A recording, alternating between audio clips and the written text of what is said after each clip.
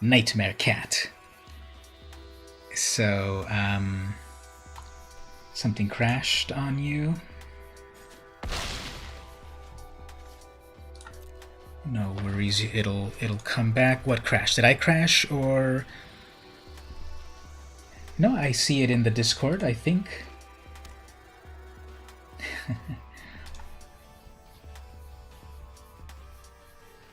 You know, that is actually kind of funny because of what I'm going to show a little bit later, right after this match.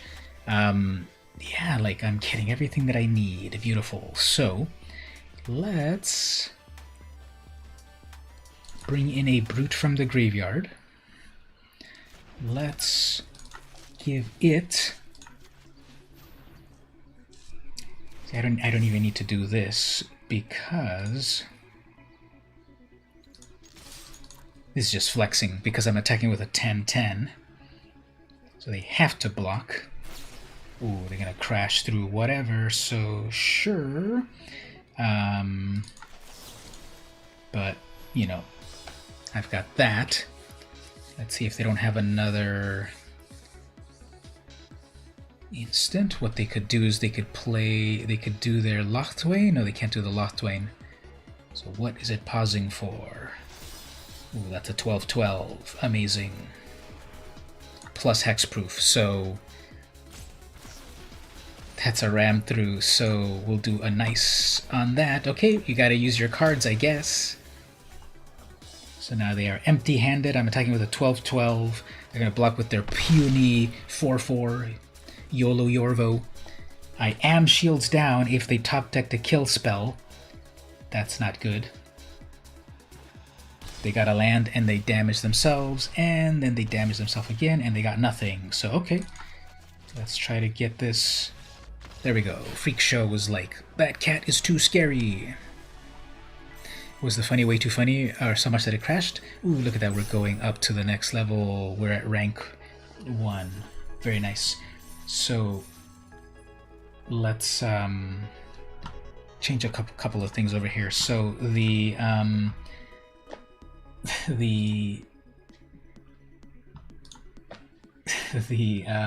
funny, hey kids want some counterfeit grizzly bears. So that's funny on many levels because my Discord status is selling counterfeit grizzly bears in a back alley. Times are tough. So that's my Discord. That is my Discord status message. And when it crashed, it might have, you might have missed the part that I had said that, okay, after I saw your message in Discord, I realized that Sir Henry, aka Lazar, aka 20 different names that you've picked. So I was just saying, welcome back to the stream. Haven't seen you in a while. Anyway, what's also funny about what you made right there is that I happen to have recently, actually, let me change my, if I've got technology, let's use technology. I've happened to recently, as in today, crack open one of these. Look at this. This is one of the classic, well, not that classic, obviously. Mark and I know what's classic, but it's one of the classic grizzly bears. So that is because I opened, and the video's coming out soon on my YouTube. I opened up a booster of 7th edition. So from 2001, core set 7th edition, which was not called that at all back in the day, it was just called 7th edition. One of the cards that I opened up was White Border Grizzly Bear. So back in my day, the grizzly bear was a little more, a little less vicious. It was a little bit more cute. You have so many grizzly bears, it would be cool to kind of lay them all out and see, like, yeah, here's my revised grizzly bear, here's my 4th edition grizzly bear, here's my 10th edition grizzly bear. It'd be really cool to have, like, you know, so many versions of a particular card. I kind of have that with Dark Ritual. In one of my notebooks here, I don't know which one to look in, but in one of my notebooks I have a page full of Dark Rituals. My, you know, revised Dark Ritual, 4th edition Mirage, etc. So I kind of want to do that with grizzly bears, kind of. So this is the 7th edition grizzly bear with the flavor text. They've got claws as long as your arm, and they're grouchy, really, really grouchy. So this is the grizzly bear that's definitely going, rawr, grr, I'm gonna get you. And the one in the background's like, man, calm down. Why are you breaking that tree? Have a Snickers. You're not yourself. And etc. So, oops, I just dropped my grizzly bear. It's no longer mint condition. So, before we get back to some gameplay, just bought some card boxes so you can put away all the cards. Yeah, definitely. I need a box or two to put away some of these other ones that are kind of floating around. So we'll get back to some gameplay in a moment. But like I said, I opened up a booster pack. Now the full video will be on my YouTube, most likely Monday. Maybe a little bit later than Monday. Tomorrow I've got a full day. Like I don't even want to think about it. And it's on my mind. So instead, I'm going to show some of the cards that I did crack. But you'll have to watch the whole video, so coming up soon. Here's what I also cracked. So I never saw this card before, but I kind of like it. This is Ostracize. 1 black mana, sorcery. Target opponent reveals their hand. You choose a creature card from it, and then that player discards that card. So it's like Duress. It's sort of like Duress, but only for creatures. What's that other card? There's Duress, and they were both in Standard like last year. 1 black mana, remove 1 non-creature spell, but then there was also 1 black mana, remove a creature spell. This is like the vintage version of it. Now it is a reprint, I guess, because it's in 7th edition. Flavor text, you won't be needing this. Hannibal King is the artist. Yeah, we'll talk about some divest. Yeah, divest, exactly. We'll talk about some Corsa 2020-21 stuff very soon. As for Rin and Seri, let's actually segue to something that reminds me right now. Speaking of Rin and Seri, I have some behind the curtain stuff. I just published, that is, an Evil Mage video was just published, and it's currently got 68 views. It's one of the most popular videos I've done recently. People love Evil Mage, I guess. So the content of the video is about Rin and Seri. And I'm going to need to ask the VMC crew, everyone on the stream right now, to take a little digression, to go to my video and give it a like right now to combat the haters. Because if you check my channel stats right here, currently the likes, can you see that? Currently the likes, you were the first viewer, thanks so much for that. Currently it's 50% in the likes. Now, not to be dramatic, that just means 2 thumbs up, 2 thumbs down. But obviously everyone on the stream right now will do me a solid and go to the link right now and click the like to combat the trolls. Because I guess the video wasn't CEDH level of strategy. You know, the Most Evil Magic Cards is a fun series. It's not supposed to teach you like the best magic in the world. It's a fun sort of series about evil magic cards. And this one is totally tongue-in-cheek, evil tongue in evil cheek, because the evil card that Evil Mage is talking about is a little cute cat and dog. So, for those people that don't understand irony, it says 4 thumbs up on yours. Cool, I might have gotten more within the short amount of time there, so maybe if I refresh this, will it show the latest stats? But that's, I just wanted to, you know, kind of bring that up.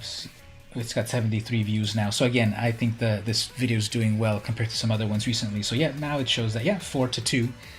So so that's fine. And this is the perfect time where you tell all your this is when you tell all of your friends and family and colleagues and anyone that will listen for you to go give a like on this. You know, go borrow your mom's cell phone and say, "Hey, Ma, I got to do something on your phone. Don't worry about it." And then go to my YouTube on her phone and give a thumbs up. And then go to your cousin's phone and then do the same thing. Hey cousin, let me show you something. And then you go to my channel on their phone and then give the thumbs up on that. So that's how we deal with the thumbs down. But anyway, that was that reminded me when we were talking right now about Ren and Stimpy. What's it called again? Rin and Seri. So for those that might not know what's going on, let's look at. Let's go to the web browser. Let's look at a little bit more of some of these new cards, and then we'll get back to the gameplay. Mangara, I always thought it was Manjara, but Mangara is a character from way back in Mirage 1996, and he finally has his own card. He was always on flavor text, but now he's got his own card.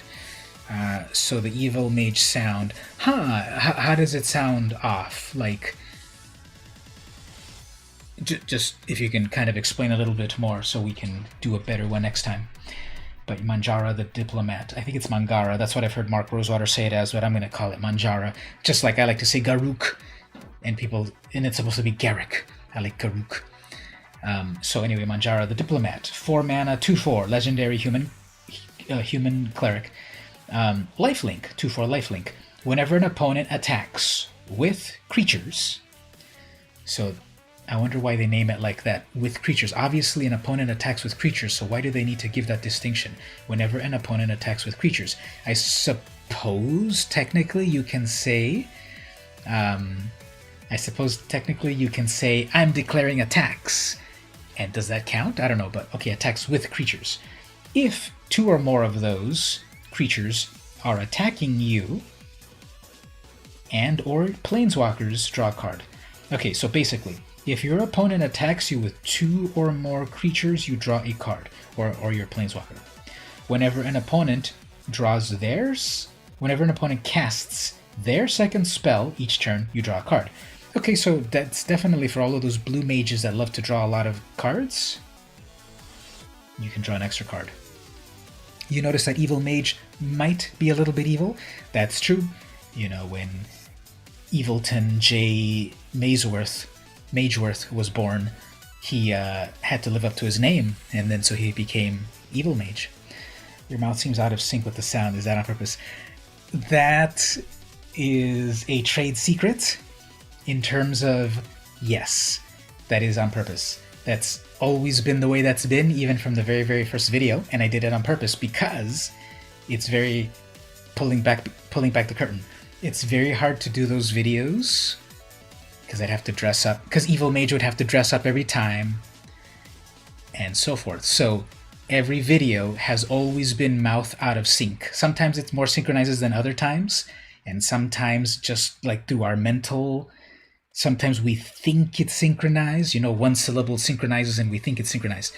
But it's always been out of sync just because I've recorded one sequence of, Evil Mage has recorded one sequence of incantations and such, and then after that the voice is added every time after that, and sometimes it lines up and sometimes it doesn't. But yes, you discovered the secret that Evil Mage is very evil, that he's used the same footage for several episodes. I wanted to show one more. The new Liliana outfit looks amazing. I love that purple, like the black shawl is cool. Those gloves are amazing. There's like a full art version of her somewhere that fully shows her. She's also got like some leggings that look really cool. So here's the new Liliana. Normally you just listen to it but not actually watch. Yep, so now you see that that there is that evil aspect of it. So Liliana, +1. Each player discards a card. Each player who cannot loses 3 life. So hurts everyone at once, discard a card, fills up your graveyard for some shenanigans, or loses life. -3. Target creature gets -X until end of turn, where X is the number of cards in your graveyard. So if you put a lot of stuff in the graveyard, this can fell even like the biggest, questing beast or whatever. -7. You get an emblem. So emblems are amazing because there's no way to deal with an emblem as of this moment. They haven't created any spells to interact with emblems yet. You get an emblem with, at the beginning of combat on your turn, put target creature card from any graveyard onto the battlefield under your control. It gains haste. So you get an emblem that you get to steal creatures out of graveyards every single turn if you can get to the -7. Now, the challenge, of course, is you need to have enough cards to be discarding cards. That is, you're going to be discarding yourself, so you better have ways to protect. Hey there, Daybreak, how are you doing? We're talking about the brand new cards coming in Corsa 2021. We're talking about Liliana. So you're gonna have to protect her to get to -7, and then you get an emblem that steals everyone's creatures every single turn. Amazing. We'll look at one more, and then her art over here on the alternate art is also amazing. We'll look at one more. We wanted to look at Ren and Stimpy over here. Where did they put it? Here we go. Rin and Seri, inseparable. Yep, 4 mana, gives you a 4/4. Now, fail, why didn't they call this a cat dog? Just like the classic cartoon? Teferi's totally powerful. You get to activate it on everyone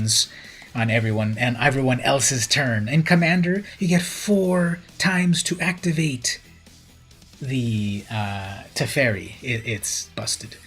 How is that? Yeah, Baneslayer is back.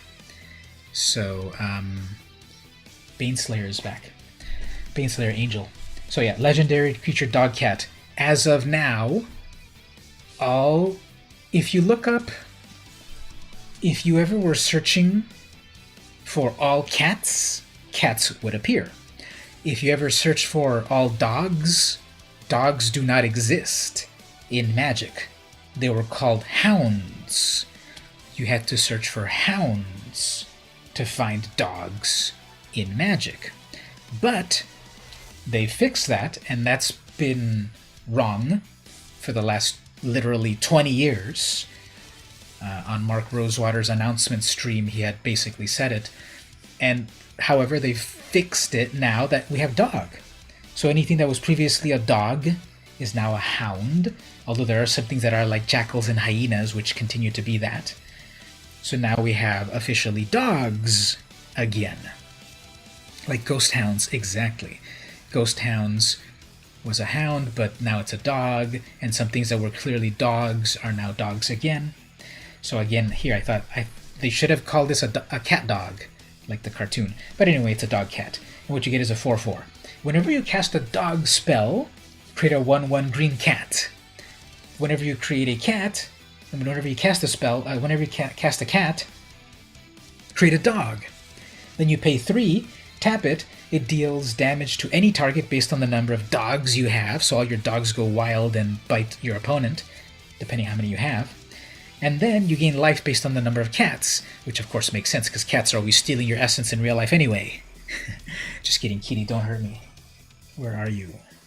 Anyway, yeah, so let's get back to some gameplay, but we'll definitely look at some more stuff that's coming in for Core Set 2021. And then again, some more of the vintage Crack-A-Pack that I did right here. So we'll look at this one in a moment. Dark Banishing. So some very pretty art for Dark Banishing. Again, we'll get back to that soon enough. But you know the type of deck you're building. It's red, white, and green. So definitely white and green. I have that cat deck already, but then I have to put red into it for some dogs. So I'd have to kind of retool my deck. Ooh, look at that. 1200 gold and 1000 HP. Nice. Okay, so we'll do some. Actually, let's do one more thing. So make a cat deck, make a lot of dog tokens, and use the ability of the card to kill your opponent. Exactly. Well, kind of. Let's go back to the card. It's cats and dogs. Their ability. Okay, so you do the ability, and it deals damage to any target equal to the number of dogs you control. So you've got to have a lot of dogs to do the damage. I shouldn't have said drain, because the cats is simply you gain life equal to the number of cats you control. So it's not like drain life. It's not that you do the damage with the cats and then you take the life. I misspoke. It's just that you gain the life based on the number of cats. Chromatic Orrery. Chromatic Orrery is 7 mana something. Chromatic Orrery, 7 mana. You tap it and then it gives you 5 mana. You may spend mana as though it were mana of any color. So this gives you 5 colorless, but your other lands make any color. And then 5 tap. Draw a card for each color among permanents you control. So if you've got a bunch of different... If you've got, if you're playing a double color deck, then you draw 2 cards. Yep, Chromatic Orrery. Visitors marveled at its design, unaware of the other world that inspired it. So let's do some gameplay. As we can see here, I haven't played any draft yet since the new season started a week ago, but I'm just about to get to Platinum. Now, technically, I just need to win two matches, 2 best of 2, because it's kind of in gold, because I've been in gold enough that it kind of zooms me through it. I have to win twice to go from level to level in gold. I don't have to win all 6 of those. I just have to win 2 in total. Should we try to get to Platinum, which is just going to be 2 wins out of best of 2, or should we switch over to do some Premier Draft? The other world is Mirrodin, which became New Phyrexia. Ah, okay. That would make sense. I like how that flavor text sometimes is oblique, but we'll figure it out. So you want that orrery? Yeah, I want it too. In a 7 mana. Okay, that's not too hard to get to if you've got like mana rocks and mana dorks. So you can get to 7 mana. It's legendary, so you can only have 1 at a time. But then it will it'll work out easily. And the 5 suns, that makes sense. I wasn't playing during Mirrodin, and I don't know all of the details of the set, although I try to go back and look at the history of the older sets. But yeah, the 5 suns of Mirrodin makes sense. It was a shame it's not so shiny now. What? Yeah, Phyrexia, it's all like gooped up. So, any thoughts then? Should we get to Platinum, which I don't think will be too hard. Let's do a deal. I'm gonna try to get to Platinum. If I lose 1 time, we'll just switch over to some draft. But let's see. I think we're kind of close to Platinum. So let's play this Loras deck. Yeah, let's try to do Platinum.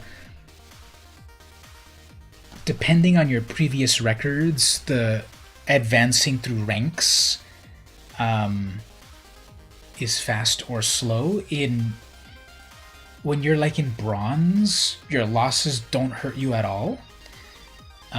So going through bronze is not a big deal. Then when you're in silver, you're progressing through it well, and losses aren't that bad either. Then when you're in gold, losses mean something. It does take you back, but wins definitely go forward fast. Then when you're in platinum, then it starts to be like, okay, a loss is a loss and a win is a win.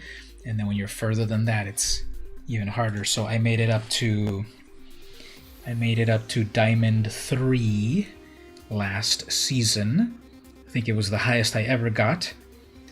I've made it to Diamond 4, but looking at my stats, my screenshots, because I take a screenshot about where I end the season, I believe it was 6 months ago that I had gotten to Diamond. I've never made it to Mythic just because I think for me, I'm not too interested in playing the most top tier decks.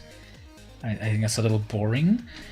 So I don't want to play the decks that everyone's playing. Although obviously you've got to if you want to get to Mythic. But I've had okay successes with various decks like that mono blue deck, the Simic deck, and I was actually having a lot of success with the Autumn Burchett Team Reclamation deck. So that one got me to Diamond. It is a tier deck.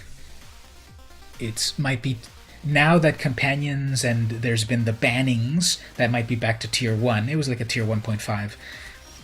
Okay, so what are we doing here? We're doing Boros. Okay.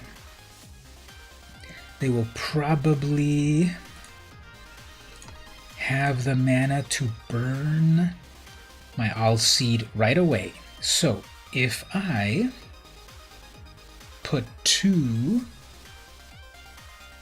enchantments onto it, it will still be susceptible to up to 4 damage. I can lose my things because Lurrus will bring it back. So, I want to play it aggro. Yeah, let's do that. I'm going to play it aggro because this is a Boros player. We're going to have burn and all this other junk. So, I'm going to build up my lifelink creature so that when it gets killed, at least here's +3 life. Next turn, I could put all that glitters, and then it'll be huge. Although they could have that one... Oh, okay, fine. Jewels of the Hammer. You're like, that's a little bit tough for me, so moving on. Okay. Boros. What do we do with Boros? Pacifism, because they're going to be aggro. They probably won't really have anything big, so Blade Banish, not really. Can you tell what type of deck your opponent plays? Yeah, just playing a lot. It's not always... It depends on what level of the rankings you are at. Some people, when they're at lower levels, they play more fun stuff, but when you get to the higher levels, everyone plays the same thing. And it's not that I have every deck memorized, but I listen to enough podcasts and I play enough games that I see that people have oftentimes these certain decks. And a lot of times I'm wrong, because then people just play different things. Okay, let's put in another Lurrus in there. So, plus, I look at the cards a lot, I crack a lot of cards, I look at cards in real life, I play a lot of Arena, I just look at a lot of cards, and they stick. When I should be remembering important stuff like my family's birthdays, I am remembering Magic cards.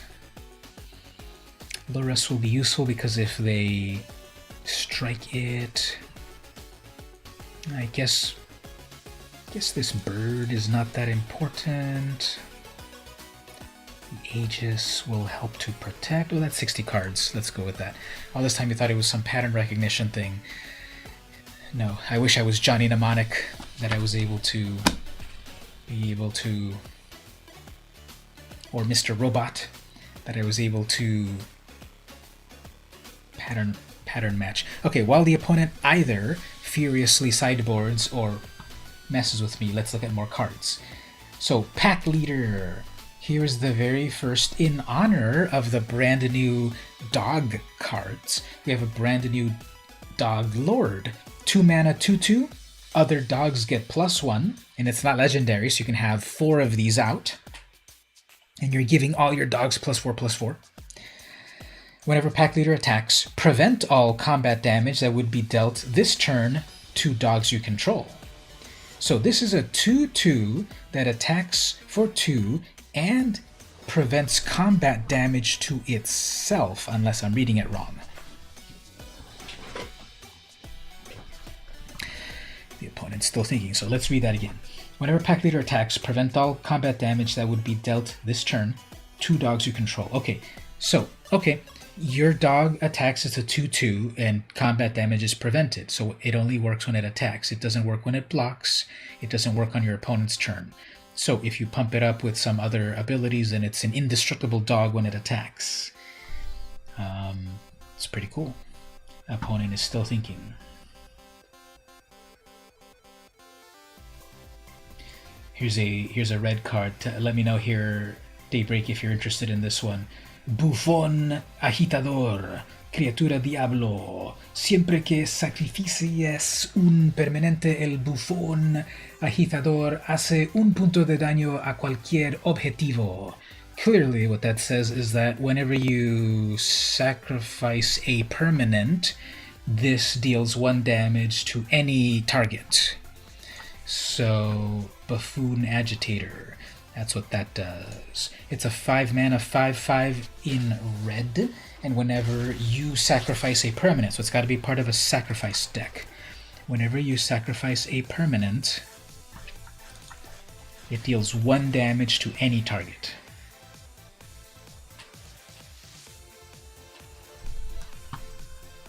If the opponent is totally slow. So here's the flavor text. Para los ractos, los gritos de alegría y de los de miedo son iguales. That's saying for the Rakdos, the screams of joy and fear are the same. So for a sacrifice deck, you might not really need it for your... yeah, I know. I'm reading it to our non-Spanish reading friends in the chat. So, cool art. This was the preview card for Beatriz Grancha. Okay, my opponent is finally doing stuff. They put out a Scryland. They have a Triome out, probably with red damage right there. Let's see about making a huge bird, maybe. Yeah, no problem. Not at all. No problem. Okay, they're gonna disperse it. Okay, I guess I can live with that. I'm gonna lose this Sentinel, but I can just get it back from the graveyard, and instead, okay. How about I do an attack anyway?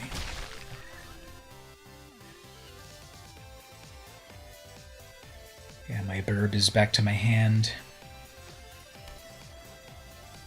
So what do we got here? Double blue. This is gonna get torched. They're looking at it. They're looking at it. Oops, we got a Dorat. Look at this thing. Oh, it's also got haste. Look at this thing. That is like the most hilarious art ever. Look there. That one's like flipping around.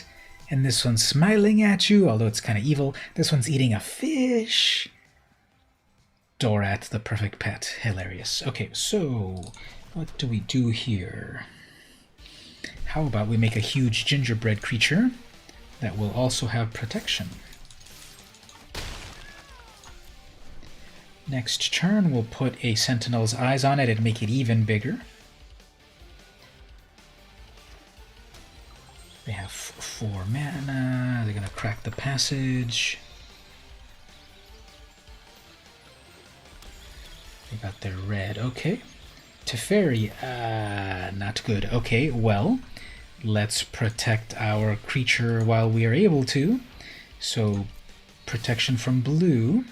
Solid footing will make it even bigger, so okay. Let's see if they don't read that they might be able to bounce back my... Okay, good, they didn't. So, they knew they weren't going to be able to bounce it back, so now let's make this huge.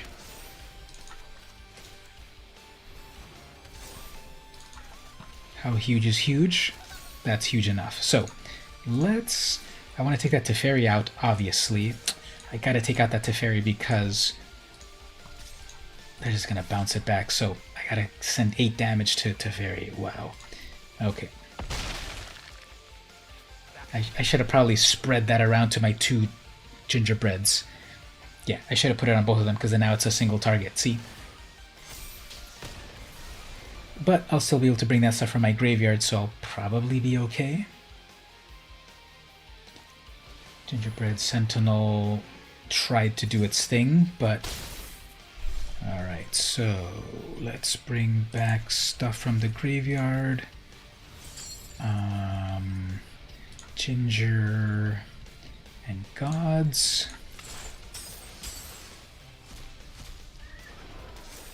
One more.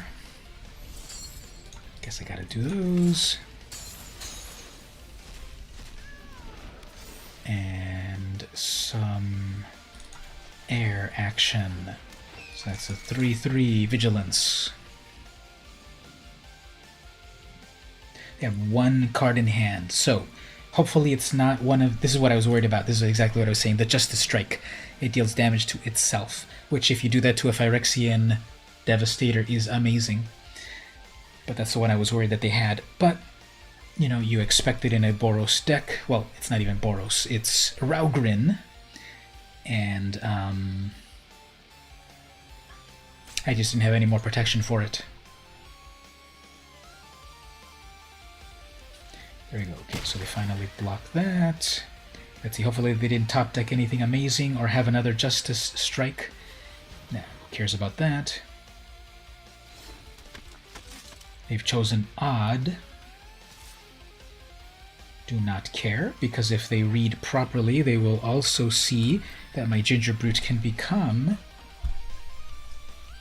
unblockable. So they chose Odd because they want to block my Brute and absorb the damage, but my Brute can be unblockable.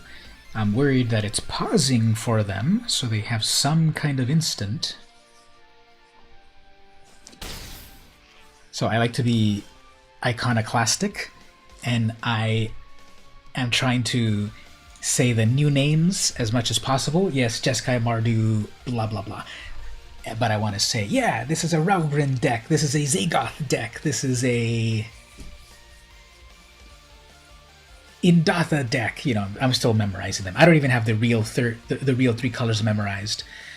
I really like know the 2-color pairs, but I never can remember the other colors. This one is Jeskai, right?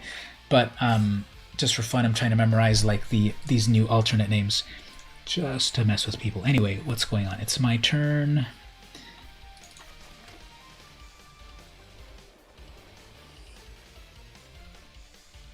Grixis. Okay, Boomer, if you want to keep calling it Grixis, that's fine, but nowadays it's called blah blah blah, whatever it's called, sorry. Anyway, I gotta think here, we gotta do that, and bring in another one, make another unblockable critter.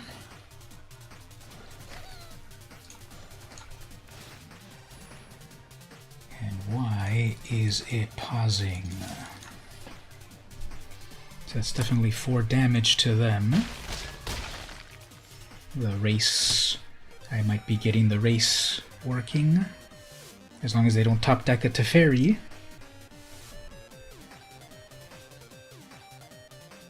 What colors are Grixis anyway? Blue, red, and black, right? Those are the Nicol Bolas colors. It's close, 10 to 12, and they're going to hit me with 6. I'm down to 6. That's lethal for me if I don't pay attention to what I'm doing. But if I gain a little bit of life over here with this hawk, yeah, so definitely companions. I was going to say, well, I'll just summon my Lurrus. No, I have to put it into my hand and then cast it, so I guess I gotta hold back 1 Ginger Brute, then do 5 damage. Grixis is rent-free. What do you mean? Is that some cool new slang that I don't understand? Okay, so they have one of those. Sure. That'll be 7 damage. Probable Alliance. Okay, hopefully... Okay, so they're going to hold back their Dorat. They have to, because I can attack with my air, do 2 unblockable Ginger Brutes. So they're gonna hold back their... Okay. Oh, actually, that is a misplay. No. What are they gonna do here? What are they gonna do here? All the landlords are dead. Okay, so if I block the 5/5... Okay, well,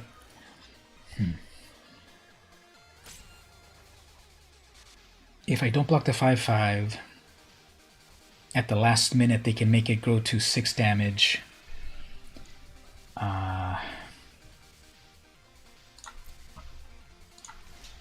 Let's try to do it safe. Let's try to do it safe. Let's see if I don't... Oh, actually, I can't even block that. Okay, well, let's rethink this. Yeah,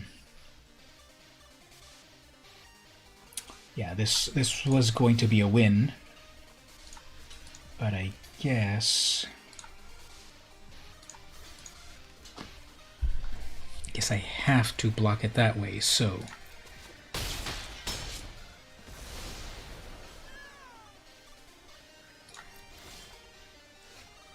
this might still be a win because that is a 7 damage.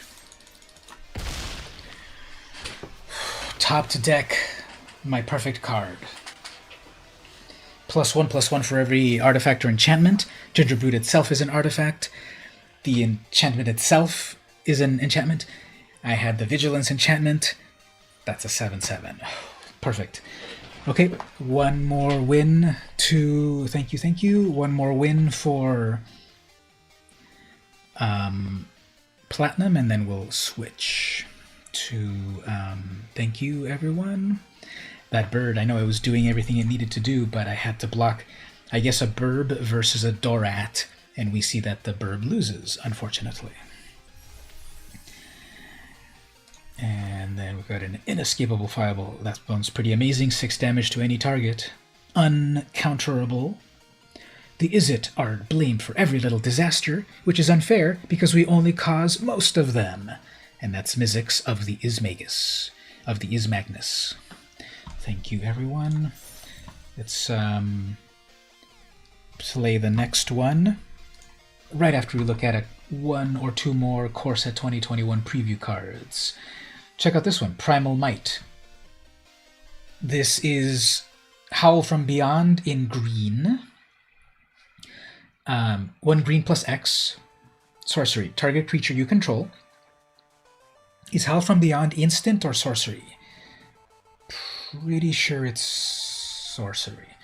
Target creature you control gets +X+X. And actually, Howl only gives you +X+0. Target creature you control gets +X+X until end of turn. Then it fights up to one target creature you don't. So if you've got a ton of mana, and you're playing green, so you do, you can put like +7/+7 onto your creature. It fights a creature to clear the way, and then it attacks as a 7/7. If they do a primal cycle... Primal, we can look up how many primals there are. You know what? I think they are, because I think on the announcement stream they said that they're going to do cycles in this set, horizontal and vertical, which I forget what's the difference, but I believe there is a cycle, so that might be part of the cycle. And then I noticed something on the art right away, and then it confirmed it on the flavor text. The shaman looked at the world through Galta's eyes and understood that everything else was his prey. So this might be a card that Carlo needs. You know, tell him all about it, and for his Galta commander deck, you know, make all your creatures into... Well, make one of your creatures into a Galta. You do the green +X, make his Llanowar elf into a 12/12 Galta, it fights something else, and then it attacks. So that's pretty fun. Bad deal. Now, they're memeing us right here, right? They're trolling us, right? Wizards is trolling us, right? Bad deal. That's the meme that everyone sees, right? From Arnold Schwarzenegger in Predator, when he's doing the thing with Dylan, right? This is the meme, right? Predator, Dylan, arms meme. That, see, from Predator. That's the handshake, the Predator handshake. I probably can't play it on my stream because I'll get demonetized. But we all know what we're talking about. This one right here, it's like, Dylan, you guy, and then they shake it like that. The Predator handshake. I just saw that. I just saw that recently. But anyway, they're trolling us, right? That's the card. When the trading card devs put references in there. Okay, let's actually read what it does. 6 mana, sorcery.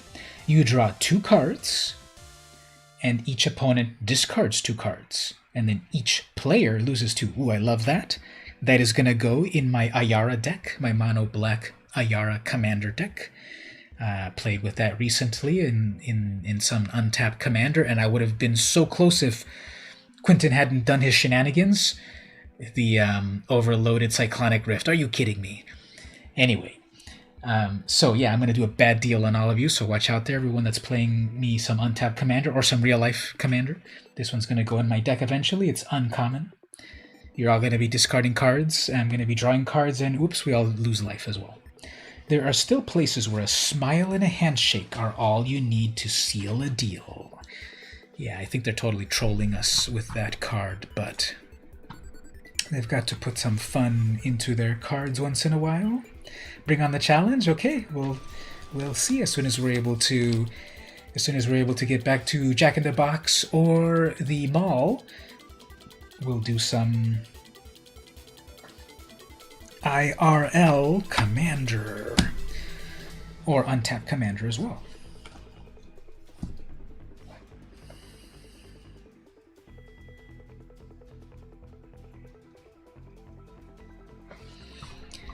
Now, okay, I was going to show more cards with my opponents ready here. Fight your Stevie Digital Dino. Yeah, you know, Stevie, you got to set up your commander on untap. We've got to get your Dino deck in there. And because our play group is apparently becoming extremely CEDH, you might as well put any single card you want in there, not even the cards that you own. You know, I'm trying to keep it real, and all the cards that I own I definitely are in my deck, so pay no attention to that Black Lotus. Uh-oh, mono red. Man. So this is what's gonna happen. We're gonna have Obosh. Okay, this is gonna be very tricky. I'm going to bring out this Alseed, which is going to get torched. But if it can live, I can put the Glaring Aegis onto it so I can gain some life. I have to watch out for that Ember Cleave, so I've got to put in Disenchant on the sideboard. They're going to have their Steamkin or light up the stage. Okay, that'll work. Anax, of course. There's the exactly shock there. Like, let me mute this for one quick moment.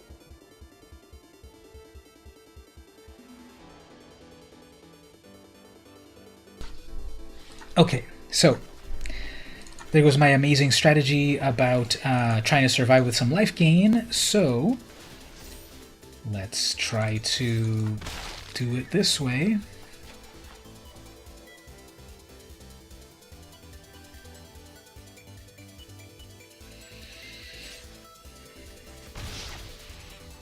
So if that Alseed had lived, I'd be able to have so much life. I guess I gotta get my Lurrus into my hand. That's gonna get torched. Yeah, Atali is cool. I like the card, definitely, but playing against it is... you gotta be on your game. Oh man, one of these chumps. But they played it after it, so that's fine. Then now, I've got to get this into my hand. Yeah, this really nerfs companions, because... before I'd be able to cast that Lurrus right away as a defender. Now I've got to hold back here. So we got another champion. This is enough to cast an Ember Cleave, right?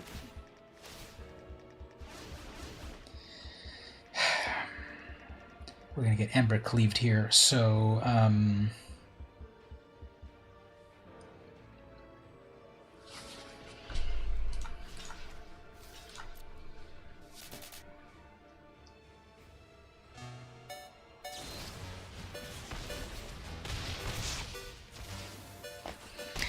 Okay, sorry, gang. I cannot stand to do a mono red on the ladder. So let's switch over to some draft, and later perhaps we will try that again. But it's way too much of an uphill battle if you don't play everything perfectly, and like I'm too fragile to play it properly. So no worries. We will get back to that later.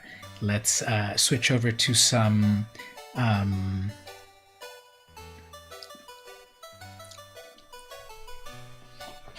Premier Draft.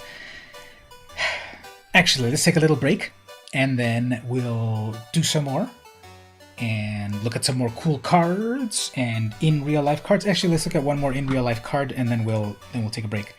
How's the music? It sounds a little loud to me, but is the music okay? Is it drowning out the other stuff? I know I want that Embercleave as well, but did you ever put your Embercleave on your Atali actually? Time to make coffee. Shout out to Rickman, aka Evil Rick. He hasn't stopped by the podcast yet, the stream yet, but he is mailing me some authentic New Zealand coffee, and there will be a whole unboxing of that and grinding up a batch and trying it out. So thanks so much to that. Love my fans, and I wonder when I'll get that because you know how slow is the post nowadays. But let's look at one more card, then we'll take a little break. Time for coffee. So here we have the... here we have a... Well, I'll just do it manually then. There we go, finally focused, but... do it myself. Okay, so you put it on your Artisan of Kozilek. That's epic. So classic. The break's gonna be less than 10 minutes. So right after the card. So Dark Banishing, 3 mana, instant, destroy target non-black creature. It cannot be regenerated. Now I never had this art ever. I had the Ice Age art and the Mirage art. But this is the Rebecca Gay art. She always had really cool art, this kind of like cool gentle style. Quentin Hoover-esque in this instant. In her other instance, it's a little more ethereal. So in the beginning we had Terror, 1 black, 1 more. Kill any creature as long as it was non-black and not an artifact. Then the upgrade was, okay, kill any creature including artifacts, just not black creatures, 3 mana. And then we got the next upgrade after that, I guess, which Murder, which was black and 1, kill any creature at all. There's also Doomblade. So Doomblade was the better Terror because then that killed anything except black creatures. So flavor text. Hence, banished is banished from the world, and the world's exile is death. William Shakespeare, Romeo and Juliet. So this is way back when they used to do flavor text of real world stuff. They had flavor text from Coleridge, Shakespeare, the Bible, the Quran. They had flavor text of the real world. So that was one example there. So let's take our break then. It is 9:44. Let's take a break until 9:55, 10 minutes, and or less. And we'll be back in just a bit. Thanks everyone for hanging out. We'll be back in just a moment. Talk amongst yourselves.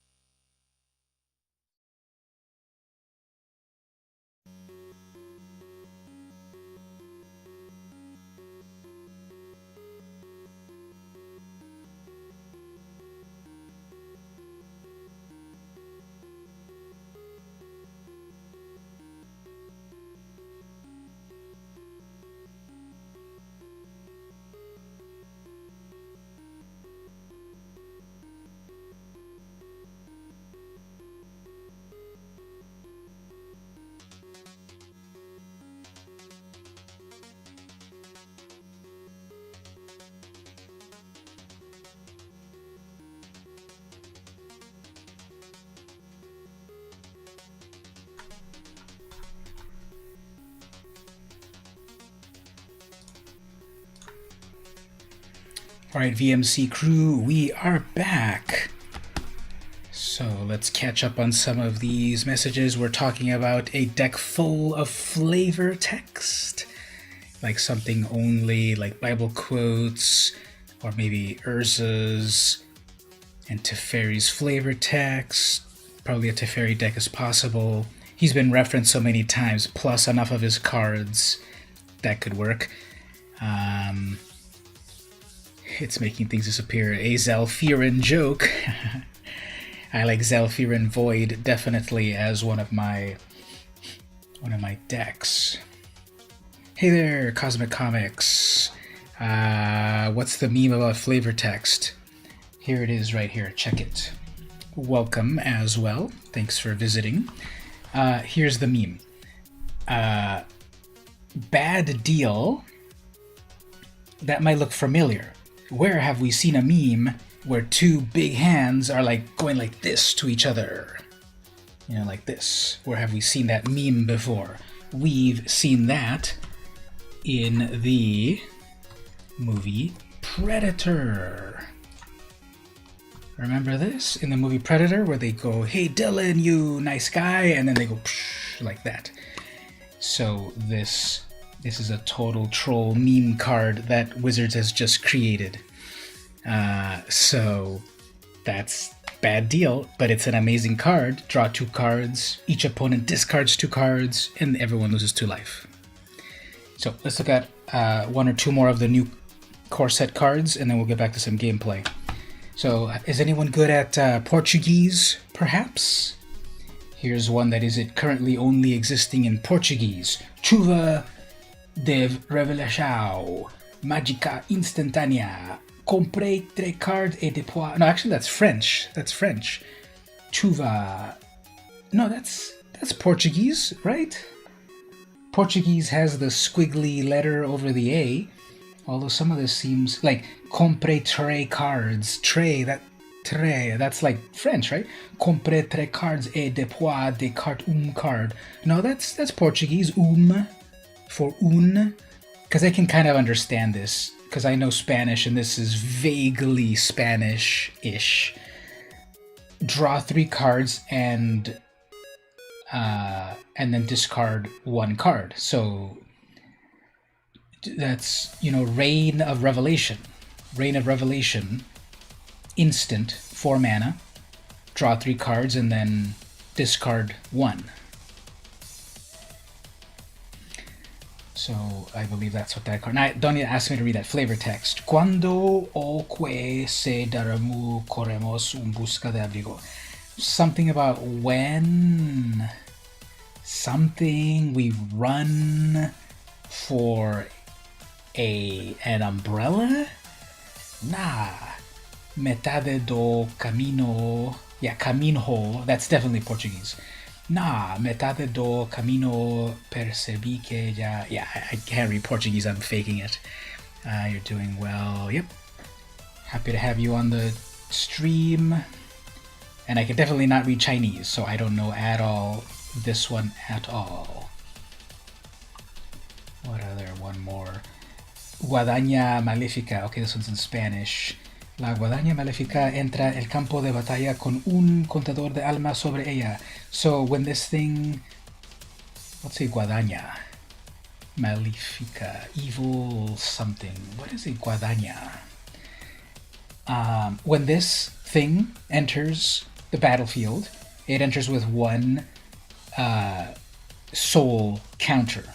La criatura equipada obtiene 1+1+1 por cada contador de alma. Okay, so when this enters the battlefield, it enters with 1 soul counter. The equipped creature gets +1 for every soul counter. Siempre que la criatura equipada muera, pon un contador de alma. Every time this creature dies, put a soul counter on it. Okay, so you equip it. It's an equipment that gives things +1/+1. But then when the thing dies, so it's sort of like the worst Skull Clamp, of course. Skull Clamp, the thing dies, you draw a card. The thing dies, you get a +1 counter on it. So a thing could get huge with a lot of soul counters on this. So guadaña, I don't know what a guadaña is, but it might be like Spain Spanish. A river in Spain. Okay, that's Guadiana. Yeah, whatever that is. And a lot of these, so then we have Filo Consagrado Veterano, etc. So, okay, those are some new cards that are coming out. Let's get back to some gameplay. Any thoughts on Core Set 2021 already being revealed, and we still have several days of new spoilers?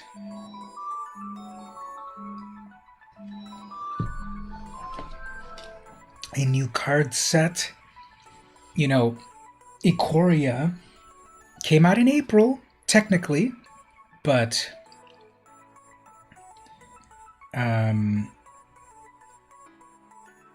me just reply one quick thing here on the family chat. Where's that one emoji that shows it looks tasty? There it is. You saw the cat dog thing, it looked cool. Yeah, exactly. Isn't that funny how you called it cat dog, which I would as well, but it's technically creature dog cat. But yeah, I would have called it cat dog too, just like the cartoons. So that's a pretty fun card. Let me just reply one more thing here.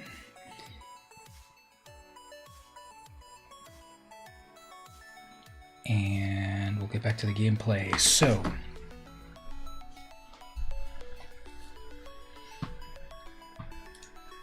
there's a special event going on. I know we're going to draft, but there's a special event that is free. But when does this end? We're shaking up Historic with an alternative banned list for this event. The following cards are banned. All companions are banned. Benelish Marshall, Elspeth, I don't care about any of those. Grey Merchant is banned. All of these red cards, green cards, Jade Light Ranger, good riddance. Llanowar Elves, Nissa, good riddance. Teferi, good. Thought Erasure, aw man. Burning Tree Emissary, Winota, good. Uro, no. Mox Amber, Field of the Dead, good.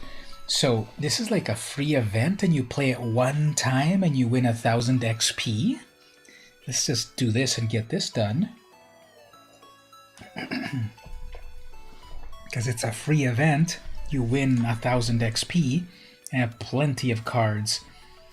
Let's just do like this complete Boros Haste deck that when it works, you know, the opponent is dead like on turn 3. And then we'll do the drafting. So while we get matched up there, I will also do a question of the day. We're already in the 6th month of the year. Can you believe it? You just subbed a little while ago because I saw you upgrade the O-Code deck, which was your first deck ever. Thanks for that. I like the vibes on the vids. You're so welcome. Thanks for that. I'm always happy to help. I always make these Planeswalker deck upgrades. I get a lot of feedback from people that say they really helped me. This is my first deck, and now I'm making it better, and I even won with it. So that's what it's all about. And you know, there's the free version that has pretty much 99% of it all. And there's the version on Patreon with a couple of extra things for $1. But yeah, have fun with all of that and come by the streams. And I also, not only do I do gameplay, but answer questions. Me and the community here, we talk about Magic and we'll help you make the decks even better. So thanks for the follow and everything. Okay, Valduk, yes, get in here. So this is going to be epic. When I equip Valduk with 3 artifacts, if it survives, this is going to be a huge beatdown. Yes, it will survive. Okay, watch this. Watch this. This is going to have the opponent rage quit. +1, +1, +1. But that's not all. Not only do I get a 6/5, but I get 3 3/1s. That's 12 extra damage of trample. So, what you gonna do about that? That's 6, 7, 8, 9, 10, 11. That's 12 plus 6. That's 18 damage.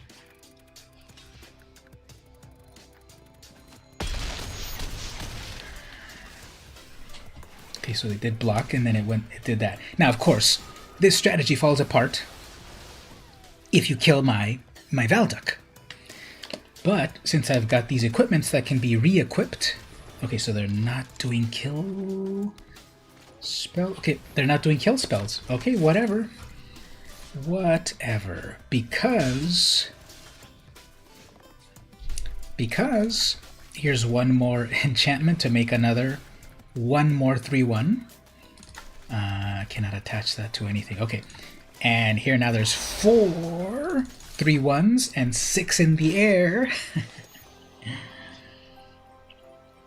So Zwone is the opponent, and Zwone is Zgon. Zgon. They're gonna block. Oh yeah, that's that. Oh man. Okay, so they're blocking that 6/1 with that. They're blocking that 6/5 with a 1/1. Okay, fine. But then all of these have trample.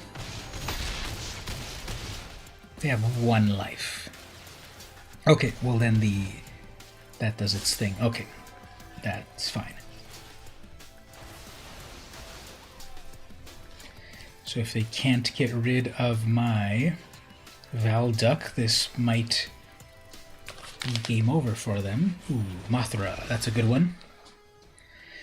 That just baffled your mind. Yep, this is one of my favorite decks. Let's zoom in here. So Valduck, it's for every equipment that you attach to it and every enchantment that you attach to it, it makes a 3/1 with haste, and the hasters have trample, so it's hilarious.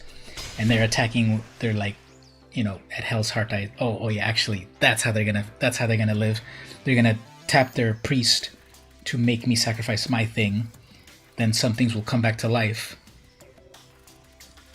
So they might have a possibility to do something here. Actually, do they have to pay mana for that? Yeah, no, they don't have to pay mana, but they have to use the priest. Okay, if they're using the priest, they kill my creature. Stuff happens. Things comes back to life. Oh, wait a minute. Did I misread that? Sacrifice 2 creatures. Any number of target players each lose 2 life. Oh, wait. They lose 2... Sacrifice 2 of your creatures. Any number of target players each lose 2 life and sacrifice a creature. You add 2. Well, is that a bug? That was a bug, right? Or was it because they sacrificed a token? Huh. Why did it not kill my Valduck? Why did it not kill my Valduck?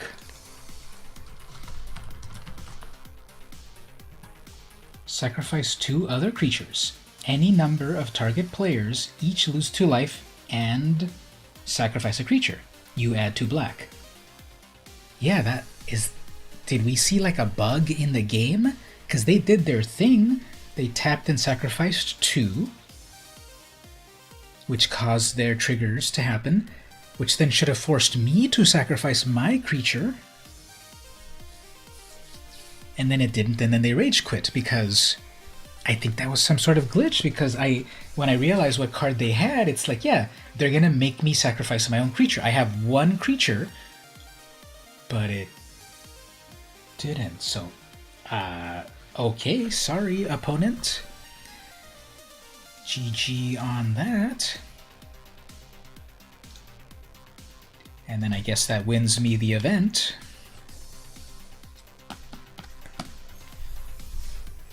So 1,000 free experience. Let's play one more. One for the road. It was the first time you've seen a bug. I think I've seen a couple bugs here and there. When I see them, they're like, hey, that's a bug. But then I can't remember them. So, yep, we got to see a bug right here. Okay, so similar to my previous time, I have a bunch of like equipment and stuff, but no creatures yet. But as soon as I get a creature, my creature will be amazing. So I have 2 creatures that love equipment. Valduck is 1. Oh, I have 3 creatures. Valduck is 1. I forget the names of the others, but there's others that also, the more that you equip them, the better they get. Thistle Cat is my opponent. They're playing 3 colors. They're ramping pretty well. There's the other creature right there. Watch this. That was a misplay.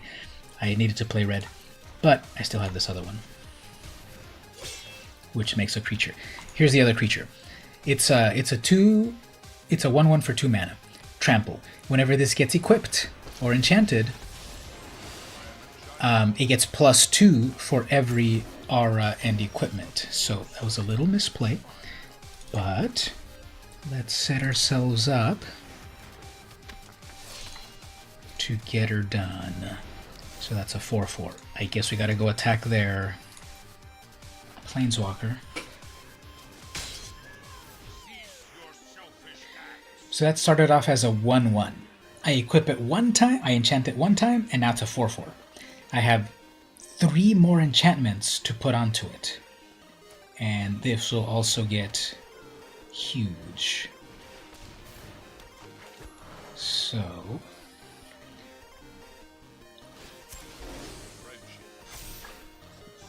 okay, you've got a 3/3 cat, sure.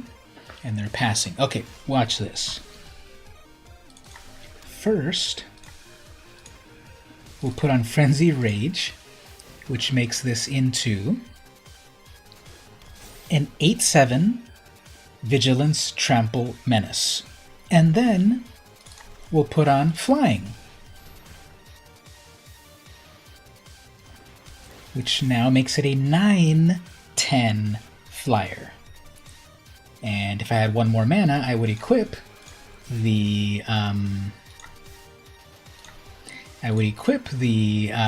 final equipment onto it. But instead, we'll attack in the air, 10/9, unblocked, Vigilance, Trample, Menace. Okay, that's a big old 4/5 cat, sure. You have a Planeswalker, you have 2 mana dorks, you have a cat that gets big, you have an Alseed, and they pass. Okay. Let's pass the sword on to my buddy over here.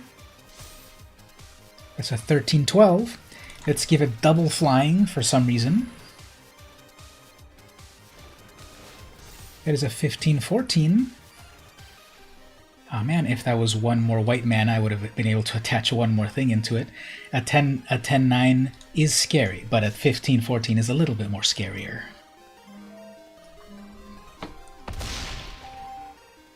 Yep, so if they cannot deal with that next turn, they could pacify it, they could exile it, they could do nothing.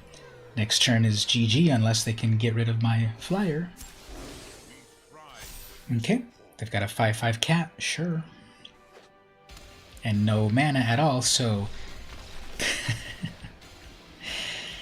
they had everything that they needed. They had their mana dorks to ramp them quickly. They had their life gain creatures to make their Ajani's Pridemate huge. They had an Ajani Planeswalker. Notice I didn't even say, who cares about your Planeswalker? And I went straight for the face. And, yeah, my little guy became a big guy. He started off as a 1/1, and he ended up as a, what was it again? A 15/14. The best you can do in Commander is a turn 3/6/6. That's still, a turn 3/6/6 is still, that's good. This one, obviously this is fragile in terms of I put so much stuff onto one creature, and if it gets murdered or pacified or exiled or whatever, blade banished, then okay, it's dead. But when it works, it works. That is a tasty drink. So, I was going to ask the question of the day. Forgot about that. We're in June. Here's the question of the day.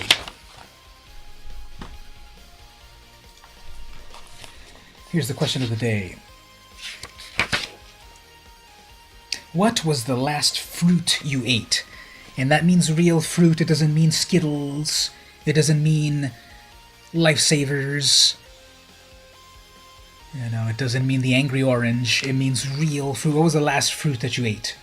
I had raspberries. I bought some raspberries a week ago or so, and I was munching on those, so I had some raspberries. That was the last, to my knowledge, that was the last fruit that I ate. Fruit by the foot doesn't count either. You had a grape. You had one grape recently. I like grapes. Which one? Was it a red grape or a green grape?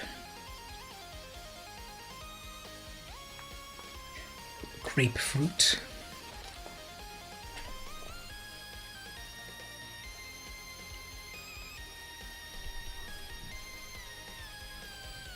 So I had a drink with cherry syrup in it. That didn't count.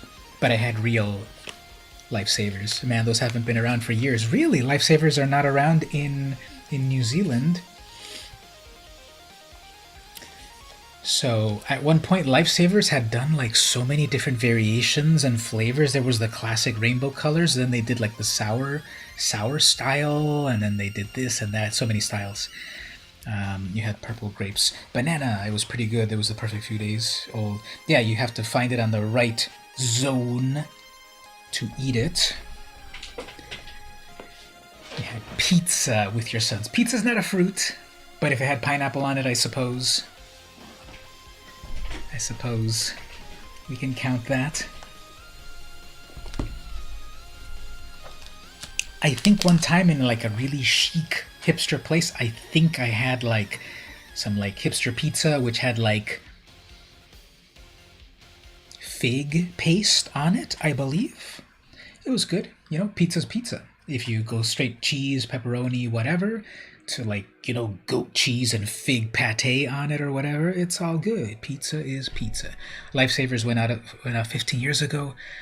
Oh man, that is like tragedy. I say that as if I've had Lifesavers recently, but yeah, that's kind of interesting to know. Yeah.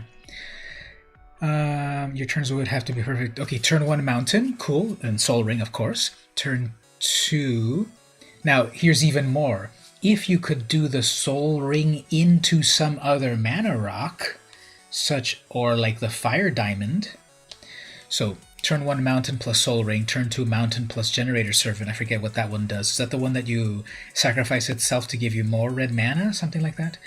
And then turn 3 mountain, sack the Servant, tap Soul Ring, 2 mountains, and then Itali. I think it might even be faster if you're able to get one of the two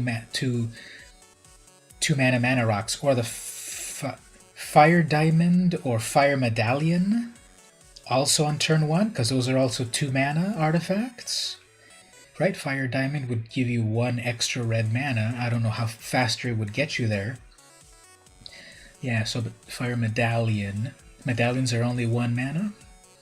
Yeah. Yep. That's getting a Tali pretty fast. You know, your opponent has nothing and you're already attacking with a 6/6 and stealing our cards. No wonder you become the archenemy so fast. But you know, when I start to do my shenanigans with Bolas the Citadel, that happens as well. Let's look at a couple more little things and then we'll do the draft. Let's look at some art. So if people are not following me on Twitter or Flickr, people are missing my art of the day. Here's some art that I've drawn recently. So let me go this one here first. So here is like a fun, weird demon sort of thing, a cartoony demon thing. You get a target pretty fast, yeah. Anyone that's like suddenly like having an explosive start is the target. So it's just some weird demon thing with my brush pen, which I keep saying I need to get a new one, which I haven't done yet. And then some colorization with a B pencil. So I show that so that I can then contrast it with the realistic one I did today. So that demon was yesterday's. Thank you.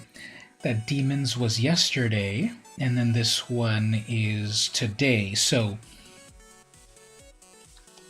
the demon is original, and then this lady is from a photo. So when I try, I can do realism. You get close-ups here. So yeah, I'm happy with it. It's I like the hair, yeah.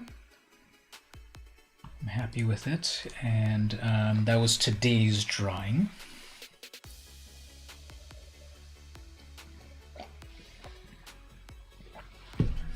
Thank you. It is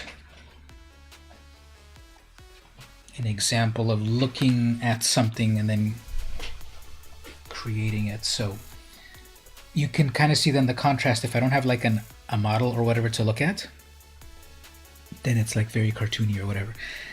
Realism is a good skill to have. Yeah, definitely. Then you kind of understand like the anatomy of something and then can translate it to the cartoony stuff. So okay, so that one was off the top of my head. Next one from a few days ago. This one was based off of so there's a comic that I'm reading called Mercy, and it's like a gothic horror comic. And I still don't know how the relationship of this character is with the main character. But the main character, she's some sort of like demonic succubus plant creature thing that comes to a mining town to kill everyone and take their blood. And this guy is like her attendant. So this is based off of the panel of the comic. And I tried to do the effect where you have a bold outline around the character but not on the inner part. And I didn't love how that turned out. Because, okay, if you kind of look on the right side of it, I like parts of that. Then I kind of did like the thick line around the mustache, but not on the other side, because I was trying to do, on another drawing it worked better, where around the whole thing there's these outlines, dark outlines, and on the inside there's thin outlines. So it's okay. I like how it came close to the original, but then that effect that I tried to do of like only outline thickness, it didn't work as well. Actually, draw so your word means nothing. No worries. Everyone can have an opinion. I'm happy to take criticism, even those that are a lay person that doesn't have like artistic background. If you don't like it, you don't like it, and it's kind of good to hear feedback to improve and such. Not that I'm saying that you said that you didn't like it, but I'm just saying that someone that doesn't draw, their opinion is still valid to help you get better. I'll look at one more maybe. What is this one? Okay, so this one was so another comic that I was reading was, there's a new issue #1 of Star Wars Adventures Clone Wars issue 1, something like that. And this is Anakin Skywalker Clone Wars style. I didn't try too hard on it. It's just kind of quick. It's very, very outliney. It's okay. It's the Anakin Skywalker Clone Wars style art. Anakin, yep.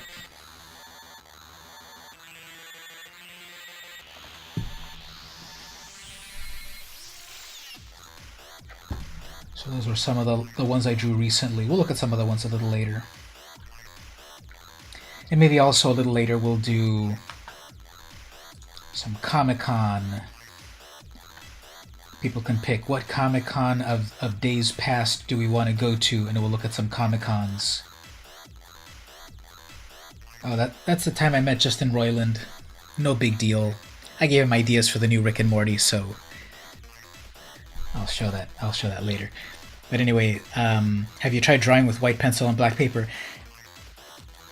No, but I think I've done like white pencil on brown paper. I might have done white on black, maybe, but I have tried that a few times, of doing that alternatively, where you get that sort of different sense of things in terms of the negative space and negative color. I'll probably try it too. It's just that my current sketchbook, it's all just regular pages, but I'll probably also try other colors. Alright, let's get back to the game. Let's do some drafting. So, historic shake-up. Sometimes these events are like very high bar, and sometimes they're very low bar. I don't want to self-aggrandize, but this was just one win and you win 1,000. most people are going to be like, why would I keep playing? I already won it. If I still had like 5 more levels of wins, I think people would want to play this more because, you know, I would play it, and I don't know what the stats are from Wizards, but I just feel like as soon as you win your win, like, why else would you play?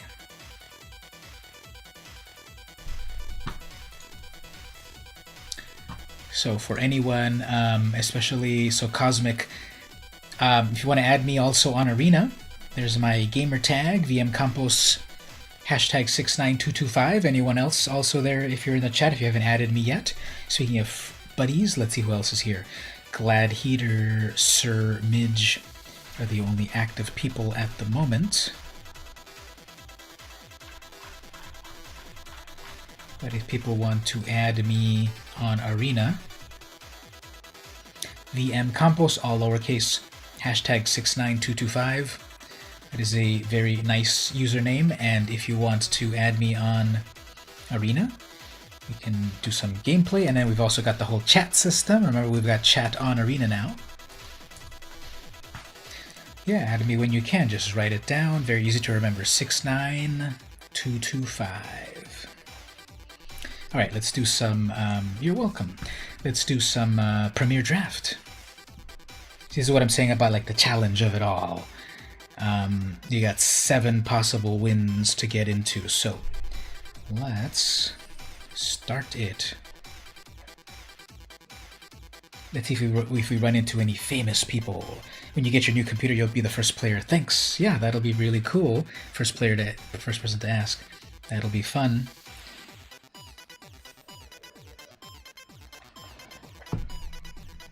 Hopefully one day they'll also let us do multiplayer and friend matches and all of that. Multiplayer, that is.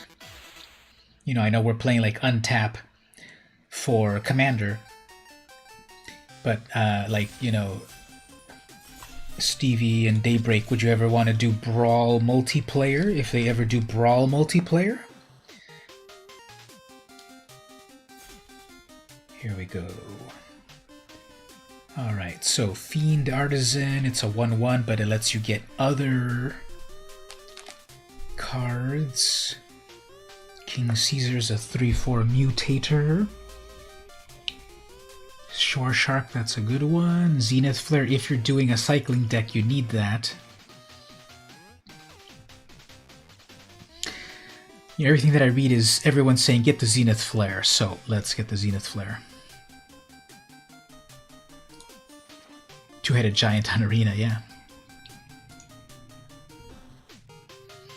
Void Beckoner, that's that 8/8 Godzilla. The Rumbler, 3/3.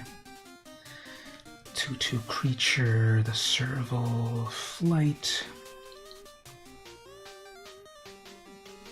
So what other cycling cards? If I go with the Zenith Flare, that means I need cycling. But there's no other cycling in this pack, so a 3/3 with First Strike is cool. You'll be lurking? Yeah, no problem. Appreciate it for hanging out. Ooh, there's a little otter that I love. Look at it, it's hilarious. It's stealing their gold. Besides that, Flourishing Fox. If you've got cycling going on, this is an amazing card. So if I look out for cycling, there's cycling. So I might get some of the cycling. You start to get some Boros cycling action. Do you get to keep these cards? Yes! After you do this draft, all of the cards that you draft, you get to keep. Sometimes what people do is... So I'm playing like the versus real people draft, so it's more expensive. But if you go for the bot draft, you don't have to... Right now you have to speed it up because you've got other players to play against. See how there's a time limit. But if you play the bot draft, you have all the time you want to keep, so you can go to a website and look things up and all of that. But here, if I don't kind of like explain every card, it's just because I do have a time limit. But anyway, yes, on any of these draft modes, you get to keep all of the cards that you draw. So what sometimes people do is they do rare draft, which is they just join a game and they pick all the rare cards or all the best cards and not really care about winning. They just want to build their collection. Regular dog is an opponent. Swipe, Dachopa, Fluffy, Fluffier Bunny, Blob, Shadow of Doubt, and Cryptic Wood are all my current opponents. And right now, Dachopa cannot pick the best cards. Too many good cards to pick, I suppose. Here we go. So, I'm trying to do Boros, Cycling. Everyone knows that that's the best card, that's the best type of deck, so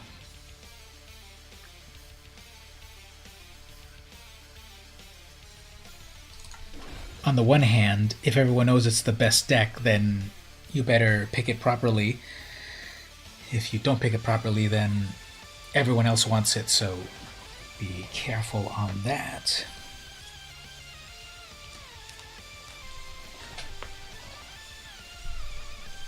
While the opponent is thinking, here's another card that I opened up recently from the vintage cards. I guess we'll go over here. Horned Turtle. Check out that hilarious turtle. It's a 3-mana, 1/4. Flavor text. It doesn't like having visitors unless it's having them for lunch. Look at that hilarious turtle. The art is by Edward Beard Jr. They were making Magic art for a long, long time. Okay, back to the game. Unicorn, Marshall. We can get that Serpent for the cycling. We can get this Crag, although it's only life gain, really.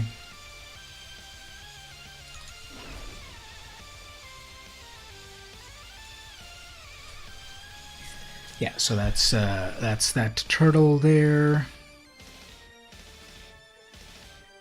Edward P. Beard Jr., that's a vintage Magic artist. And if you're coming into the stream recently, so I opened a booster from eBay. I opened a booster of 7th edition, published in 2001. Full Crack-a-Pack video on that is coming on Monday.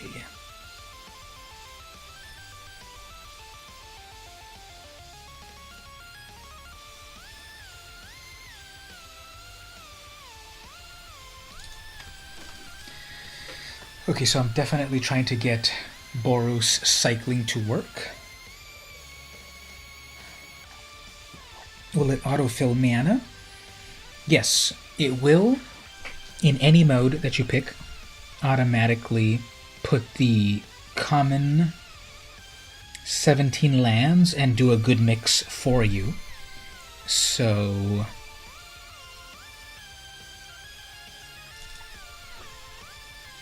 that's very helpful. Yeah, I'm definitely going with Boros Cycling. Everything's wheeling now, so what do we want to do here? Guess we'll go with a blocker. That's a cool turtle, but it's no Mistfort River Turtle. Oh, I gotta look that one up to see what it does. Sounds pretty cool. Yeah, so I am getting a blue card, but it's got cycling. So again, this cycling deck is what's gonna do cool stuff. In theory, that's what this deck does.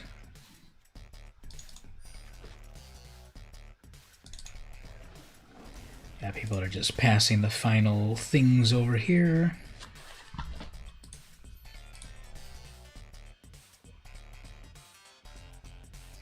Mistfort River Turtle. I'm gonna look that up as people. Oh, never mind. We're on pack 2. Oh man, Kahira. I already have Kahiras. So Keensight Mentor. If I do creatures, Mentor is useful.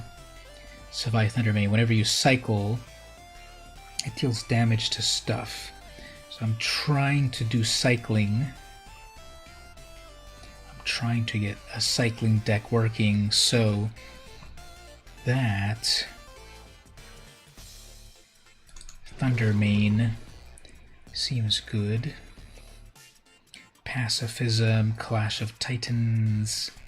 Have my opponents beat each other for me. Pacifism is common, but it's a removal.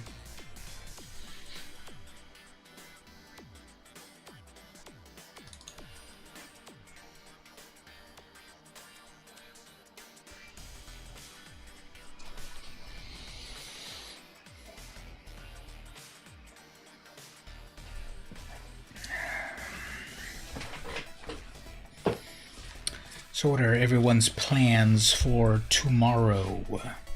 Any fun stuff happening? I've got to... Oh, Janet Healer. I've got to... Not Janet Healer, Janet Stinger. I've got to get ready for the coming week. I had a little vacation of 5 days from my job.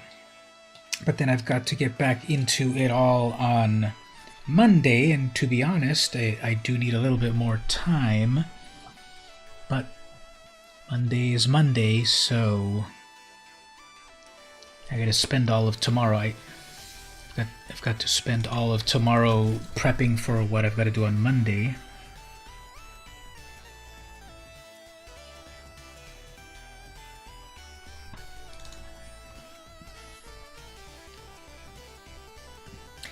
Hopefully you'll be able to rest up a little bit more and have a fun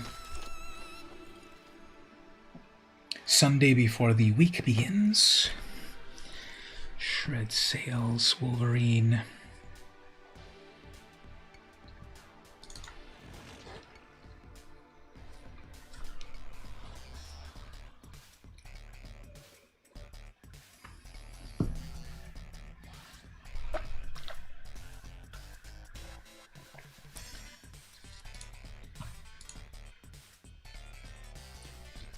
So we've got an Aurelia avatar. We've got one of the Dread Horde, Garuk. Yes, I call him Garuk even though his official name is Garruk. I think that sounds too realistic. I'd rather like calling him Garuk. We've got a Teferi, a Nissa. Oh, this is one of the few times that every single person has their own unique avatar. A lot of times I often see that there's more than one of the same one. We've got a Kaya, and we've got a Sarkin, and myself, of course, Vivian. I guess as they think about it, I will look up that turtle here. Oh, there we go.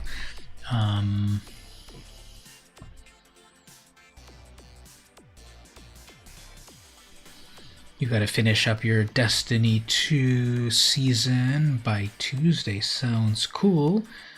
Good luck on that. How long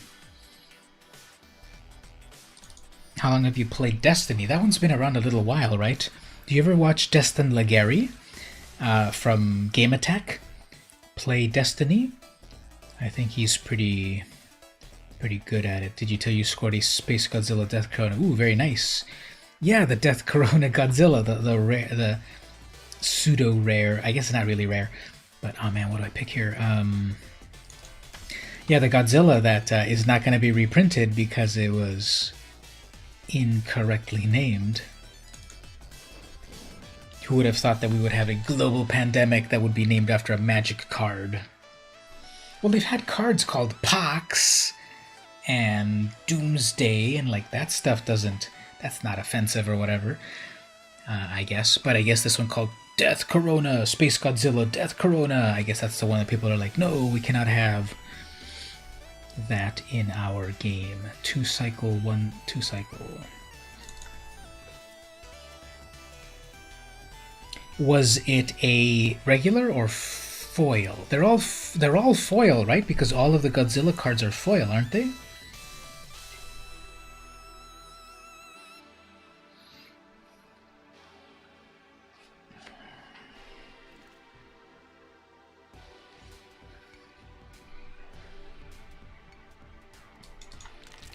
We have not been playing since year 3 of Destiny 1, heading into year 4. Well, I will trust you on what you're saying because none of that makes much sense to me. Sorry, I've never played Destiny. I just know that it's a very popular game. I can fake it sometimes. Okay, third turn. Here we go. I mean, third pack. So, Reptilian Reflection is good. It comes to life when you cycle. Healer is good because you cycle. Ferocious Tigorilla. Okay, let's get this Reflection in here because we've got some cycling action going on. No, not all of them. We get a non-foil. Oh, interesting. I thought for whatever reason that all of the... I thought that all of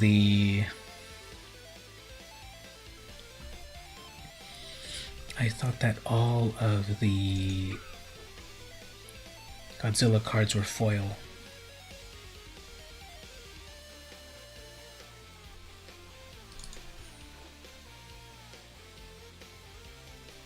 Look at that amazing art on that trumpeting Gunnar. He's totally trumpeting at you.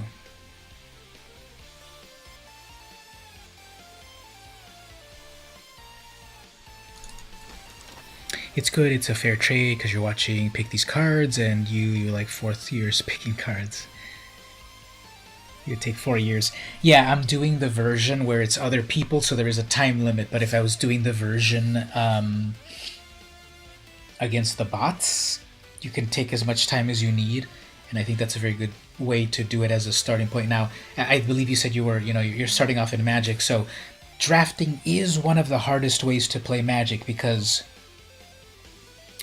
you make a deck at this moment. You crack a pack of cards, you look for the best, quote, best cards, but it's not just about getting the best card of the pack. It's about getting cards that synergize, because when you open 3 packs, in total you open 3 packs, and together you have to make a cohesive deck. So it is one of the hardest ways to play Magic, but people love it, people swear by it. I try to do it on every stream. It's just another level of Magic. And then there's the live draft with people, Premier Draft, which is what I'm doing now, but it's way too expensive. And then there's the regular bot draft, which is half the price in gold. And on that one you can play as much as you can, take it as long as you want. You can go to the website and look up cards and all of that. It's just that playing against the bots, they're not as smart. They may pass a great card that someone else would have taken. Real people draft like this, Premier Draft, you're battling against other people, so it's an even higher level, because in theory the people that are playing here, they know, okay, I know that card, I like that card, I want this card. Whereas the bot draft, they don't really put together a cohesive strategy because you don't even play against them anyway.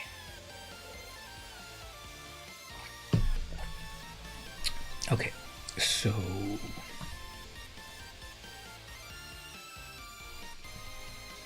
I think I'm a little creature light, so let's put in some creatures.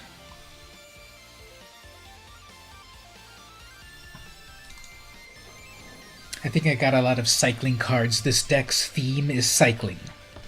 I haven't done too many cycling decks, but from what I see, it's not like autopilot or whatever, but from what I see is you get red and white cards, you get a lot of cycling stuff, you have your payoff. One of your big payoffs is the Zenith Flare. It deals X damage based on how many cycling cards you have. If you then hold on in there, if you cycle, you can then make things big. Well, the Flourishing Fox can get huge the more you cycle. So it's not foolproof, but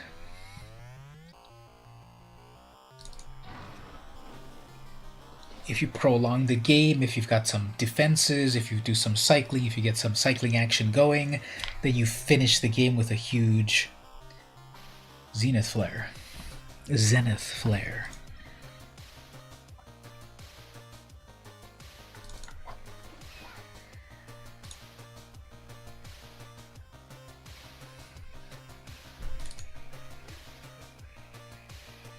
And again, if I'm not explaining every card, it's just that there's a time limit and this little guy is working.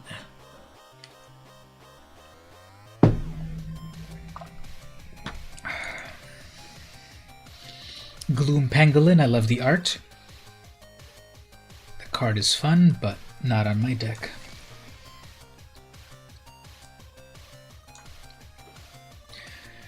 Okay, that was the part of the drafting. I'm trying to go with a red-white cycling deck. I believe I've got some creatures. I've got a lot of cycling. I've got the payoffs in the Flourishing Fox. I wish I had one more. I've got the one Zenith Flare. I wish I had one more. You got a full art Vulpikeet. That's pretty cool. I like the full art ones and that sort of style of cards. So must look nice. Before we get to crafting the deck, let's change things up just a little bit. What? Tigerilla? Yeah, check it out right here. What is a Tigerilla? This music sounds like Ho Pico. Yes, this is shout out to Pretzel Rocks, my plugin that finds me cool music to play. As for the Tigorilla, yes, it is exactly what it sounds like. This set is so wacky. Let's look at it for a moment. Ferocious Tigorilla. A 4-mana, 4/3. It is a creature cat-ape. Ferocious Tigorilla enters the battlefield with your choice of a trample or menace. So it comes in either with trample or menace, and you get a Tigorilla. Flavor text. From a certain perspective, it's an inspiring story of overcoming obstacles. You'll take a picture of the full art cards and show you, so you're collecting this set. Yeah, you know, over here on my wall of collection, I'm trying to collect every set, at least one card of every set. And I do have a complete set there. Is it time to show off, maybe? I have a full set of, starting from right here, when I got back into Magic. Can you see me? Am I in the camera? There I am. I've got a full set. You can't really see it, but I've got a full set of Hour of Devastation, Ixalan, Rivals of Ixalan, Dominaria, Corsa 2019, Ravnica Allegiance. I do not have a full set of Ultimate Masters. That's way too expensive. Yeah, where am I? Right there. Are you even seeing anything? Why don't I do this? Why don't I do this? Why don't I go like this so you can actually see? So yeah, there's what I said. And then here, Ultimate Masters, Fields of Ravnica. What's the green one? War of the Spark. I think up to that point, it is a complete set. And then after this, it's incomplete. So after this is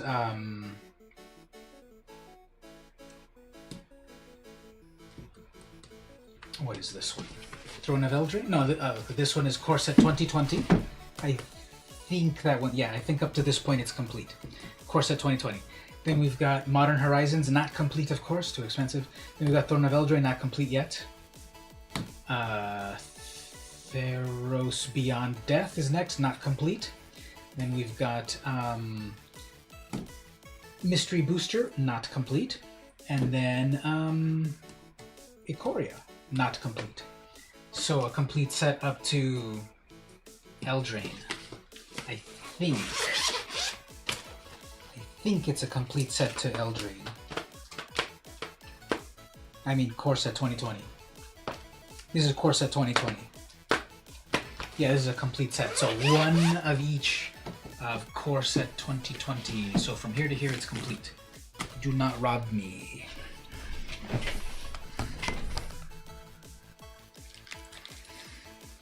It's bad for horrible typos. Mobile keyboard, no problem.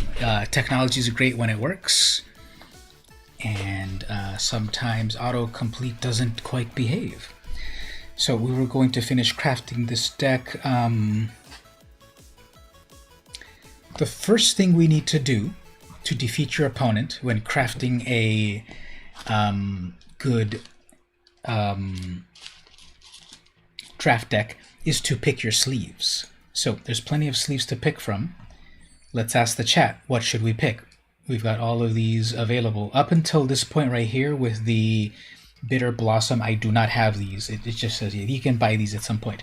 But I do have all of these. I have a few country flags and stuff like that. So what should we get? Any opinions here?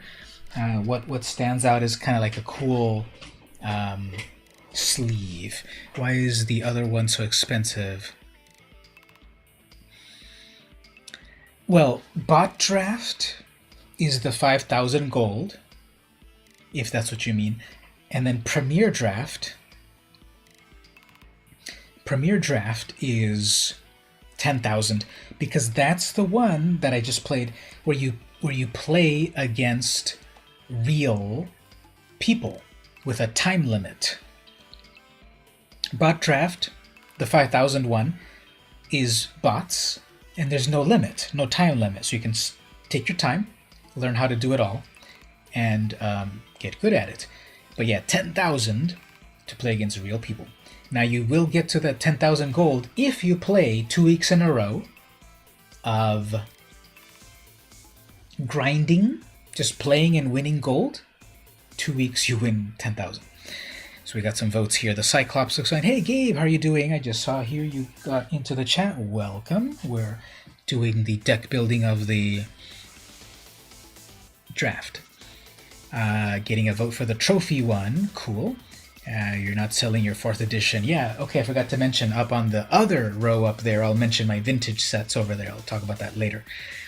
Second row, second sleeve from the left. Okay, second row, second, right here. The treasure, that's Treasure Cruise, this blue one. So we got to vote for Fibblethip. We got to vote for... You've sold most of your sets for baby stuff. Oh, okay, that's what you meant there. Okay, I see that. Yeah, sometimes, you know, if you're not going to play with some of these cards, then sometimes you might put them for other purposes. Okay, so we've got to vote for Fibblethip. We've got to vote for the World Championship Trophy. We've got to vote for the Treasure Cruise, right? Second row, second sleeve, yeah. Playing Final Fantasy VII on PS4. How cool. Final Fantasy VII. So, on a scale of 1 to 9,000, how much are you liking the Final Fantasy VII? Now, actually, are you playing? You're playing the remixed one, right? The remastered one, right? Not the original, right? So, what does everyone else think? Any tiebreakers out there? Which one should we pick? We got to vote for Fibblethip. Treasure. I think it's called Sunken Treasure.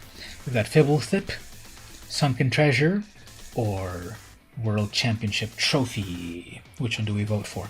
I love these guild ones as well. Even though I'm not playing Orzhov, I love these ones. The Demir one is amazing. We've also got some country ones. Do we want to shock and awe the opponent with a French flag, Japanese, British, USA? What's the final verdict? What's the final vote? The remastered is great. It gives it a lot of character interaction. Story and the battle system is great. I played a little bit of the original one. I was more of a Nintendo fanboy, so I never played too much of the original. But I did play it in some sort of like PC collection at some point, a little bit. But everyone's saying the new remastered one's amazing. The champ one. So we've got to vote for the world champ. The 26th World Championship. We've got to vote for the trophy itself. The treasure. We'll do it like this. We'll use the good old random number generator. We'll use the random number generator. We'll use the random number generator to pick one of these. So we've got 1, 2, 3, 4. We've got 4 choices. Oh, we've got 4. Okay, Fibblethip is 1. Treasure is 2. World Champ is 3. Trophy is 4. 5 and 6 are reroll. This is a 20-sided dice, so that's not going to work. Let me get a 6-sided die. I've got 6-sided die over here somewhere, so I'll grab one of these. Somewhere.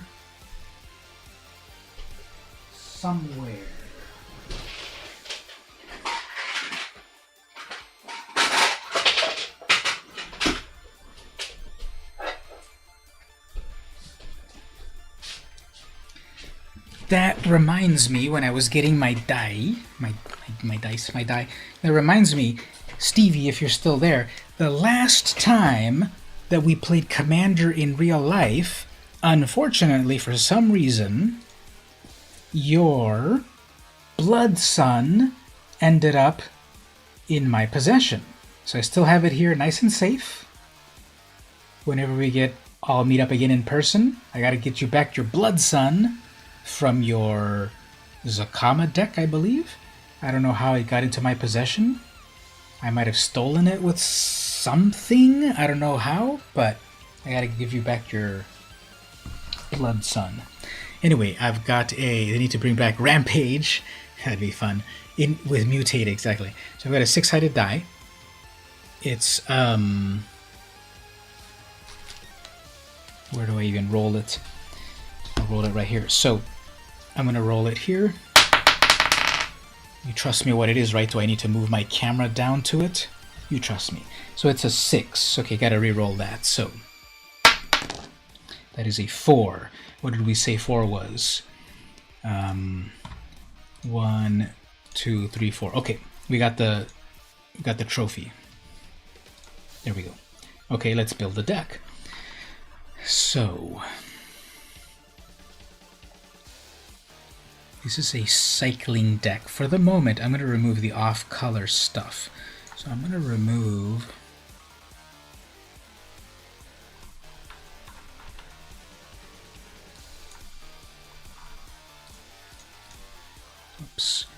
I'm going to remove the... So this is what we were saying over here, Cosmic. It does suggest lands for you, so all you have to do is click that and say suggest, and it will do it for you. So right here it's saying you've got a black card, so here's a 1 black mana, so, but I don't want black. Oh, here it is, Suffocating Fumes.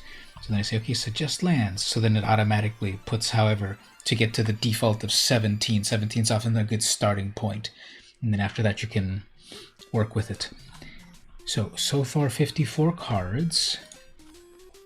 The cycling deck is a little different than the other decks in that the creatures don't matter as much as the payoff, kind of.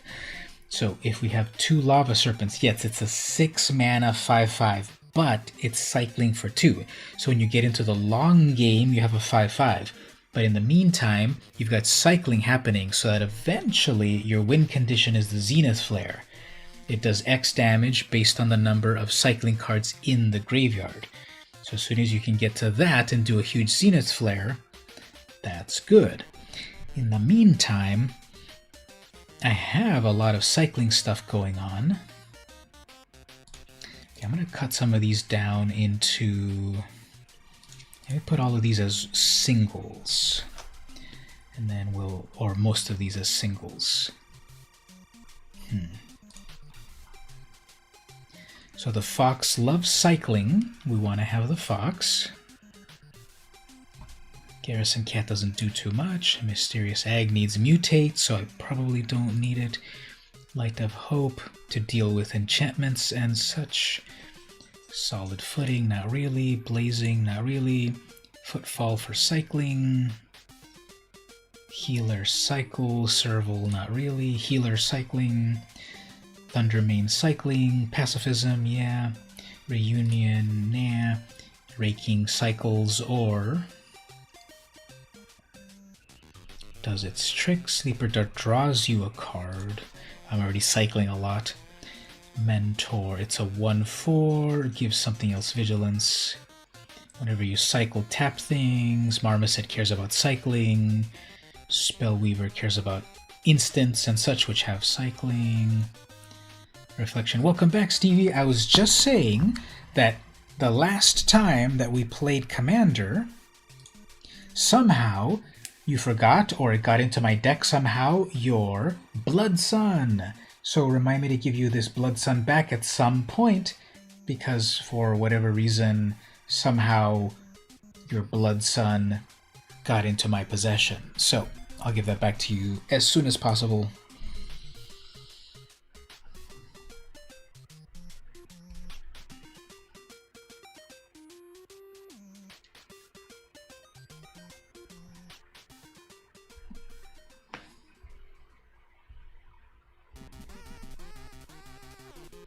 Sorry, I'm just replying to one more thing in the family chat here. What a future we live in. Instead of talking to people, we can just chat with them. You wondered what happened to it. Yeah, sorry about that. I don't know what happened. One of the last times that we played, after you beat us with your Zakama, somehow your Blood Sun got into my hands or something. I don't know.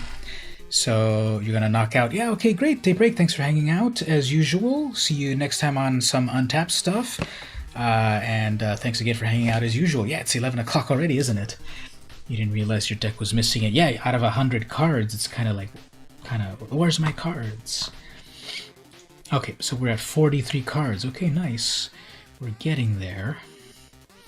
Got a Flyer, a Piercer, 18 creatures. Got some big creatures for eventual stuff. And some removal. Rumbler, Gorilla, Vulpikeet. So yeah, there's that Vulpikeet. No flavor text. So there's a few Twitter accounts that like to put flavor text on cards that don't have flavor text. So I'm gonna step out really fast and come back, but what I want people to do as I step out, what flavor text would you give to this Vulpikeet? It has no built-in flavor text, but what would you write as the flavor text? I'll give you my idea in just a moment, but as I step out for a quick moment, what flavor text would you give to Vulpikeet?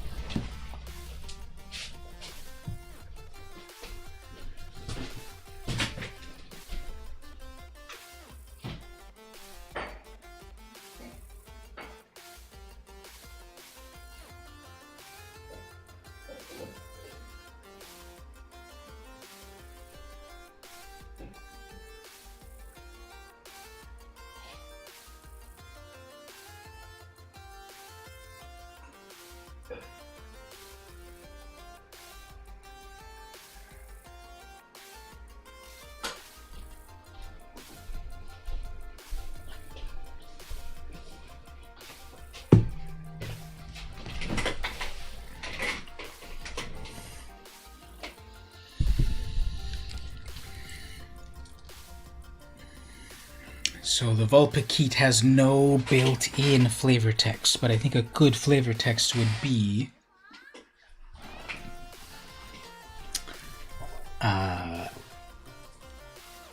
cute in the streets, vicious in the sheets. That's what I would say for the Vulpikeet. Up, up, and away to the henhouse. Yeah, exactly. It looks more like a dog than a fox. Yeah. Yeah, some parts of it look very dog-like. So I think Wizards of the Coast should hire us to make some amazing flavor text, because I think that's amazing flavor text.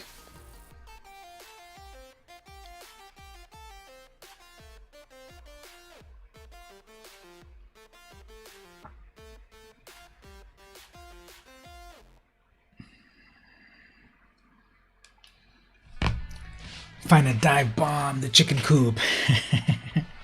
Yeah, exactly. They should hire us to do flavor text. So we're almost done with this deck. Then we can play it and we can win so good with it. Let's look at it again, a little slower. We're at 43 cards. I would be fine playing 43 cards. Let's look at it one more time. The idea is cycling. So Flourishing Fox gets bigger the more you cycle it. I think I've got enough cycling, so that stays. Light of Hope. This is a card that helps you give life to yourself, destroy an enchantment, or give a +1 to something. This might be one of the ones I might cut, because it only deals with enchantments. There's some good artifacts here that I can't deal with, so gaining 4 life might be useful to extend the game.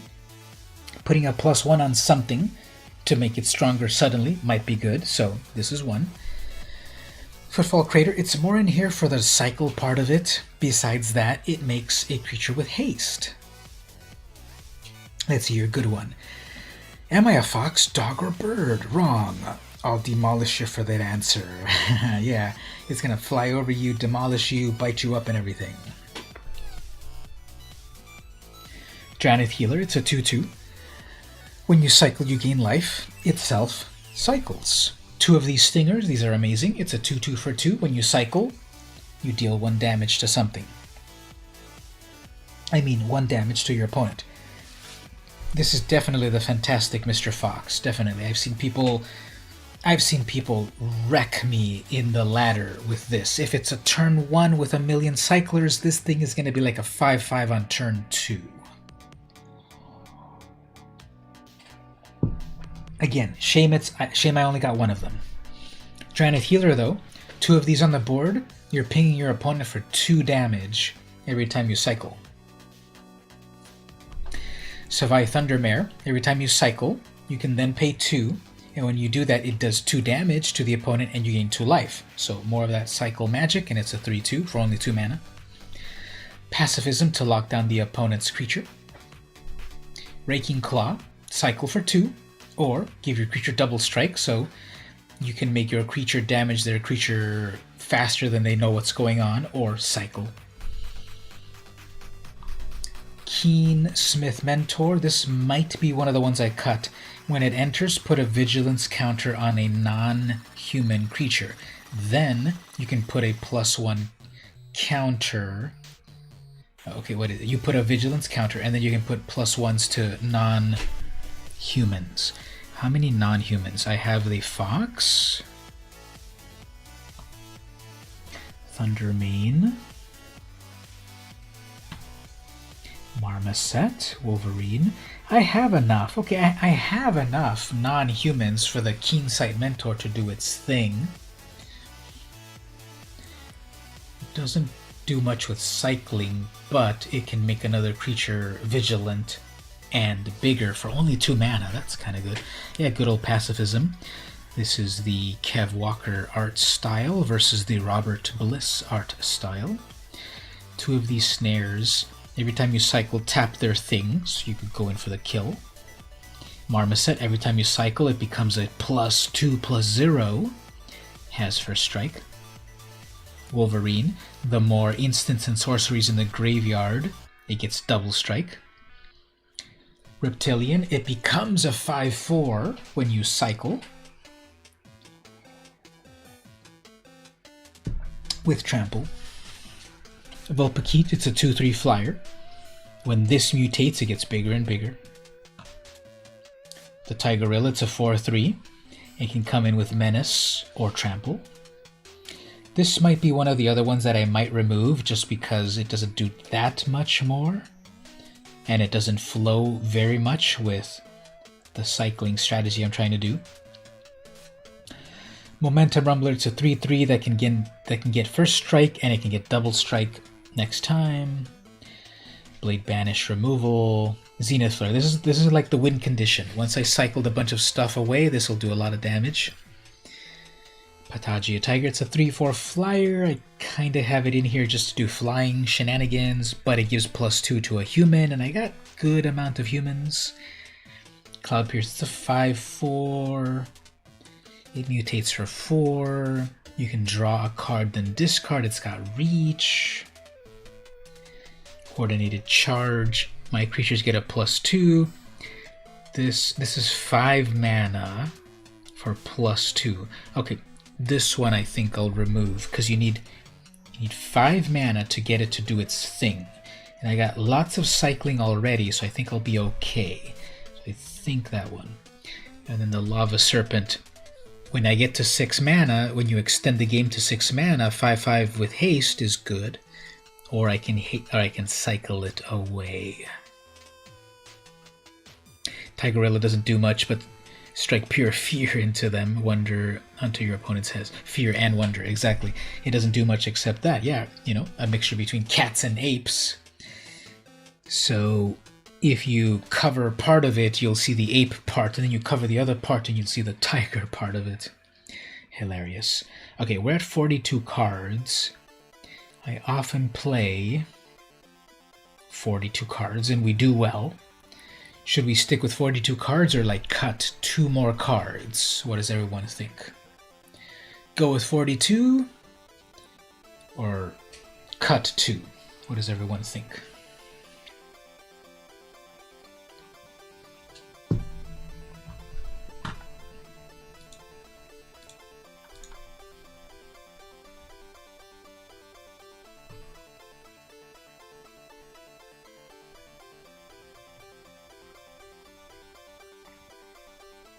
Go get him, Tigerilla.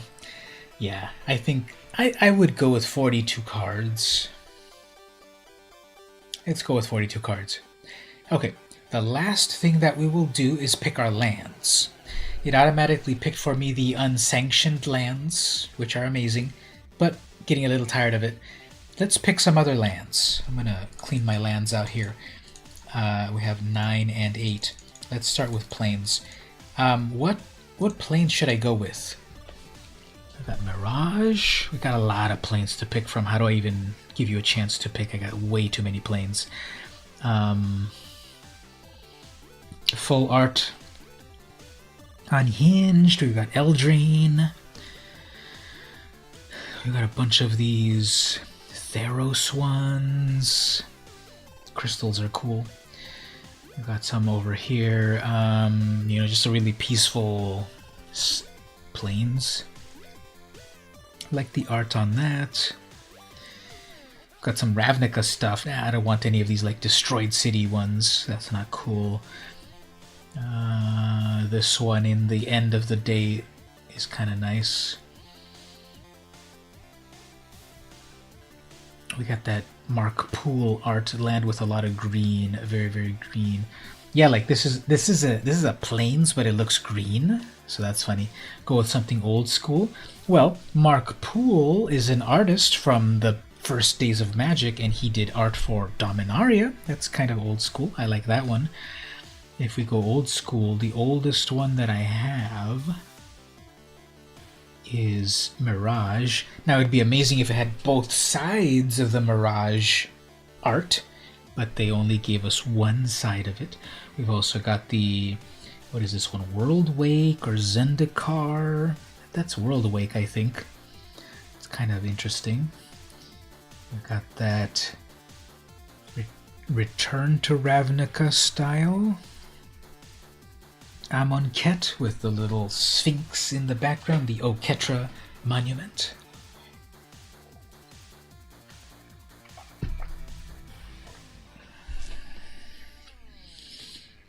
Okay, let's say, to narrow it down, we'll keep it on this screen. Yeah, the whole double picture of the land would be cool. So what does everyone think? Out of this screen of plains here, what should we pick?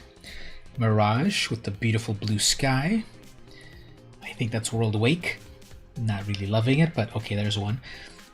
Return to Ravnica, I like that one. I like the cityscape of it. Amonkhet with Oketra's monument, pretty cool. And the Ixalan, kind of a gloomy one with, I don't know what that is, Adanto's fort or something. So what do we think right here? Out of these 5, what should we pick as our lands to defeat our opponent?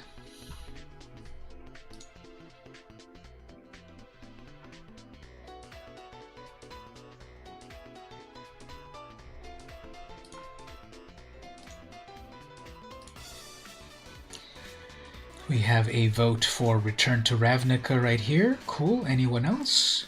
Any more votes? What should we pick as the...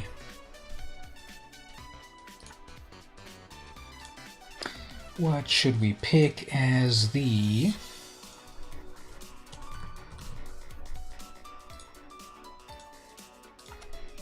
as our lands? Monument for the cat. Cat Tigre, Tari Gorilla, that makes sense, very logical. We could go with the Amonkhet land right here with the Oketra's Monument Cat God. To go with our Tigorilla, sure. What else? Who else is here? Gabe, Mark, what do you think? You gotta break the tie. We've got one vote for Return to Ravnica, and we've got one vote for Amonkhet.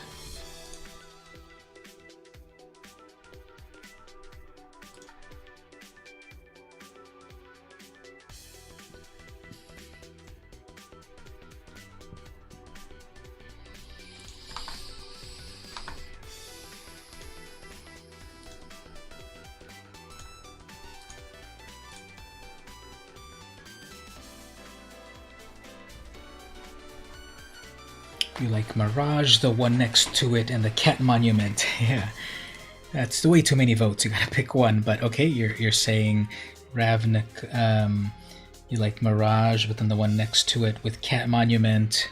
You gotta vote for Ravnica. The second one on the left here, I think that's World Wake. About to have to bust out the RNG Return to Ravnica. Okay, so everyone's voting on everything. What if I just say, let me choose my thing and I'll pick something else? So I think we're getting good votes for Return. World Wake looks neat, but I think two people mentioned Return to Ravnica. Let's go with Return to Ravnica. Yeah, I like that. So we'll put in, we need 9 of those. Okay, now then, let's do the mountains. Here is very similar in terms of, here's the Mirage Mountain, which I love. Here's the World Wake Mountain, which I think is actually pretty cool. Then we've got Amonkhet Mountain. I like that one. I never got the Return to Ravnica land, unfortunately, so that's not a matching set. And then we've got 2 Ixalans. Well, these are pretty cool. There's Jace. Can you see that? Jace is really tiny right there, adventuring.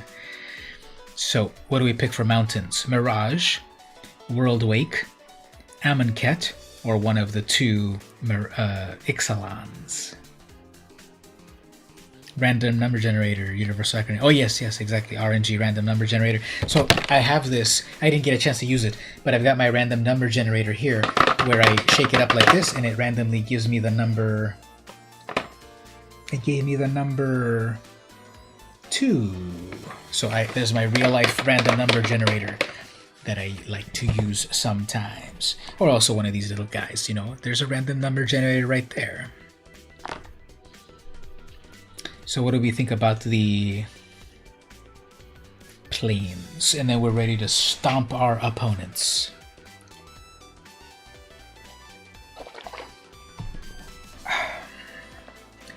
I would probably hear myself. I like them all, but I would probably pick the Amonkhet. So within the allocated time.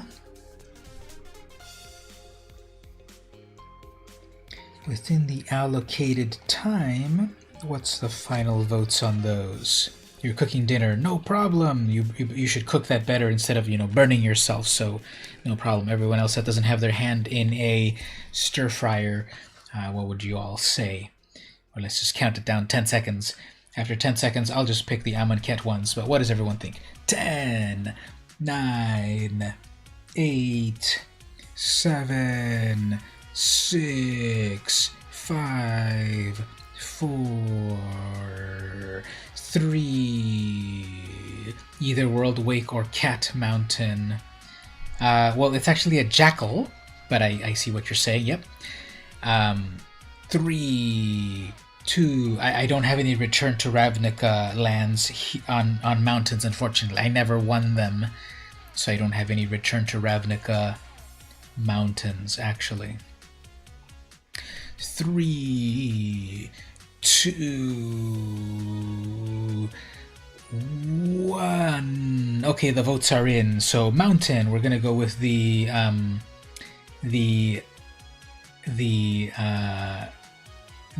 Amonkhet mountain. So we need 8 of these. Whoops, clicked wrong. We need 8 of those, and then 9 of those. There we go. So we're going with 42 cards. Oops. Cancel that. Okay, so that's our deck. I think we've got some cool stuff going on here. We've got the payoff of the Zenith Flare. We've got the fantastic Mr. Fox that can get bigger and bigger as we cycle. We have plenty of cyclers. We've got some fun creatures. Got some combat tricks here and there. We've got a lot of cycle payoff. Hopefully that goes well. As the opponent is picked, let's look at the previews. So, Grim Tutor is being reprinted in the next set, Core Set 2021, that is a card that is $200 at the moment, and they're going to reprint it. So that is amazing. And we'll fully look at it in a moment to see what it does. But basically it is a tutor, that's why it's called Grim Tutor. And it lets you go get any card that you want, and it is amazing. And I want it. Okay, so we've got our Dranith Stinger that whenever you cycle, it deals damage to the opponent. I've got cycling cards in my hand. They're going to go with black and red. They did Death Touch. Okay, that's fine. Next, what we want to do here, part of the reason we've got cycling is we can do this. We're doing damage even without attacking, plus we get a new card. They can attack with their 1-2. I can block it no problem. Weaponize the monsters. Okay. 2 damage to any target. So, okay, I guess they'll do that. Fine. That wrecks that. But then I have a big old 3-3, which is then out of the range of that damage. Next turn, I bring out my Mentor, which will make my 3-3 into a Vigilant 3-3. And then I can +1 it pretty well. Eventually I can bring out a big ol' 5-4. And if they have a big creature, I can exile it. So that's where we're at the moment. Okay, they're going to mutate that into a 3-4 with Death Touch. Oh man, how is this even happening? Oh, okay, actually, I know what's going on. Ah, man, this is really good for them. Yeah, this is not good. This is not good at all. They're just going to tap their things and keep killing my things. But at least they tap their things. Oh, man, that's not good. Okay, well, I'll be able to exile this.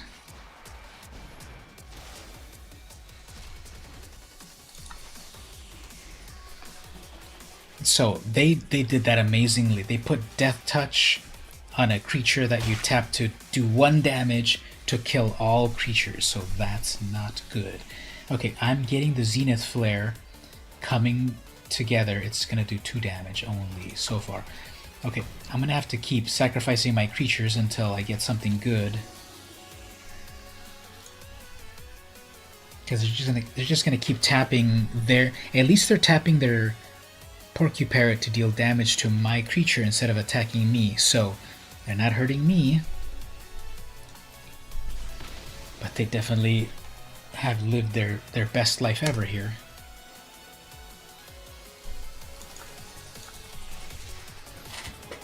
Okay. Yeah, they're just gonna keep tapping their parrot over and over. This will be interesting. So what do I need to do to get rid of that parrot?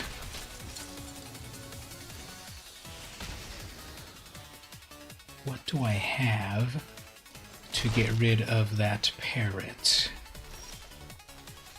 That fox is dead, so we'll just cycle it. That's dead. So I guess what I've got to do is do my Zenith Flare onto that Porcuparrot, because that's the only thing that I would want to do it to my opponent, but I've got to do it to the Porcuparrot because they've got me locked down that way. But I'm going to gain 4 life, so yeah, let's do that. And we'll nice them on that. I guess they're going to weaponize, so I will actually lose the flare and then not gain the life. Okay.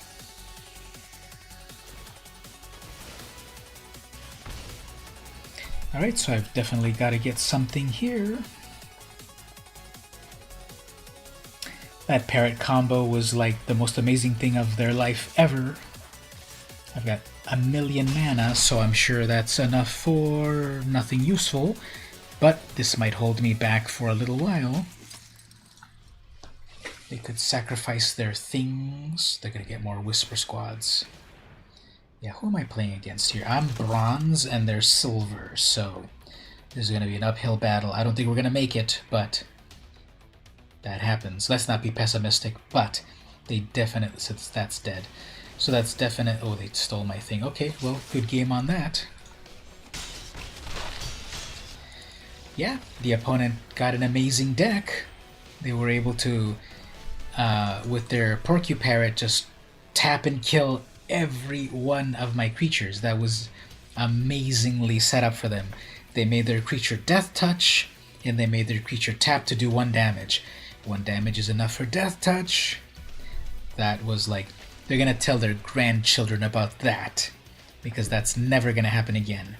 And I was glad to be able to allow them to live that for 1 time in their lives. That's never gonna happen for them again, but that worked.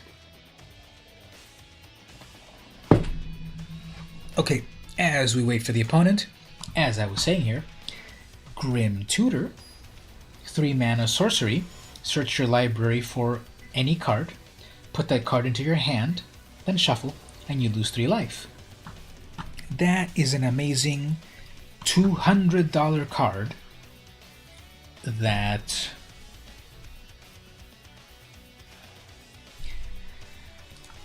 is being reprinted in a regular set. Yep, stuff happens, definitely. Let's see if we get anything better here. Ooh, okay, so they're going to do one of those. Let's cycle this for something better. There's that white mana. Okay, what I could do here is, okay, they've got their amazing creature that they want to mutate onto, but now I locked it down, so they may as well auto-concede at this point. Yeah, so they did nothing. Okay, good. So, what colors are they playing? Black, white, and blue. So, guess what I want to do here is set up my Marmoset so that when it eventually attacks, I can Raking Claw. Oh, okay. Guess we gotta kill my creature thing. Fine. Next turn, Rumbler. They're cycling Space Godzilla. Who cares? It's tapped. Momentum. I can then Vulpikeet it to make it fly. And that'll be amazing, unless they have more kill spells, which they probably will with black.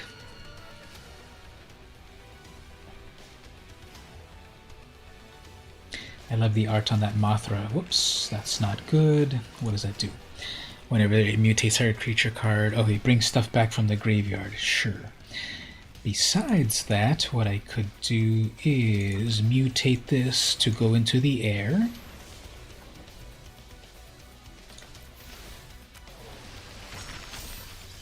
That becomes a 4/4 with first strike, and then if they can't deal with it, it becomes double strike, which means it'll do 8 damage at a time. I've got the Raking Claw, Farfinder. I'll probably keep that Raking Claw so I can do... I already have double strike, so that wouldn't do like Octo Strike, would it? Huh, they mutated that. They didn't mutate that.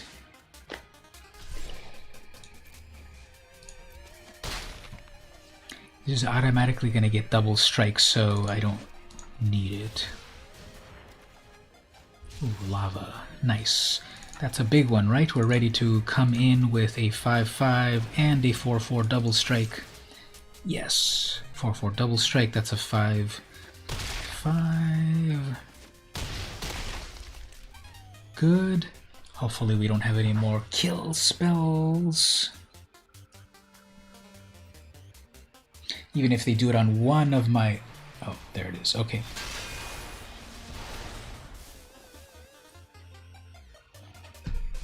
Yeah, because that would have been lethal for them. 8 damage in the air. Besides that, well... Let's attack with something. It seems to be pausing for some reason. Uh-oh, they're going to flash something? In blue, they could flash a Oh, they're going to do a ram through. Okay, fine. That is a 3-4.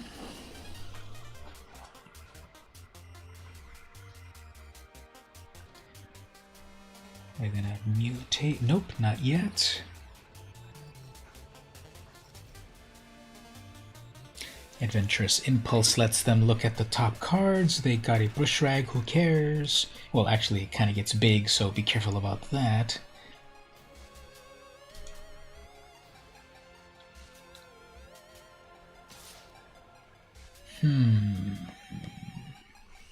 Okay. They probably... Yeah, I'm safe here. I don't have to block that.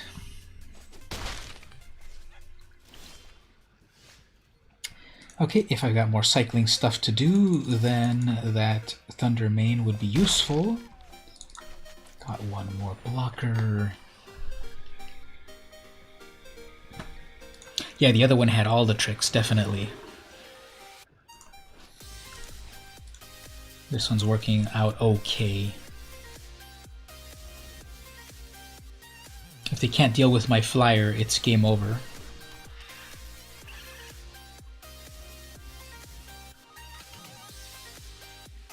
Looks like they want to mutate that Necropanther. They'll get back something, but... Okay, they bring back stuff, but... Yeah, that's just still stuff on the ground. Yeah, this is a 3-4 in the air. If they have 2 life, unless they deal with that 3-4 in the air. This might be GG. And again, they're attacking. I have plenty of life, so... One thing as a... If they pass to me, and they gamed over. Yeah, so... Exactly. They had nothing in the air, so... It was kind of obvious. So, okay, there we go. We got a victory. Very good. So, Horustia, you fought well, but a flyer is a flyer.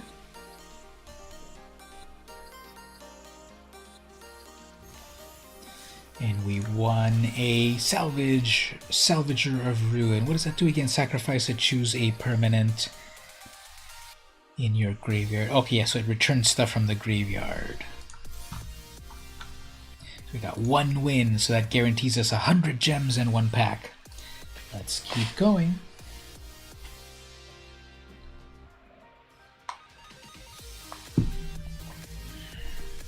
While that loads up, let's randomly pick another question of the day.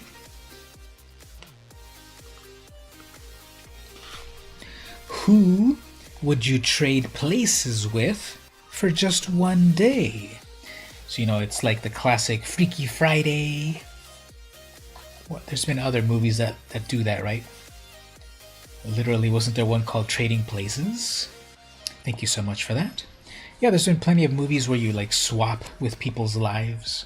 But who would you say? Who would you trade places for 1 day? Whose life would you slip into for 1 day? Thank you as well. That's kind of cool. So many possibilities to pick from.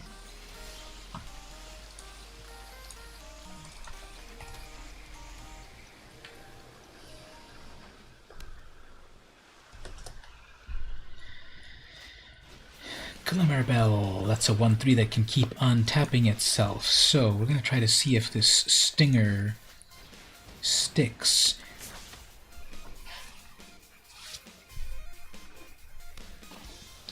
So living the dream would be that I've got this Stinger plus the Healer plus the Marmoset, and then I cycle the Claws and everything goes off. And then an untap, sure.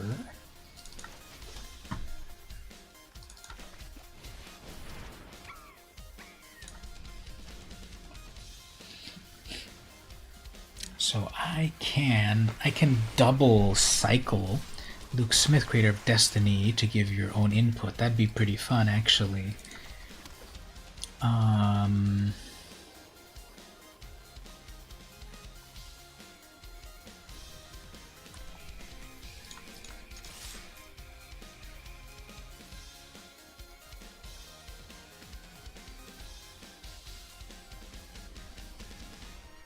So are they going to block anything here? Their Glimmerbell can untap itself. They're seeing that's a 1-3.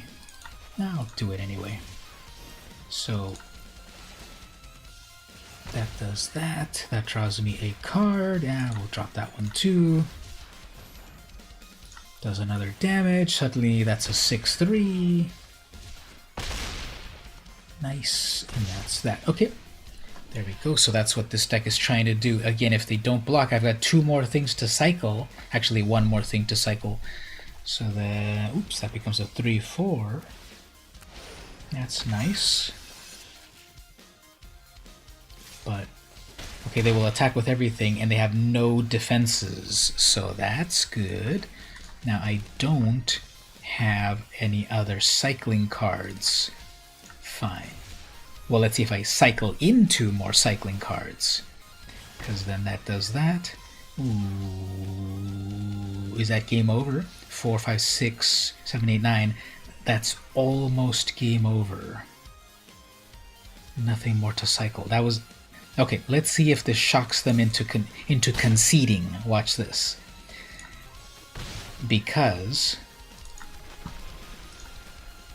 then that's 3 damage, and they have 1 life left. Is that going to shock them into conceding? You'd say the president of Nintendo, so you can see what a fun work day there would be to see there. Yeah, Reggie Fils-Aimé is no longer there.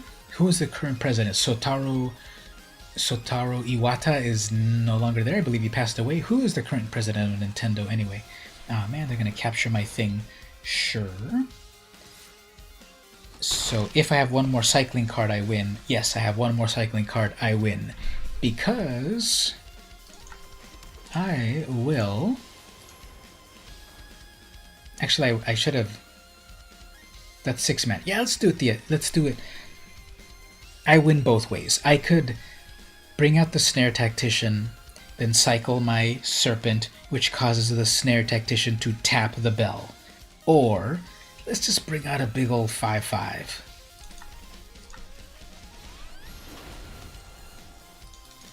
Doug Bowser. Oh yeah, I remember Doug Bowser. He was the one that had the name like Bowser. And it's Doug Bowser. Now that's president of Nintendo USA, but there's also president of Nintendo Japan.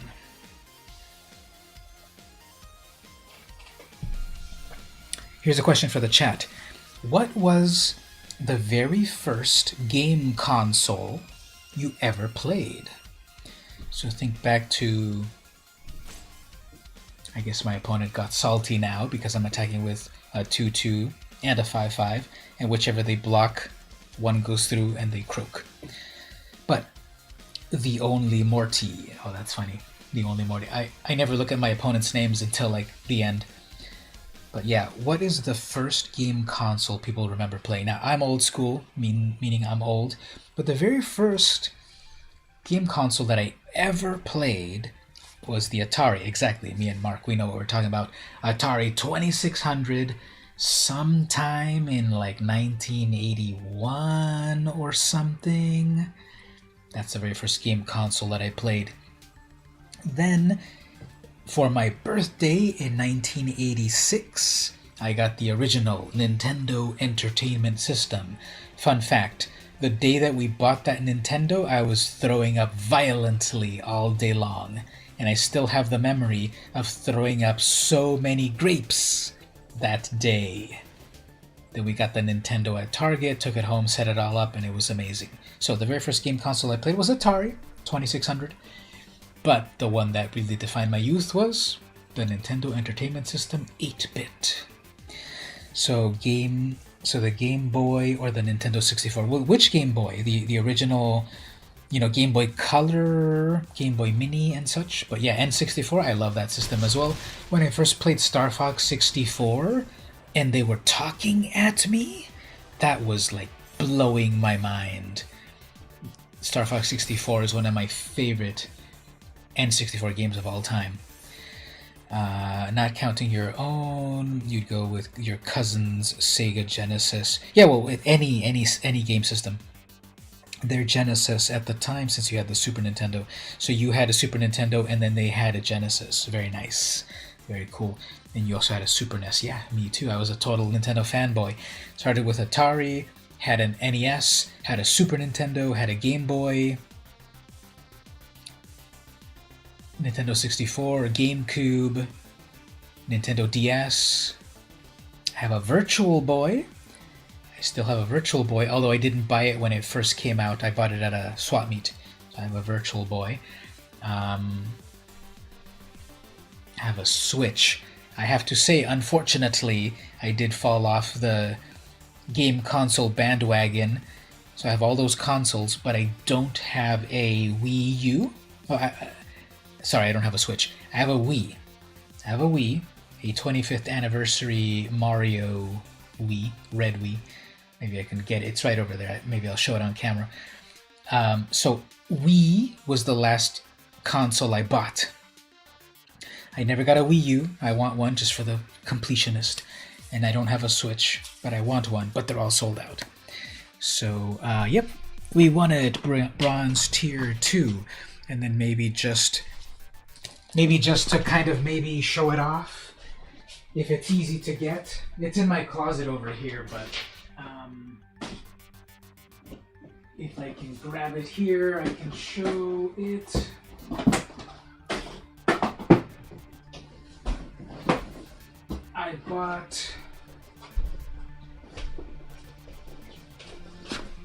I bought a limited edition 25th anniversary. What is it? 25th? Yeah, 25th anniversary red Wii.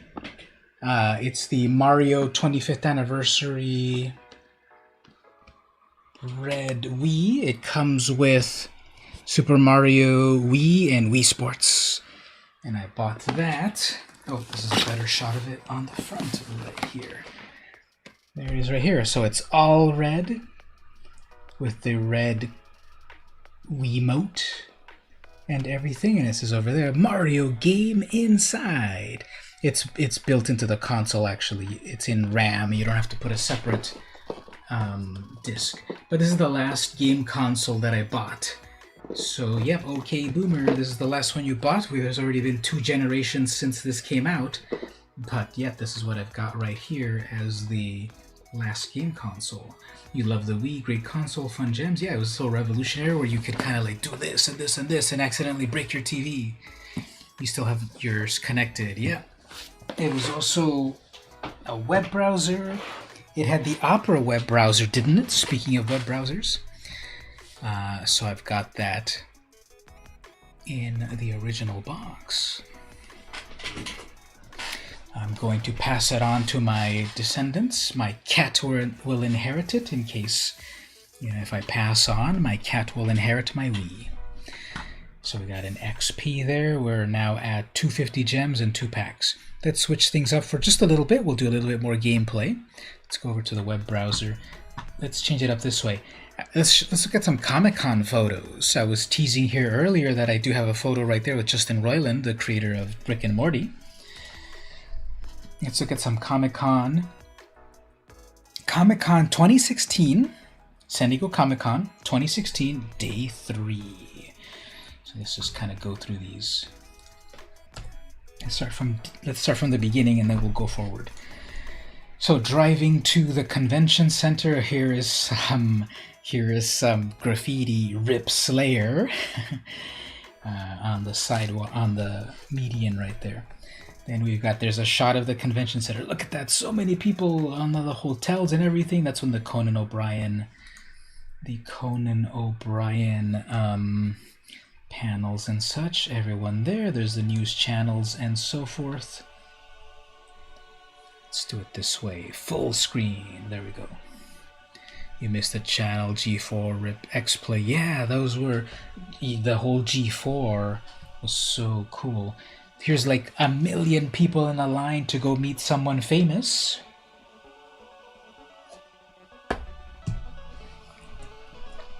Here we've got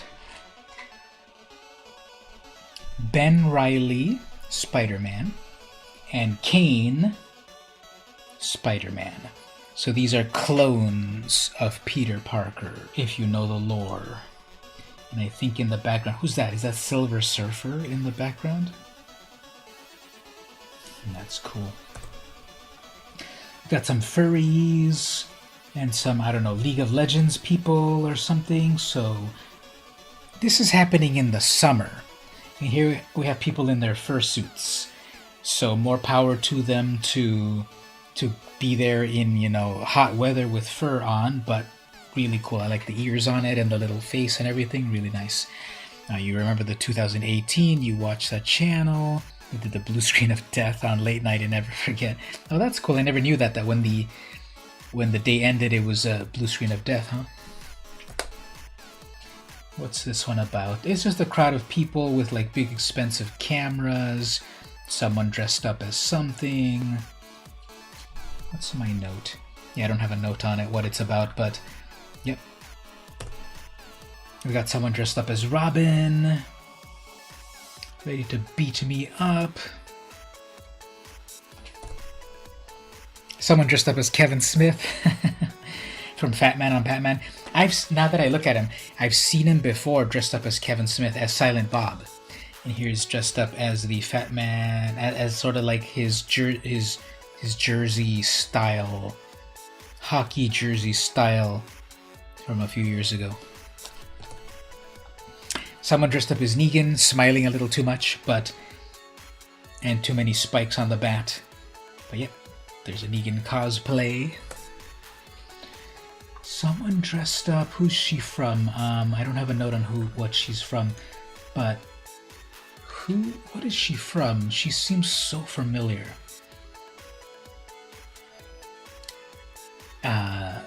Fallout 76? I'm not sure what she's from, but... Oh, and then there's a Loki. If you see Loki in the background right there as well. Yeah, so all of these photos are from San Diego Comic-Con. I shot them all. Here we have Barnacle Boy. I never wrote the name on it. Barnacle Boy and what's his name? Clam Man? Clam Digger? Clam Diver? What's his name again? Barnacle Boy and the Amazing Clam?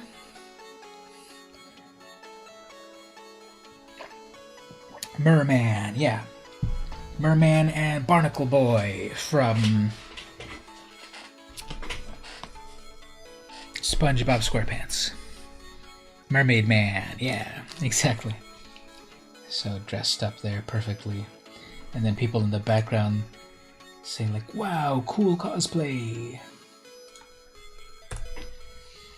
Here we have body painted Spider-Man. Now, I do not approve of this outfit for two big reasons. One of them is her head is the Black Cat, but her body is Spider-Man. That doesn't make sense. I do not approve of that. And the other is that the body painting should be full body, so not just the top. But then his body painting, that's pretty cool, the muscles and everything, although it's way too much design there. It should just be blue. Plus, okay, here's another thing I don't approve. Why isn't his face covered? You know, if he's Spider-Man, and he's doing like this jawline, this black jawline, just paint your whole face like Spider-Cat. Yeah, exactly, Black Cat plus Spider-Man. But if you...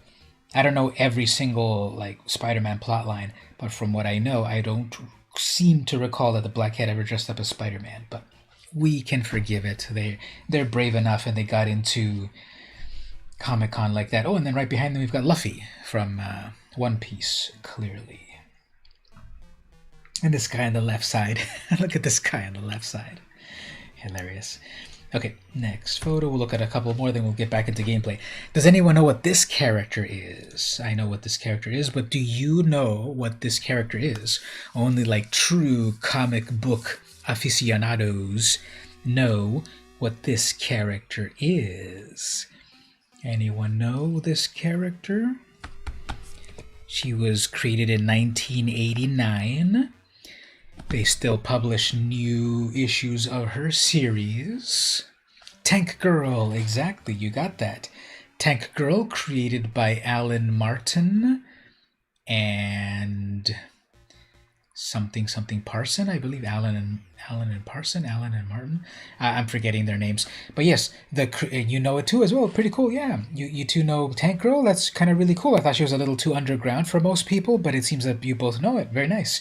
So yeah, the musician who was in the band Blur, and later created the band Gorillaz, created the character Tank Girl in 1989 in the first issue of Deadline, published in the UK. She then was released in the US in 1991 or 2 on Dark Horse Comics, and then she had a movie starring Lori Petty. So they're still publishing her comics.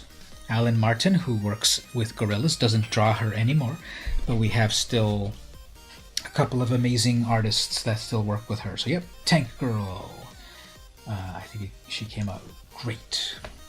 So okay, we'll look at some more Comic-Con photos in just a bit. Let's get back to some gameplay and see if we can keep this wind train going.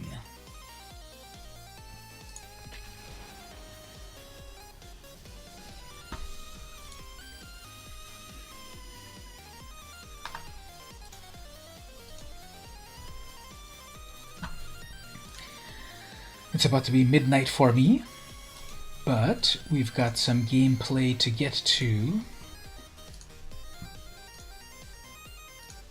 And such. So as my next opponent is selected, let's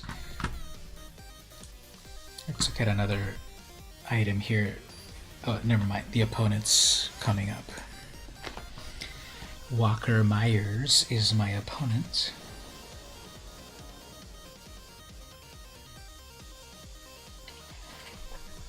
You just noticed my Zelda top right here? Yeah, it's the full Zelda 2 artwork of Link. It's kind of big, honestly. It's kind of big, but it'll probably shrink to the proper size after one wash. This is the first time I wear it, actually. And that's red mana, and it paused for the. Oh, that's probably a cycling. I probably walked into it. There we go. They've got cycling as well. So I pressed resolve.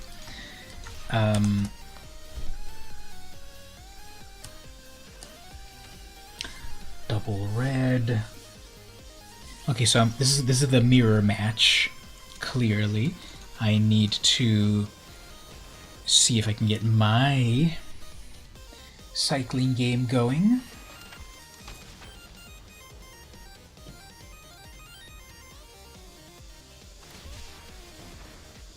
Yeah, there we go. The opponent picked all of the cycling cards, even though they're not in those colors, but let's see what happens. So they're tapped out, which means I don't have to worry about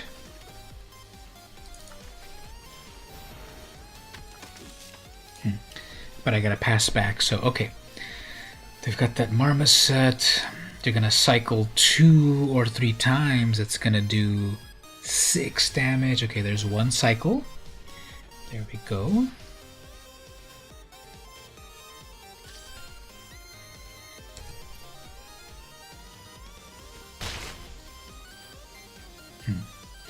So they only cycled once.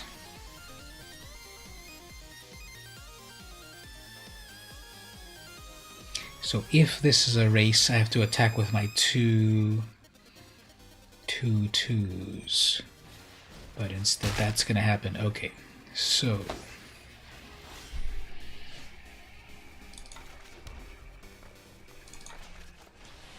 I'll just bring in this blocker, but again, they're going to cycle. So I don't have anything in the graveyard that makes that Spell Eater Wolverine very good. That's a 2/3 first strike, but they've got the cycle to make it big.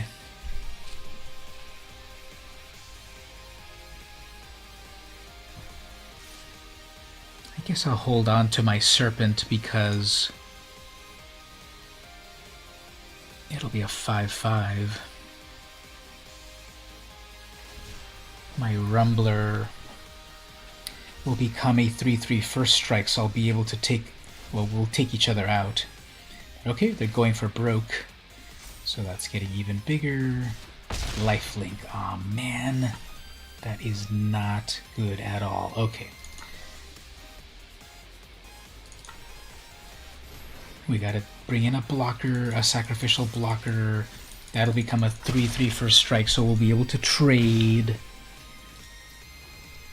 How many things do they have with cycle? Everything's cycle here, right? So 1, 2, 3, 4, 5. They got 5 for their Zenith Flare. So we'll just have to sacrifice this Wolverine.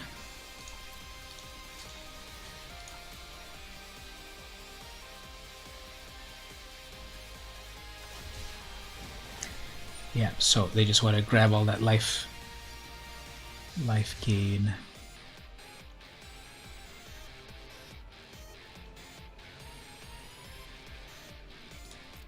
I'm gonna have my 6 mana for my Serpent.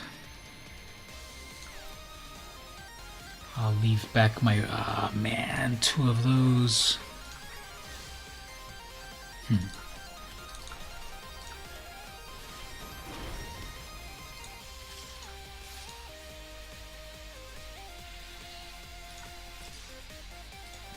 Fine. Okay, so we've got a double strike on that. That'll be 6 damage plus 5. That's 9. I have 1 blocker. Clearly they will still have the ability to cycle like 4 times. So there's 1.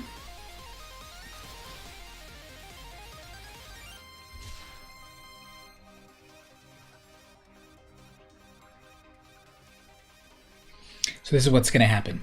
They're going to hit me just enough, and then they're going to finish me off with the Zenith Flare. So that's what's going to happen. But we're going to see about possibly trying to live here. There's 1 more cycle.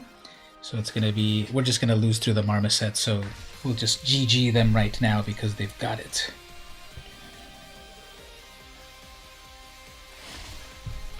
Yep, there we go.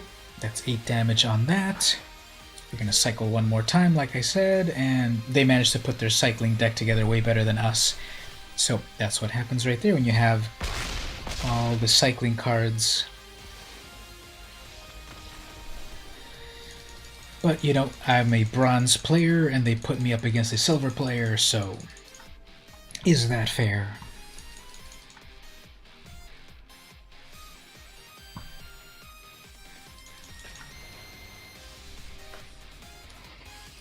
So our deck is trying to do something similar to that, to cycle things into a good spot, but the RNG of it all just got them to a point where they got their stuff better or faster than us. Alright, there's a Fox turn 1, that's exactly what I want, but then nothing to cycle, but okay. At least this is the first time I get to play first.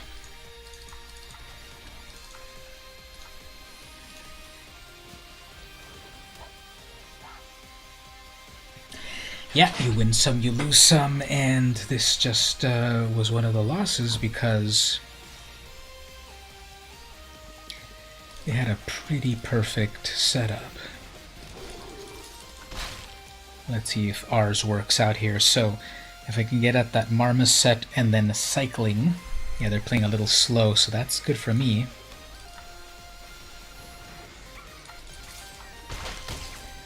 Although, the problem with this is I have to cycle plus pay 2.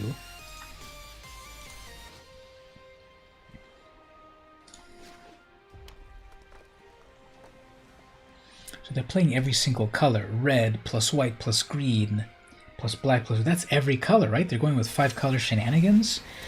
Okay, they got that, which is not so bad that that happened. I'm not getting any of my cycling cards, which just means that they're all coming very soon. What does everyone think about Seb McKinnon's artwork in the Mythos cycle of cards? I love their Cave of Lascaux style of it all. Caves of Lascaux, cave painting style. Everything else is very realistic, and then we have this one that's not, which is very cool. Okay, this is kind of cool, actually. Let's give our 2/3 vigilance.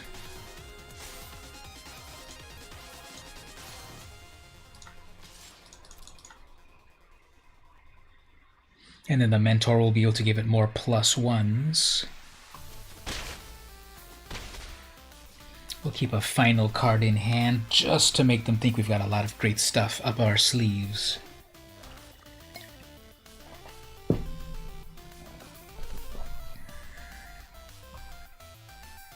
So when you have every color, in theory, you have access to everything.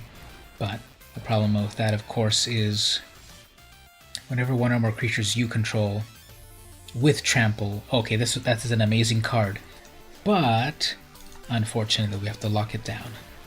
We were thinking, what if you used Glimmer Bell with the untap ability hit with a Colossification? That would work. That would work because the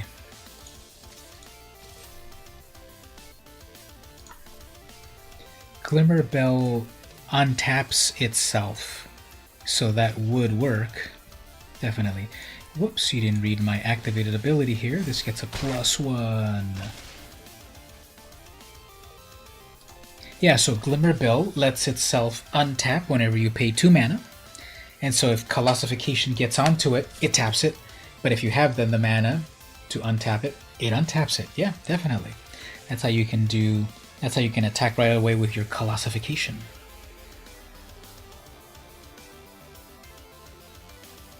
That's interesting. Is that a mistype, or is that just your slang? Because I know it as spitballing. Spitballing? Do you call it spinballing? In New Zealand, I think that's interesting. It's kind of cool to hear people's different slangs and such, but I would have said, I'm just spitballing here. But spinballing, that's kind of cool, if that is your way of saying. We got to teach each other way more slang, so that when I use some New Zealand slang here in San Diego, people will be like, what did you even say? You're so cool, I don't even understand your slang. Uh-oh, they're gonna do a fight. Or a swallow. Okay, sure. Sure, but you just have to then remove pacifism. Rooting Malach, sure.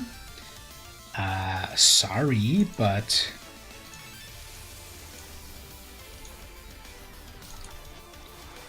that's a pretty nice Malach you had.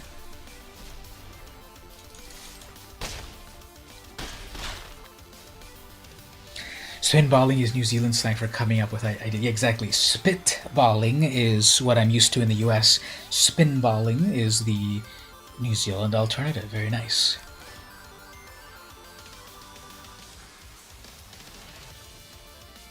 Alright, jcool816. I have 3 attackers. You have 1,000,000 mana.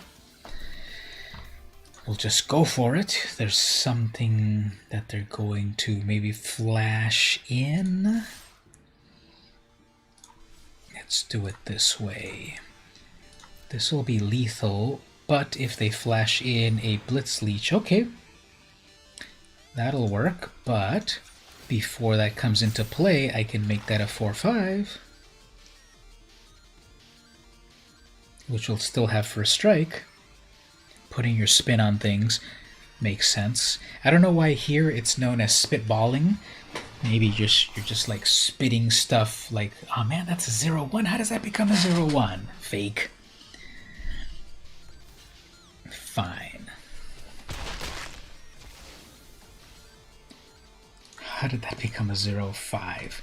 It took away all the counters plus a -2, so okay, I guess that makes sense. What else? We're gonna get a Primal Empathy, who cares? They have 2 attackers, this won't do anything. Okay, let's just bring out a Tigorilla. Let's bring it out with Menace. Finally this Tigorilla does its thing. It's just kamikaze it all. They're clearly gonna block the 1/4, but still 1 damage. Then next turn, if they don't get my Tigorilla, I definitely have that unblockable. And even if they kill the Tigorilla, well, if they kill the Tigorilla, then I've only got 1 blocker, so... Okay, let's see what we get here. So much mana. They have 1, 2, 3, 4, 5, 6, 7, 8. They have 8 mana in every single color. But in the end, it doesn't really matter. Unless they lifelink. What is that doing? Yep, there's lifelink. Oh, man.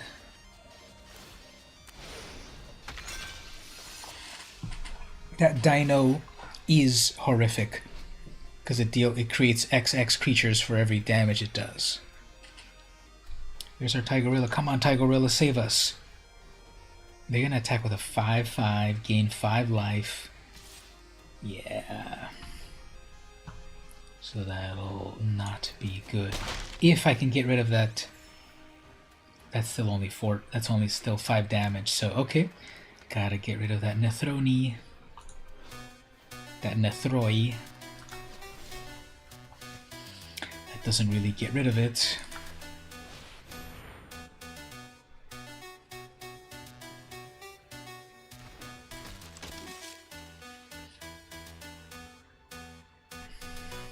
I guess we'll go for the sure attack with Tigorilla.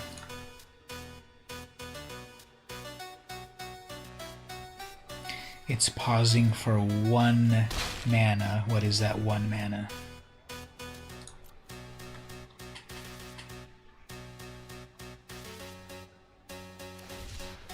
Oh yeah, cycle.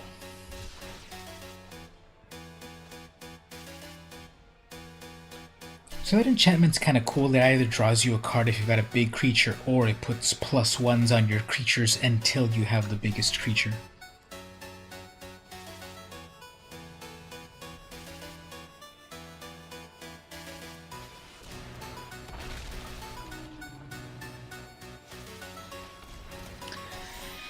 Okay, well this is kind of slipping away, unless we get some Blade Banish or something. We need Blade Banish for that Nethroi, because it's just going to keep giving them life gain. So that Momentum Runner is going to attack. It's going to get first strike. I've got to put the pressure of attacking with the Tigorilla to make them double block. Yeah, that's not great either. I need that Blade Banish.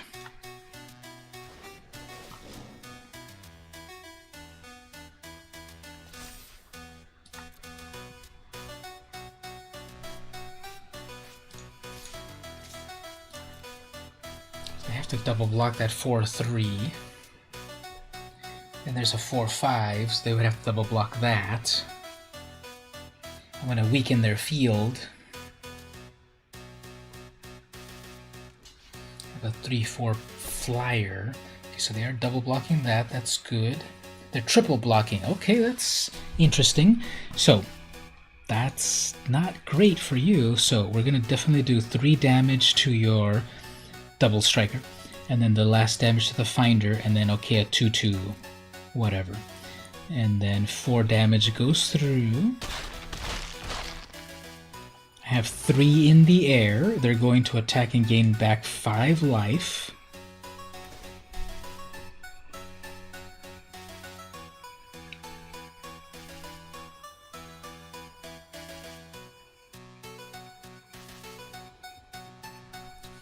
This is close.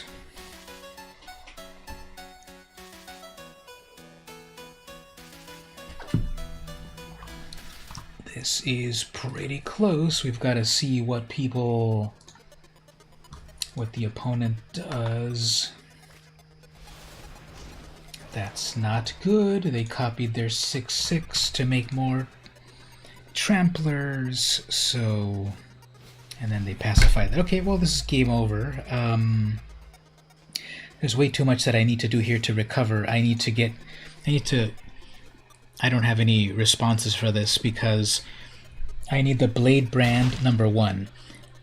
Blade Banish to get rid of one of those. That's not a Blade Banish. So, alright everyone, well, that was kind of a good run up until this point, but there's no more answers to deal with the opponent. They top deck some good stuff.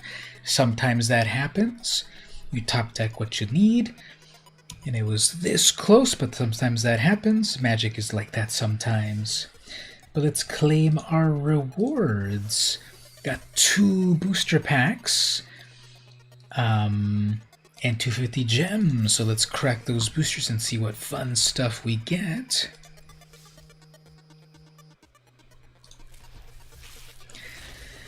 So out of this is there's that Savai Thundermane. Void Beckoner. There's nothing here that I really need. Honey Mammoth. Look at how cute that is. That is an elephant. You gain 4 life and you get a 6/6. Thank you, everyone. Ooh, got a mythic wild card. Very nice. And then the next booster pack.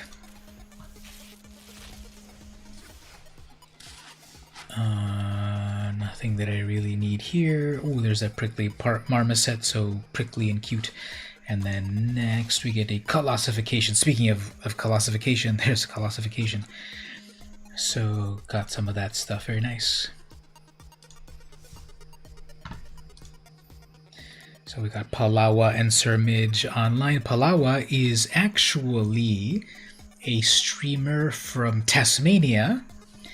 Do you say Tasmania or Tasmania? Tasmania, Australia. So you got a couple people hanging out from the southern hemisphere, where summers are winters and the day is tomorrow. Okay, it's midnight, but let's play a little bit more. Actually, let's look at some other stuff over here. Let's switch things up before we look at more Comic-Con stuff. Some of these challenges.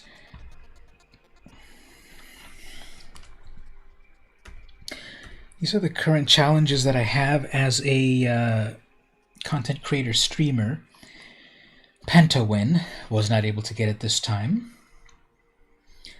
Stream for 20 hours in total. Now, I need to do 20 hours in 1 month, so that might be a possibility. Stream 10 hours in 1 month. I probably will be able to get that one. Stream 5 hours in 1 month. I should be able to get that, no problem.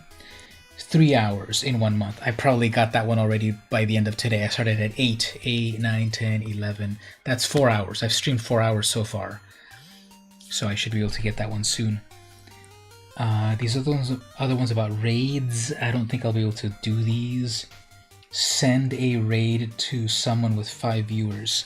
How many viewers do we have at the moment? We've got 2 on Twitch. And we've got 4 on YouTube. I don't believe it counts them cumulatively, so I wouldn't be able to claim that one. But anyway, yeah, I'm going to get some challenges completed via the amount of time played. So that's coming up.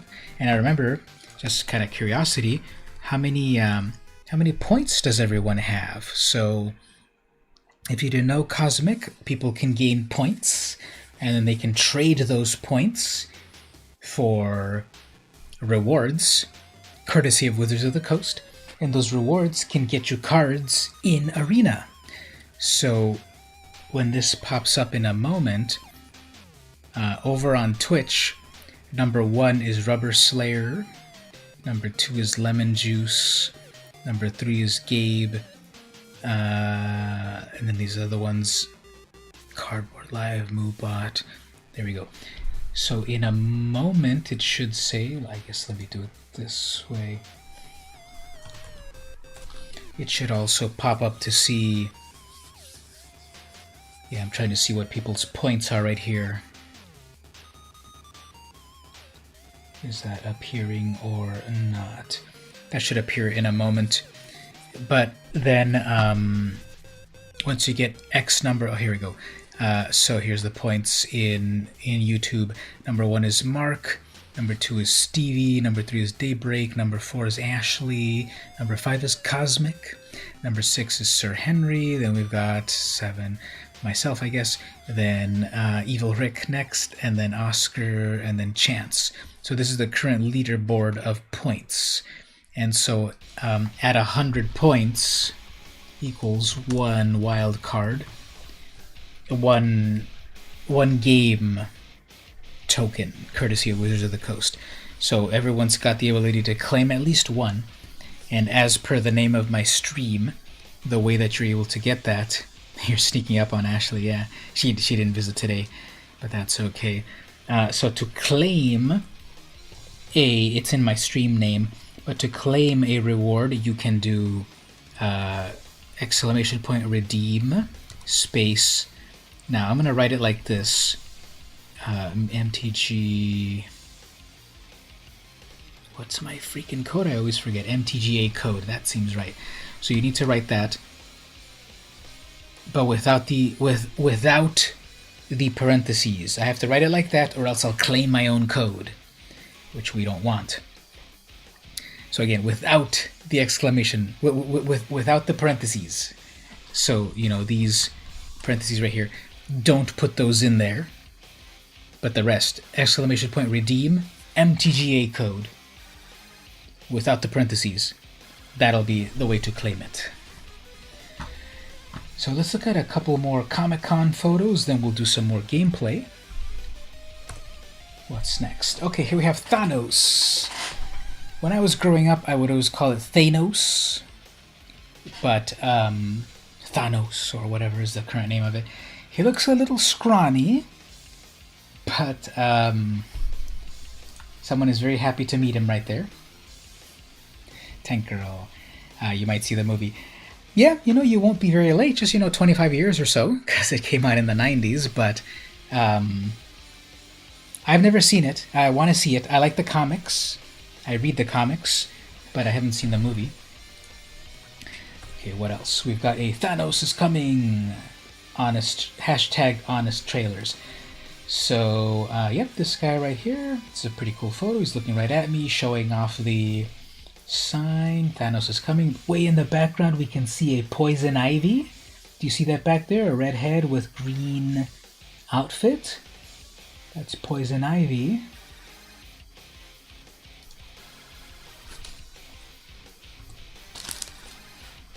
What do we have here? Oh, that I know. This is this is the gender bender Rancor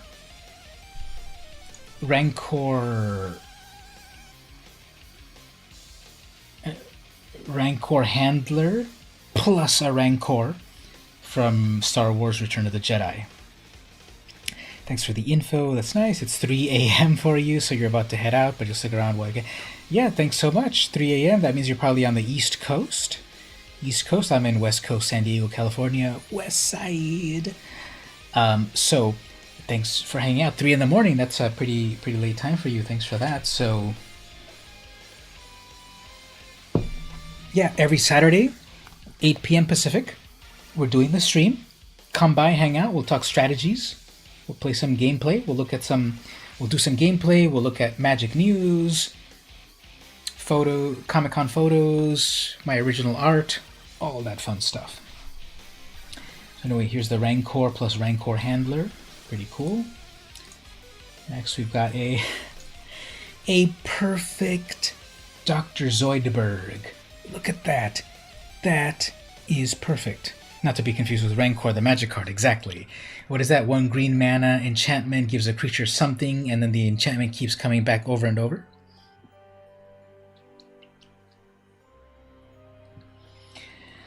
This is a perfect Dr. Farnsworth.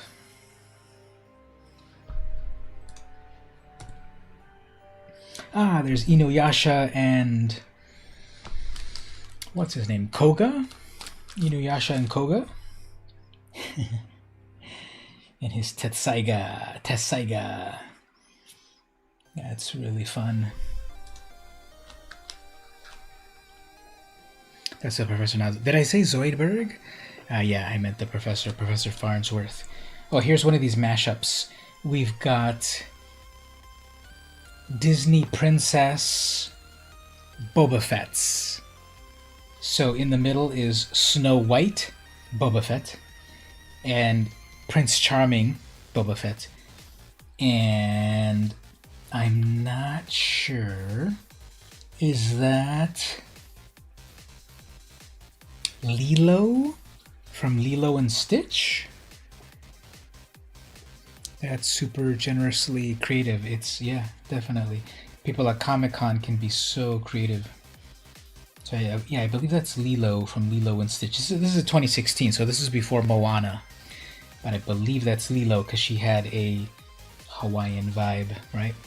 So definitely come by any stream you can. It's been great. It's been great for hanging out. Really appreciate it. The stream is all about hanging out, playing Magic, and hanging out with people, and just chatting and doing fun stuff and learning from each other and building community. Thanks for coming to the stream. Thanks for subscribing on YouTube. Check out the various videos. Check out Patreon. Now, I do have a Patreon that is free. I'll put it in right here. Patreon.com/vmcampos. If you follow for free on Patreon, you'll be alerted to everything that I do, because I do stuff on YouTube, I do podcasts, I do stuff all over the place. If you follow for free on Patreon, you'll be alerted to that. If you go to the $1 tier, you access like on the Planeswalker videos, you get the regular Planeswalker videos like 10 minutes long, whatever. Then the $1 version on Patreon is like 20 minutes long. So if you can do that, that's cool. If not, just follow. The $2 tier on Patreon, I will actually mail you real-life vintage Magic cards for your collection. So that's the Patreon. Thanks for hanging out. Really appreciate it. And we'll be here next week too. Next up, here are the famous San Diego Comic-Con convention stairs. These are the ones that get you up to the next level of the convention center. The convention center is 2 levels, and people just hanging out. So is there anything here? Someone's got a little Ninja Turtle hat. What else do we see here? Oh, there's a Spider-Man. There's a Spider-Man in the corner right there helping a kid. Yeah, these the famous Comic-Con stairs. Raise your hand if you've ever been to San Diego Comic-Con. I have a couple of times. Let's see, next one. There's a Minion when they in 2016. So 2016, is that like the very first year of Despicable Me, and then the Minions were there for the first time, and then now Minions are all over the place? We'll do one more. That is Piccolo and Ash and Pikachu. Oh, Comic-Con.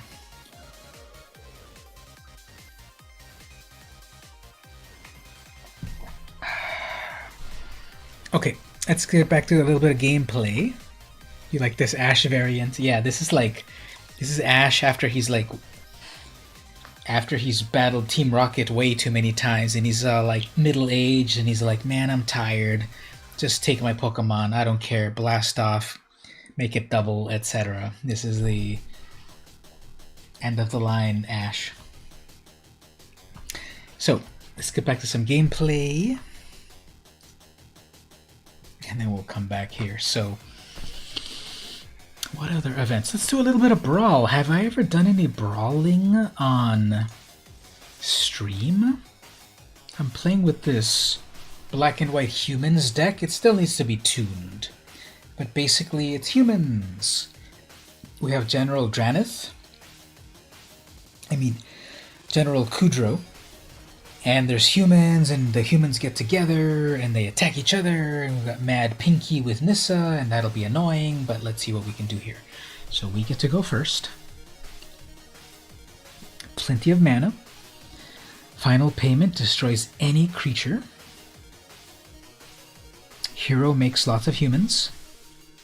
Resolute Rider gives me life gain. So, I would have liked to have some mana ramp, but Kudrow's only 3 mana, so we'll be okay.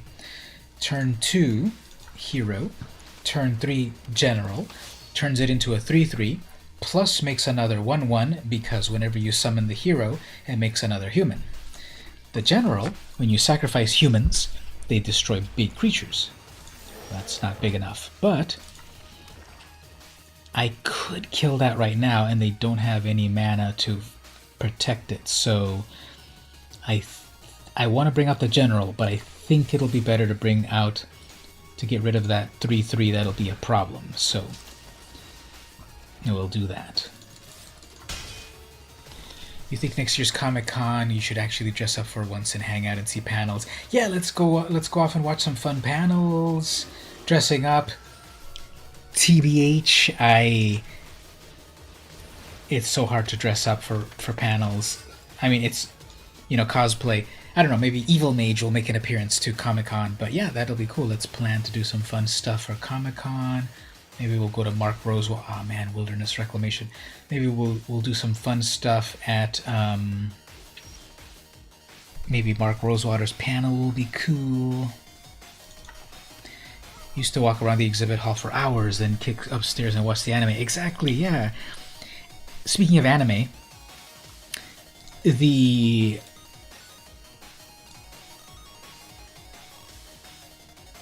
at Comic-Con,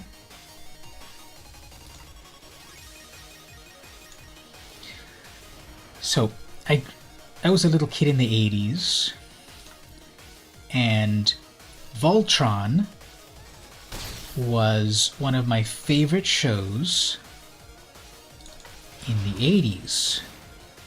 And I have a memory of watching an episode of Voltron where he's getting so beat up, so defeated, like there's he's trapped because of like magnetism or whatever. Voltron is trapped. He's getting like shocked and everything, and he's like, it's like Voltron is gonna die. And that was like way back in like 1986, 87 or something. I have a memory of that. And then I never saw the continuation of that episode of Voltron. At Comic-Con a few years ago, I finally saw the continuation of that episode in the original Japanese. And, oh, okay. Well, I guess I was a little too powerful for my opponent. Even though they had a planeswalker, I guess my humans were a little bit good. So anyway, I finally saw the continuation of that episode of the original Voltron at Comic-Con in the original Japanese, and it was amazing. I forgot what it was, but I just remember that it was amazing. Evil Mage live at Comic-Con, exactly. Dying in the heat of the San Diego summer. Have I seen Voltron on Netflix? I've got to reveal a shocking secret. I don't have Netflix. I don't have any of these streaming services. I don't have Disney Plus, Netflix, Hulu. I don't have any of those. I'm such a cheapskate on that.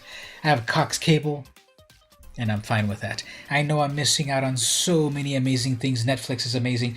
I do own Netflix stock, but I don't have Netflix the channel. And everyone tells me, have you seen this? Have you seen that? And I'm like, I don't have Netflix. I don't know. I'm sorry. But yeah, I don't have Netflix. But is that new Voltron good? Or whatever Voltron you were saying? Have you seen Voltron on Netflix? Are you saying about the original Voltron, or was there a new one? There was a new one. I know there was a new-ish Voltron, but I don't know if it's newer than what I think. And we won a Paradise Druid, which I already have a million of them, I guess. Let's try that again. Let's see if our human deck is gonna work out.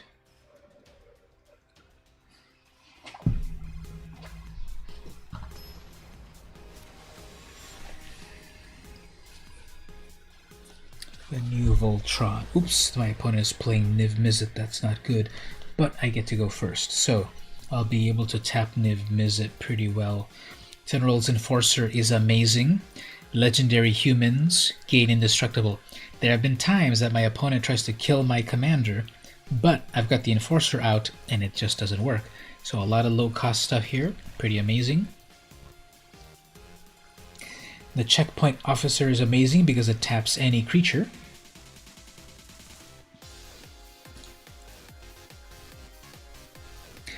It's okay, not as good as the old one. You know, there's a whole generation of youngsters that are like, wow, this new Voltron is amazing. But the original Voltron, then you have to say, well, you know, the US version of the original Voltron is one thing. I don't know how different it would be in other markets. But I know the original Voltron was censored. Because when I was watching the... let's just go for the big guns here. When I was watching the Japanese version of it, I know that it had way more violent stuff and interesting stuff than the originals. Comic-Con fulfills your dreams, finding a missing comic, yeah, or watching the continuation of a series. Exactly. Going over to the, the anime panel and watching a cool series. General Kudro, he's a really, really bad guy, but he makes my humans amazing. So I found a lot of cool comics at Comic-Con as well. What's a cool comic you found at a convention that you never had before? Okay, Riley's a 03. I guess I've got to wreck Riley, because Riley can get amazing. So also at some point this year, Wizards are bringing out the... Yes, Magic is bringing out their... Probably that's the one reason why I would get the Netflix to watch the Magic series. Alright, so my opponent's trying to build a lot, which I guess you gotta do what you gotta do. So 3 becomes 2 mana ramp. I don't really need mana ramp, but usually enjoy going to the art-themed panels. Here we get to exile Riley over here. We're gonna exile their whole graveyard.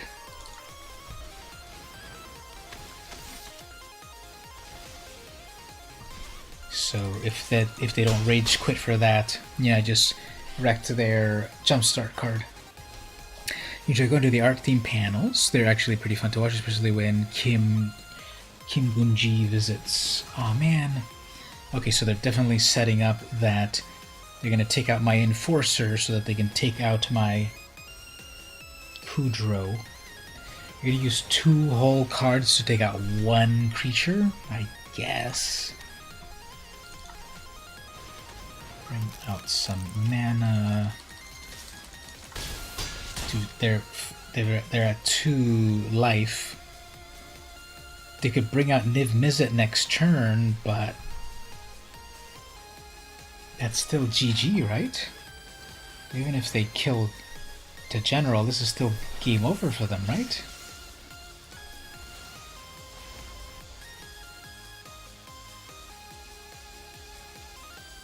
Okay, so they're gonna burn 1 more.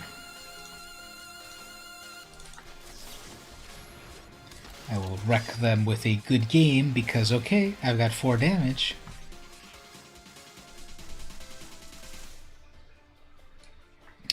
I guess if they drop 1 more land. Okay, well, they didn't drop a land and they have no response. GG! Super Sub 2002.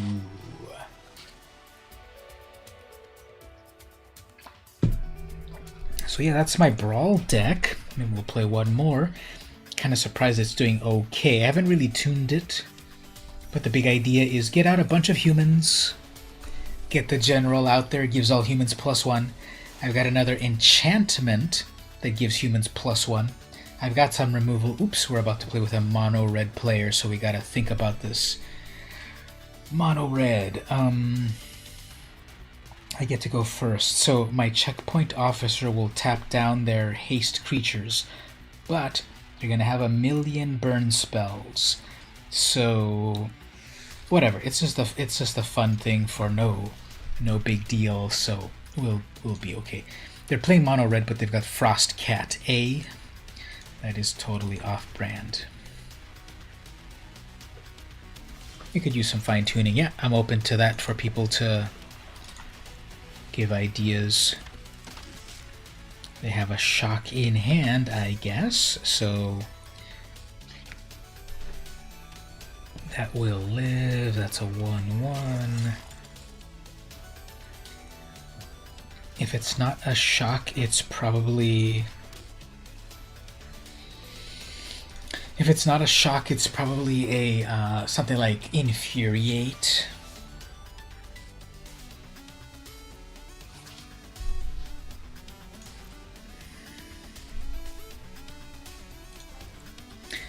Now, if people didn't know, you can actually tap to destroy the environment. If I keep tapping on this column breaks apart. Do people know that? You can actually interact with the environment in this screen. Okay, so let's bring out the general. Oh, that's a 2-3, that's a 3-4. I'll probably block with the trebuchet, the 2-3. Oh, okay, that'll work.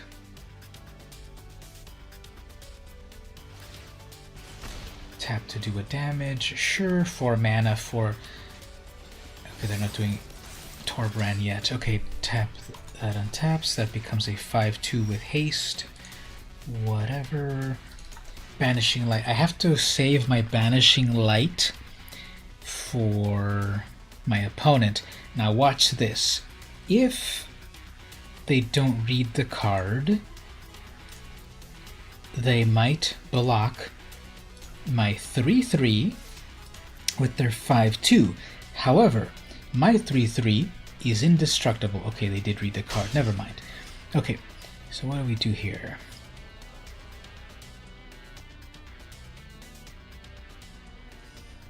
Torbrand's a 2-4, so I'll have to wait on that. I'll just bring everything out. Well, I guess not everything, but a 3-3. Okay, so that's a 4-4. If I have more than 25 life, that becomes double strike. They're going to bring out their Torbrand, which will do a ton of damage. That's fine, but I've got a Banishing Light for it. Now I need 2 mana to tap with my Officer, so that won't work. 5. That'll be 7 damage if they attack with their Paladin.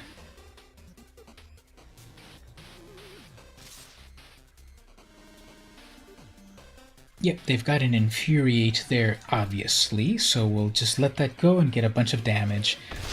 We'll let the Banishing Light get rid of Torbrand, which will then totally tap them out.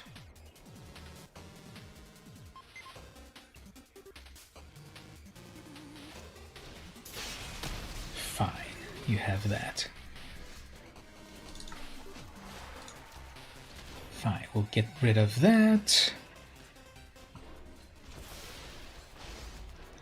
Now, every time I bring a human onto the battlefield, the general does its thing, but I don't have enough for that yet. So let's exile one more thing. 3, 4, 5, 6. That's going to be 6 damage.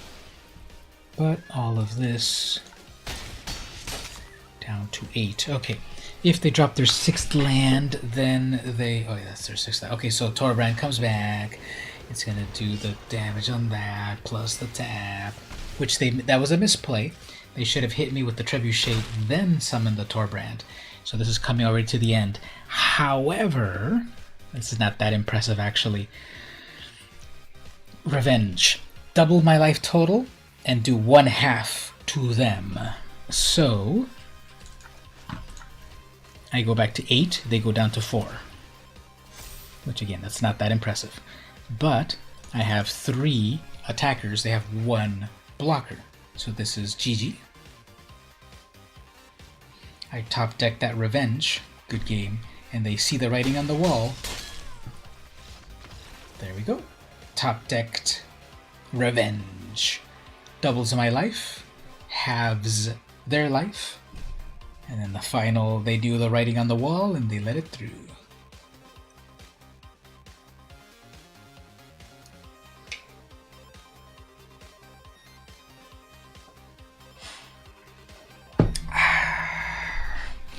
Thank you on that. Yeah, that drink. So that was the first one. That was the first time I ever made that drink. It's ice, vanilla extract, sugar, milk,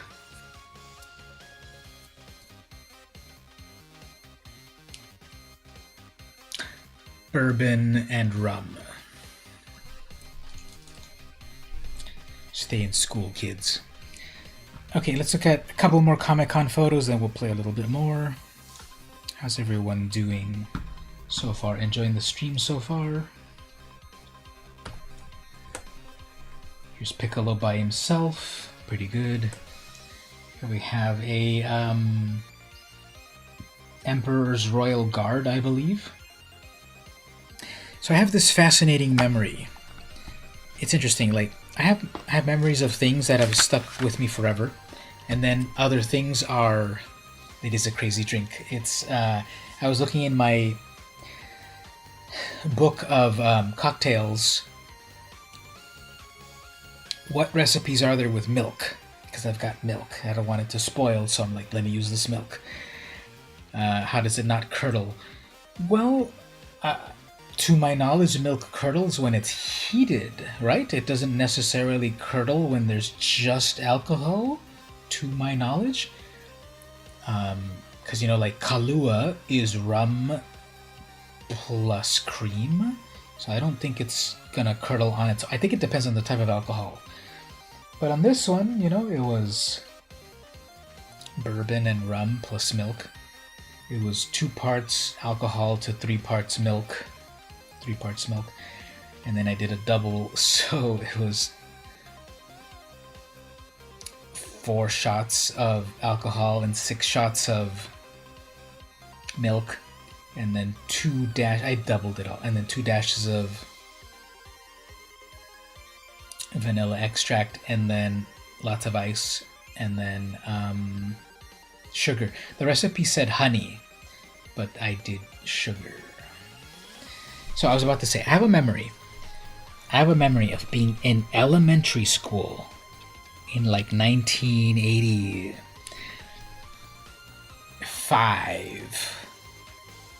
I have a memory of a memory. I remember being in like 1985, remembering these characters here. I remember the Royal Guards. So I have a memory of a memory where in elementary school, I remember remembering these characters that totally looked amazing. So somehow, you know, Return of the Jedi, 1983, so sometime in 84, 85, 86, somewhere around there, I remember being in elementary school, Bayside Elementary, and remembering these characters. So it's like, wow, memory is a thing. Does anyone know what character this is? I was only able to get the back of its head. His head. But does anyone know what character this is at San Diego Comic-Con 2016?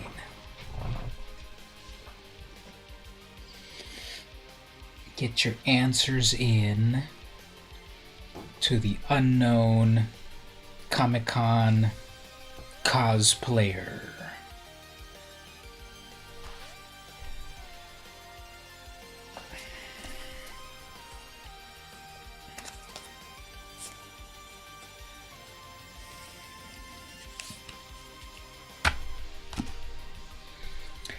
That is the back of the head of Rick Sanchez from Rick and Morty.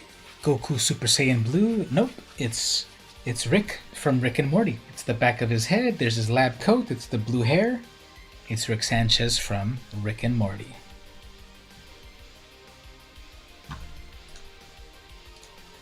Next up, speaking of Rick and Morty, here's a rare photo of VM Campos without his eye gear, hanging out with the creator of Rick and Morty, Justin Roiland. Very blurry photo, so Justin Roiland and me. Yep, there's Justin Roiland, me and him hanging out. I'm giving him great ideas about the next season of Rick and Morty. That's why it was so late last time. No, that was us just... I was going to a part of the convention center where there were escalators. Actually, this was in the hotel next door, the Hilton or whatever. And I was going up the escalator. And then I look over there and I hear a voice, and I'm like, that's Justin Roiland, creator of Rick and Morty, voice of Rick and Morty. And I'm like, do I bring up the courage to bother him for a photo? And I said, yeah, I gotta do it. This is a once-in-a-lifetime thing. So I tapped him on the shoulder or something. And then I said, hey, I forgot what I said. I said, hey, Justin, I love your work or whatever. Do you mind if we take a little selfie? He said, like, yeah. ooh wee, sure thing. I forgot what he said. And then so I did the selfie thing right here, and clearly it came out all blurry. You know, I'm in focus, but then obviously he's the more important part of it. And then so, yeah, we took a photo right here. We got it. This is the only one I have of him. And then I'm like, yeah, thank you so much. I love the show, blah, blah, blah. And then we kept going up the up the escalator, and he went off to do his thing. And then, yeah, I met the creator of Rick and Morty right there. I forgot who else he was with. He was with an entourage of like 3 or 4 other people. And then, yeah, he went to go do his thing. I did not see Dan Harmon. It was just him and 3 or 4 other people. And so I got a great photo of Justin Roiland that I can show off right there with the to the world. Now, I need to Photoshop it so that I have the official VM Campos eyewear right here. But that's it right there. I am brave. You wanted to ask a picture of the Super Annie crew, like Kim's art school name with them, but you chickened out. Yeah, you know, that's very common, that there's so many famous people, and then it's like, do I want to bother them? Am I going to get a good photo from them? And you never know. Some people are going to be jerks, but it seems that like 99% of them, especially at Comic-Con, are going to be nice because they're there for the fans. I'm not saying, you know, ask them to sign 20 things or whatever, but if you just say, hello, I'm a fan, can I take a photo? They'll probably do it. Somehow you can watch them draw for hours and not get bored. Yeah, like, this artistic stuff is definitely cool. Here is Fox McCloud. So right after, because going up the escalator and then around the corner, then I saw Fox McCloud, so another famous person. Speaking of Goku, here is Goku. And I believe his hair is like 3D printed, because I can't really zoom in further, but his hair was like stiff resin or something. So Super Saiyan Goku level 7 or whatever, I don't know. And he's posing. We'll look at a couple more, back to some gameplay. Next, Spider-Gwen. So in Spider-Gwen, I believe she debuted in 2014, maybe 2015. So this was before the movie, Edge of Spider-Verse, and people were dressing up as Spider-Gwen, very authentic. The shoes are good, the suit is good, the hoodie and everything. So yeah, Spider-Gwen cosplay 2016. Silver Surfer and Emma Frost. What is her mutant name? The White Queen. Emma Frost, the White Queen. Silver Surfer. So basically a guy walking around in a Silver Surfer. Silver Surfer and the White Queen, exactly. So a guy basically walking around in a bikini, in a little Speedo, painted completely silver, with his really big longboard, and then Emma Frost, White Queen, posing right by the pretzel cart. Oh well, it's a really good Silver Surfer, except for those sandals, or those flip-flops. If you look at those sandals down there, Emma Frost looks pretty good as well. Kind of a mishmash, a little bit of different versions of Emma Frost. I see sort of like the X-Men First Class version with like a little bit of the eye thing, the big old X right there. I think that's like her version when she was a good guy for a little while. All right, let's do a little bit more gameplay, then we'll come back. Actually, let's look at some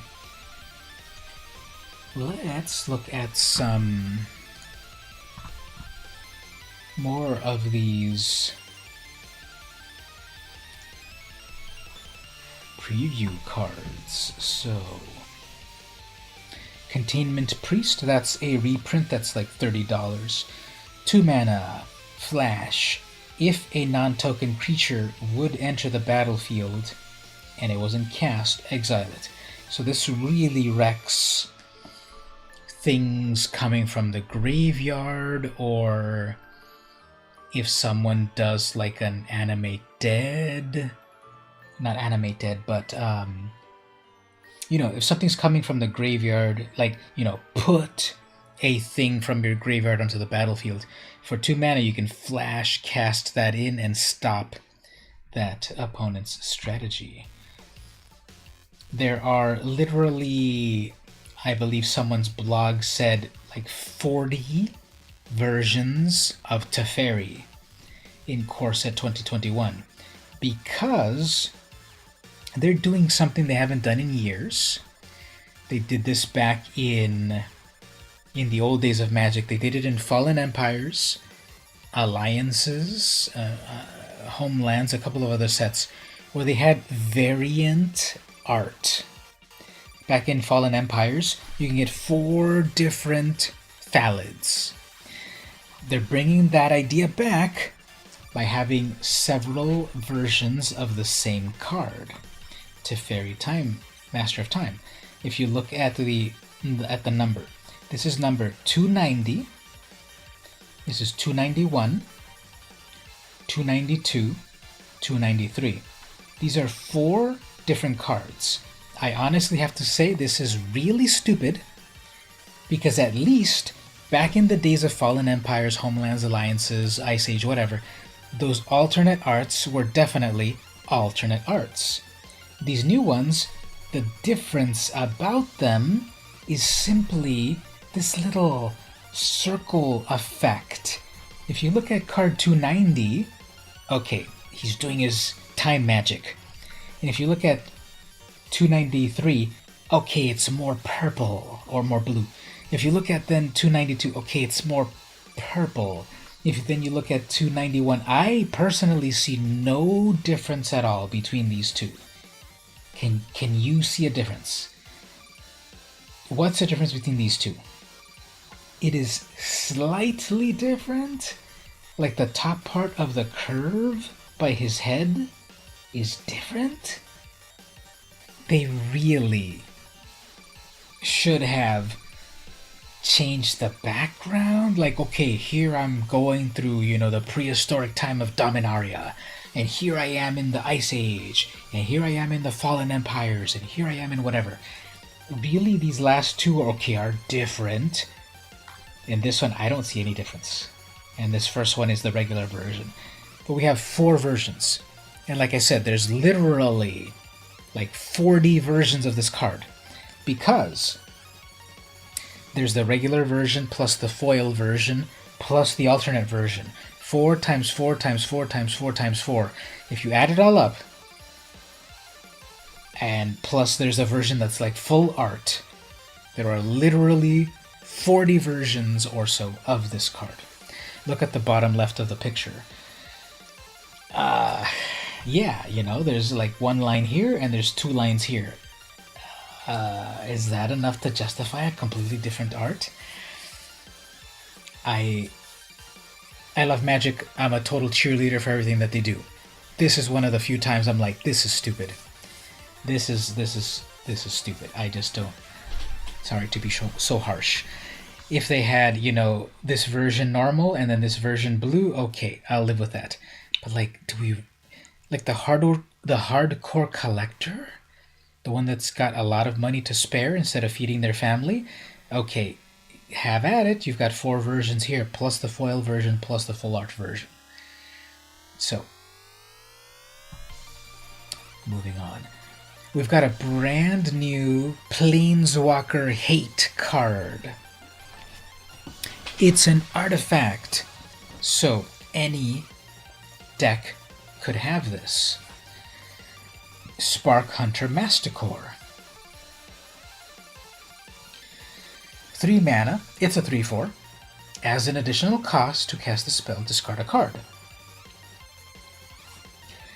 So you've got to pay 3 plus discard. You get a 3/4. Then, this has protection from Planeswalkers. This has never existed ever. This has protection from Planeswalkers, meaning if a Planeswalker wants to target this card, it's got hex proof, basically, from Planeswalkers. So anything that would damage, enchant, target, or B. What's the B? Something. Planeswalkers cannot target this card at all. Pay 1. Spark Hunter Mastercore deals 1 damage to target Planeswalker. So if you need to take out a Planeswalker, you pay X amount in colorless mana to ping them directly. Or 3 colorless, or 3 generic. Spark Hunter gains indestructible until end of turn. So if you've got something like Chandra, Torch of Defiance, whatever the 6 mana Chandra is that is uncounterable, that one can do a 3 damage right away. You pay 3 here and it gains indestructible. So people that hate Planeswalkers, we've got the new card for you. 3 mana, protection from Planeswalkers, pay X to deal damage directly to a Planeswalker, gains indestructible, etc. And once again, we get Rin and Seri, the cat dog card. You can think of many uses for the Masticore. Definitely, Planeswalkers have really become a big part of the game, and this is one of these cards that's trying to deal with it. Dranith Magistrate is another one where it costs... No, not that one. What's it called? That one card that cost from Theros. Now it costed more to cast, to play the abilities. So, let's get back over here. What card did we win? We got a Depose, Deploy. It taps a creature, draws you a card, or makes Thopters.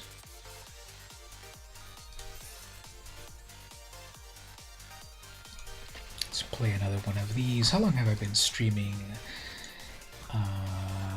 It's about to be 4 hours, 8, 9, 10, 11, 12.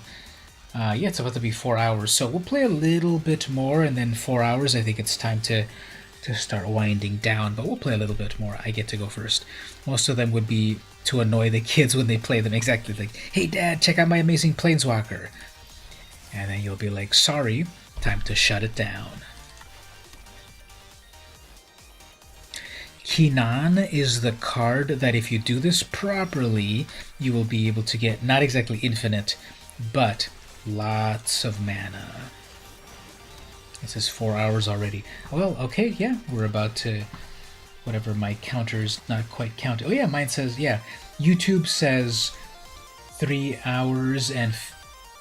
Oh wait, why did I see that? Oh, never mind. Yeah, YouTube says 4 hours and 5 minutes. Okay, I guess we'll do this as the last game, so hopefully we win. If not, we played a lot of Magic and had a lot of fun. Okay, we've got Kinan. Okay, this is kind of perfect, unfortunately, for the opponent. You get to cast your Kinan again. Another one that they hate is Deathlord Salamgar. I gotta look that one up. Sulamgar. That's one of those dragons, right? It does amazing stuff. All those dragons do great stuff from Dragons of Tarkir. You should have said a lower number.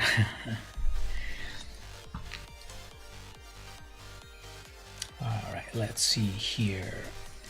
So I have the Twin Blade Paladin, but it's not a lot of life gain action in this deck. But if I can... Actually, I can summon it right now. It's got double strike, so I can live with that.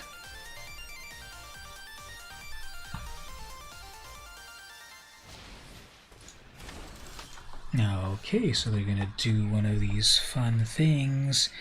As for myself, I have a double strike creature if I don't lose life.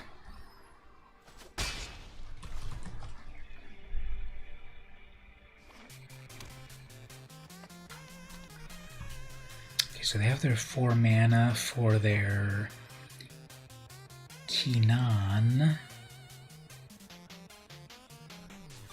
They could summon their 5. Okay, they're gonna summon their 5/5. Sure.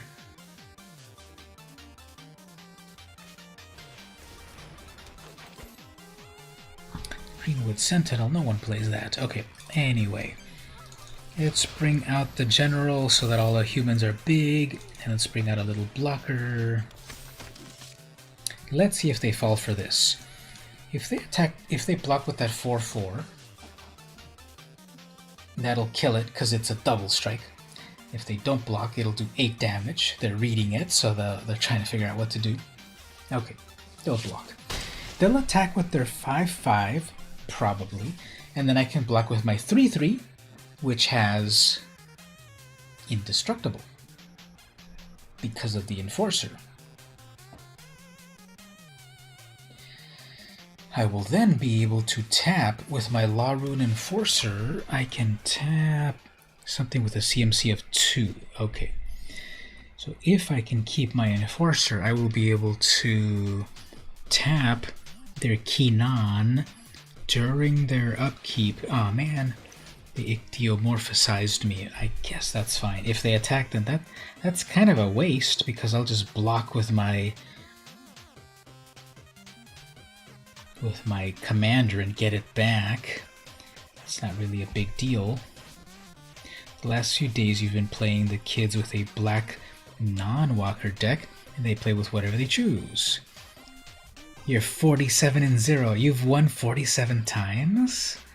That's pretty impressive.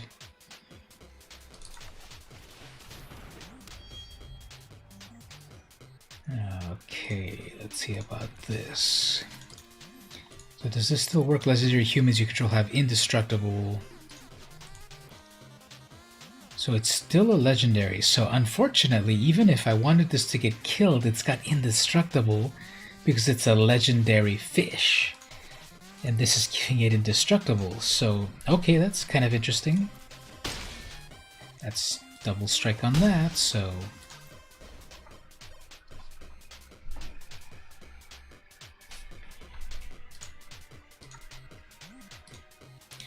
The Ravnica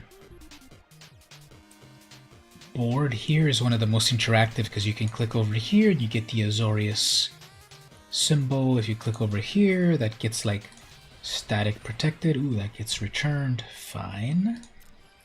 Do not care.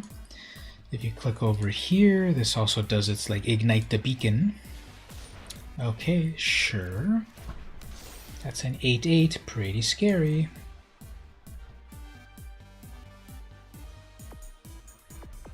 What I could do is tap their thing on their turn. I could also get some sweet revenge. Well, let's do it after the attack. That's what it's more impressive. So I'm going to attack with a 2/3.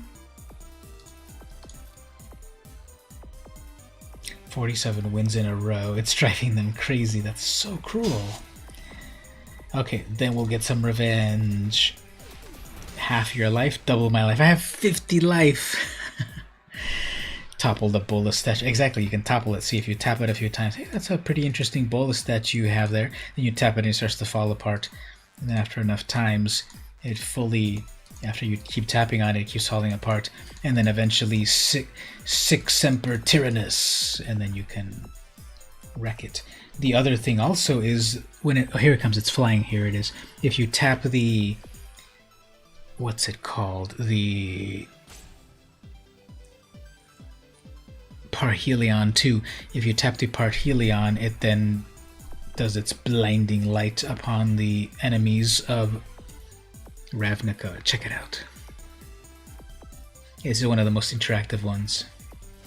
The Theros one is one of the worst ones. It doesn't really do much. Ah, they're gonna bounce back my 1/2. Do not care.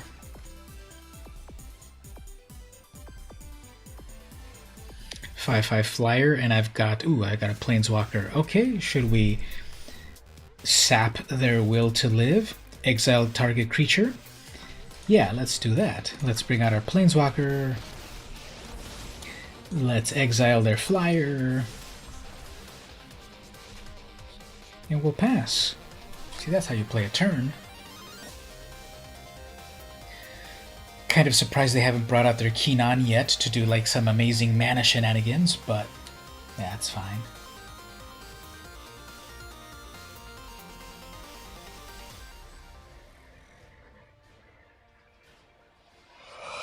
Oh, I'm gonna have a nice sleep after the stream. And then tomorrow I've got to buckle down and prep myself for work on Monday. Ooh, that's nice. It's not really going to do any damage, however. So, okay. Did you forget I've got another Planeswalker? I mean, I've still got a Planeswalker, so how about we exile your 8/8? And then we'll just bring out whatever, and then I can Tactician at some point. I can't attach that yet. That'll be funny. I can attach my mace to my 0/1 fish. Now let's see, hopefully I don't regret exiling their... Well, Kinan will only care about this naturalist, so that's not going to be bad. Whenever you tap a non-land permanent for mana, add 1 extra. Oh, and it's going to do the +5. Okay, yeah, so am I going to regret this? Nah, we won't regret this. Because here they get to, you may put 1 non-human. Yeah, a 2/1. Here you're still doing the 50 life thing. That was already a challenge from a little while ago, so it's not on the current challenges. If we look briefly over here, the current challenges are Pentawin, stream for 20 hours, not non-stop, stream for 10, stream for 5, stream for 3, and then give people a raid. So there's not a lot of challenges at the moment, so the 50 life one isn't available at the moment. Upcomings is nothing too impressive. So yeah, I missed the 50 life one. Okay, should we wreck this? Yes, let's Ardenvale Tactician to give me an empty board. Attach the mace right here. Bring in another creature. My fish is a 2/3. 1 life. I should have put life gain on that. Whoops, to gain 4 more life. So okay. So my general got turned into a fish, but the fish can still hold a mace, and that then let it attack a little bit more. So create a 1/1 human, whatever. Have 50 life and they have 1 life. Now, I don't know what's my highest life total ever, but this is kind of cool to screenshot that I have 50 life. So that makes them a 1/1.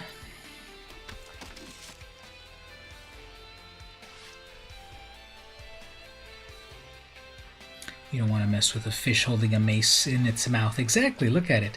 When my general got turned into that little fish, I put a mace into its mouth, and then it'll do its thing.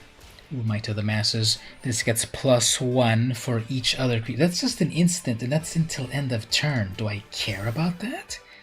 That's a 6/5? I don't care about that, because then...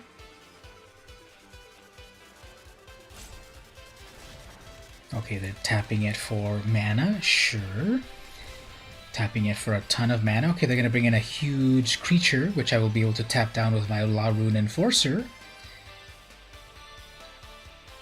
Fine, they made 5, 6, they made 7 mana. And then they're ending their turn. Antanobaka, because...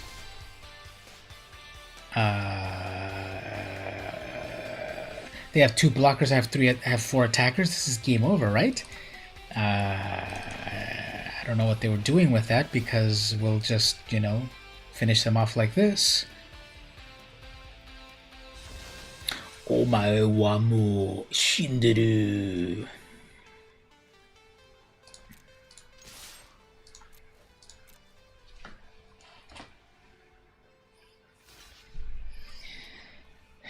Yeah, that's, we'll just put some indestructible on that for some reason. I should have put lifelink again on it. Anyway, Wonder Dog Man.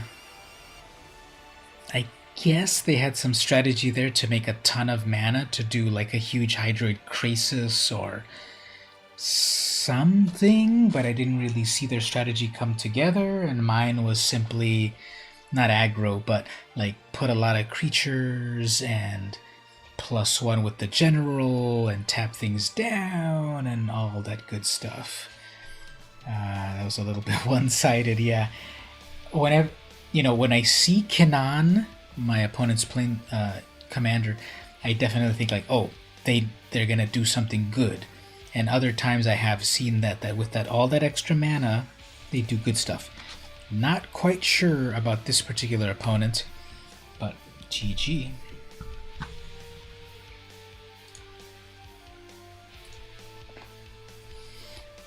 Let's look at some of the last of the IRL cards, and then we'll wrap it up. Thanks everyone for hanging out, but let's look at a couple more real-life cards. Let me fix my focus right over here. We've got the Stream of Life. When is Arena coming to phones and tablets? Definitely this year. They haven't said exactly when, but Arena is coming to phones and tablets this year. So we got Stream of Life, green +X, target player gains X life. So you pump a bunch of mana into this, you gain a bunch of life and prolong the game. I remember the original Stream of Life. Speaking of which, the original Stream of Life had a stream. This one, I guess that's a stream, but what I see is like some sort of djinn or something, and I don't really think about it as a stream. Yeah, exactly, really, yes. They did say on some of their recent previews of Arena that mobile is coming this year. So we can get to see that. You're going to hit that hard when it does. Would it be too soon on asking about for fall semester? Yeah, I'm not sure when fall semester starts, but what I would be teaching would be web design, probably web design. So Stream of Life. Conversely, in the other pack that I then got the opposite sort of, Howl from Beyond. So look at that Howl from Beyond. I never saw that art before. This is 1 black +X. Target creature gets +X +0 until end of turn. Whether it howls for hunger or for joy, you're in trouble just the same. Some weird freaky creature right there, and so there's that. Check it out right here. So the classes look the same. Yeah, they kind of cycle. Our department keeps doing the same classes over and over. Just depends on the semester and such. Check it out right here, Mark. This is a card from back in the day, but it's got the brand new art. Prodigal Sorcerer. This is a really badass looking Tim. Remember the original Tim was like kind of like medieval style, and this guy's like, I am going to F you up, tapping you for 1 point at a time. So there's Prodigal Sorcerer. 3 mana, you get a 1/1, tap it to deal 1 damage to any target. Sack it and fling it. Yeah, that's a good point. You do Howl from Beyond to do a bunch of damage, and then you fling it to do the final bit of damage. It was a good card back in the day. This is, can you believe it? This is one of the cards that's nowadays, because of New World Order, is not printed anymore at common. If they were going to print this card nowadays, they would print it at least uncommon. New World Order is a philosophy of Magic that started definitely after 7th edition, but it's a philosophy of Magic where they don't print very complicated common cards. And even though, like, yeah, tap to do 1 damage, what's complicated about that? The theory about it is that, like, if a person attacks, like right here, if they're going to attack with this 1/1, I'm going to attack you with my 1/1 because it's going to do stuff. Well, all that you do is do the tap and do 1 ping, and then it's dead, so the opponent doesn't even get a chance to do anything. So the philosophy of current Magic New World Order is that this card is nowadays too powerful for common. He wastes his amazing talents on proving how amazing he really is. Look at a couple more. Getting ready to head off to bed. Oh, look at this one. Here's another one from back in our day. Regeneration! The enchantment for 2 mana. Attach it to a creature. Pay 1 green, and then regeneration. And then regenerate that creature. What about the typo? The pyro version. What do you mean? Enlighten me on that. The typo on what? So that one is regeneration, but this goes back to some of my favorite art. Let's look at this right here. I was actually going to look at Silumgar right here. But before that, so we've got here the card called Regeneration. So the original, where do we go for arts? Right here. So the regeneration art that I love is, back on the 4th edition, Regeneration. Well, here it is. Where is it? 4th edition Regenerate. I love that art. This is gives me so many memories. Quentin Hoover art. The guy bringing his arm back to life. But the text of it always confused me and my brother when we played back in the day. This confused us so much. Green. Regenerate target creature regeneration and chance. For whatever reason, I remember playing back in 1995 that the wording on this was so confusing. We thought it was 2 things. Regenerate target creature, period. Regeneration and chance. For some reason, we thought it was 2 sentences that we still couldn't figure out what it was about. But it's 1 sentence that says, regenerate the target creature that this is attached to. Eventually, in 7th edition, it was simply regenerate enchanted creature. Prodigal Pyromancer. I'm not even sure about what that card is, so let's look it up here. Prodigal. How many Prodigal cards exist? Prodigal Pyromancer, Prodigal Sorcerer. There's only 2 Prodigal cards in all of the world of Magic. 1 red, 1 blue. So if we look at Prodigal Pyro, the print-ins that we have are Iconic Masters, which was reprinted back just recently-ish in 2017. Before that, we had Planar Chaos. So what is the typo? If you go to the first one, Planar Chaos. Prodigal Pyro deals 1 damage to target creature or player. So it's the red version of Tim.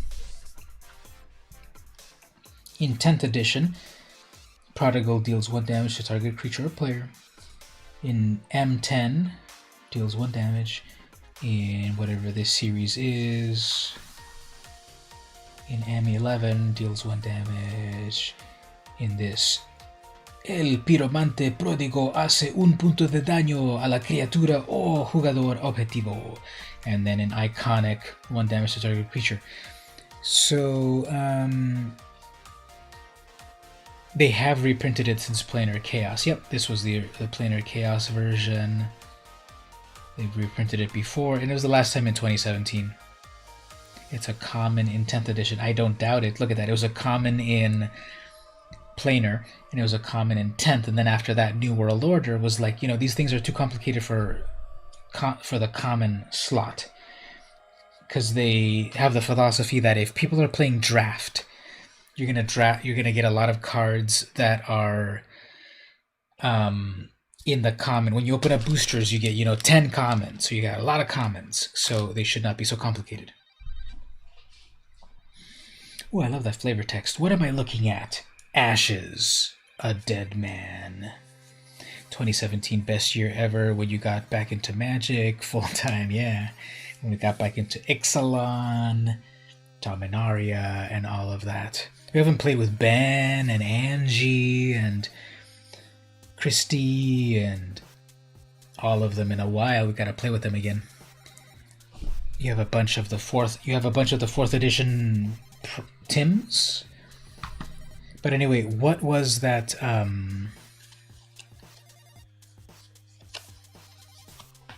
What about the pyro? Yeah, I guess somehow my mind invented that you wrote somewhere typo, but you just wrote pyro. So I don't know why I thought. I blame this right here. I thought you had said somewhere there typo, but you just wrote pyro. So yeah, the pyro version of it from 2017. I was gonna look over here. You were talking about Silumgar something. Dragon Lord. Which is the card? Silumgar Monument. Silumgar's Command. Silumgar the Drifting Death. Which is the one you said you like to break or wreck your kids with? Dragon Lord Silumgar?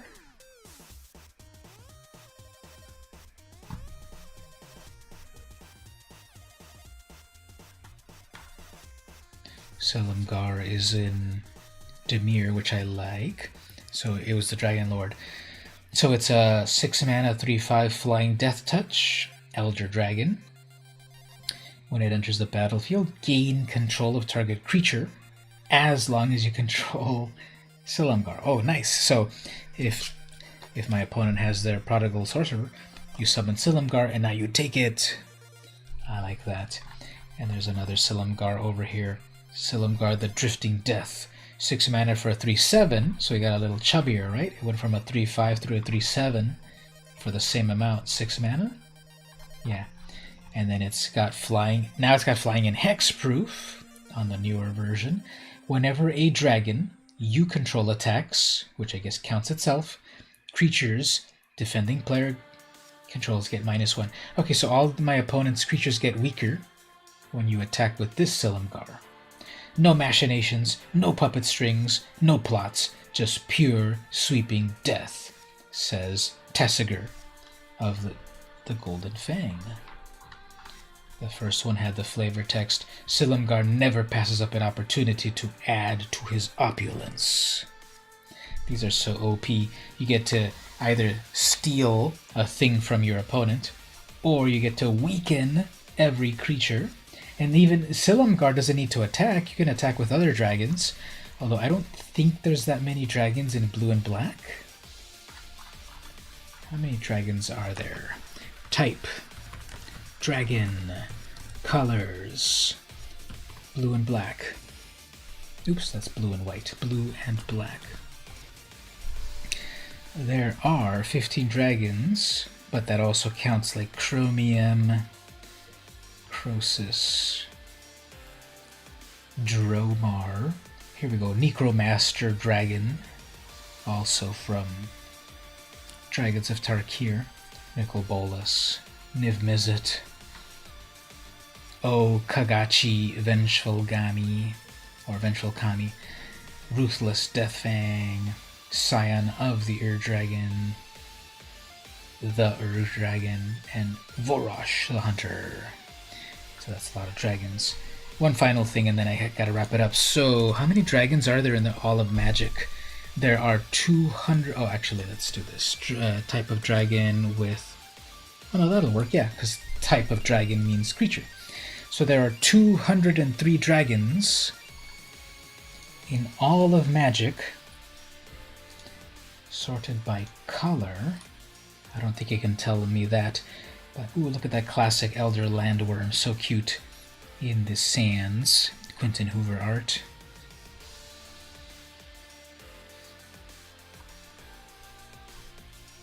There's very little white dragons. Beltol Dragon, there's a few blue dragons. Mist Dragon, I remember that one. 6 mana for a 4/4. That it can automatically fly or turn off flying or phase out. That's fun. Quicksilver Dragon, Acid Spewer Dragon, Bone Dragon, Cookshow the Evening Star, Ebon Dragon. So it looks like 90% of the dragons are in red, because I'm already going to the red over here. So many red dragons. Yeah, that makes sense. So many red dragons. How many green dragons? Color equals green. There's 5 dragons in all of Magic. Canopy Dragon, Destructor Dragon, Foe, Razor, Regent, Herd Chaser Dragon, and Jugon, the Rising Star. So here's some great trivia to say on the next trivia night. Did you know that there are only 5 green dragons in all of the world of Magic? And furthermore, did you know that only one of those 5 is not named something dragon? Everything else is a something dragon. I get, never mind, 2 of them. Jugon and Foe Razor Regent, so never mind. Elderland Worm is not a dragon, it's a worm. That's interesting, yeah. Why did it show up here in my search? Elderland Worm, Summon Worm, but if we click on it, the current... Oh, it's a dragon worm. Check it out. It's both dragon and worm. You had 4 of them, but you gave the canopy dragon. Yeah, I remember. Yes, thank you so much on that. The canopy dragon is in my my sets over here, in my Mirage set that I still need to complete. But yeah, this is really cute right there. So we got a what with emoji on. Yep, that's the trivia right there. Out of so many dragons, there's only 5 dragons that are green.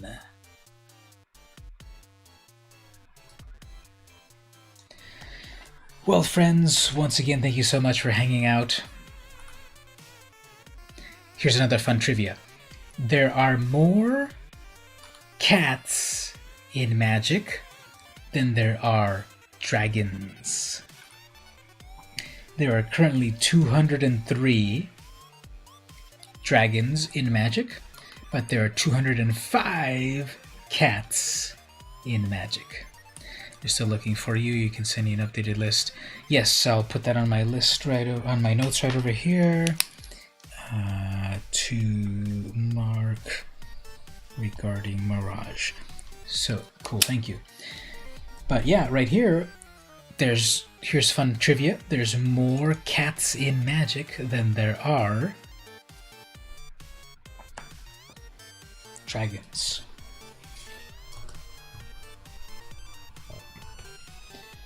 There are 84 white cats,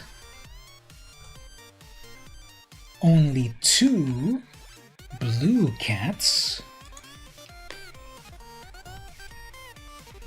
10 black cats, 20 red cats,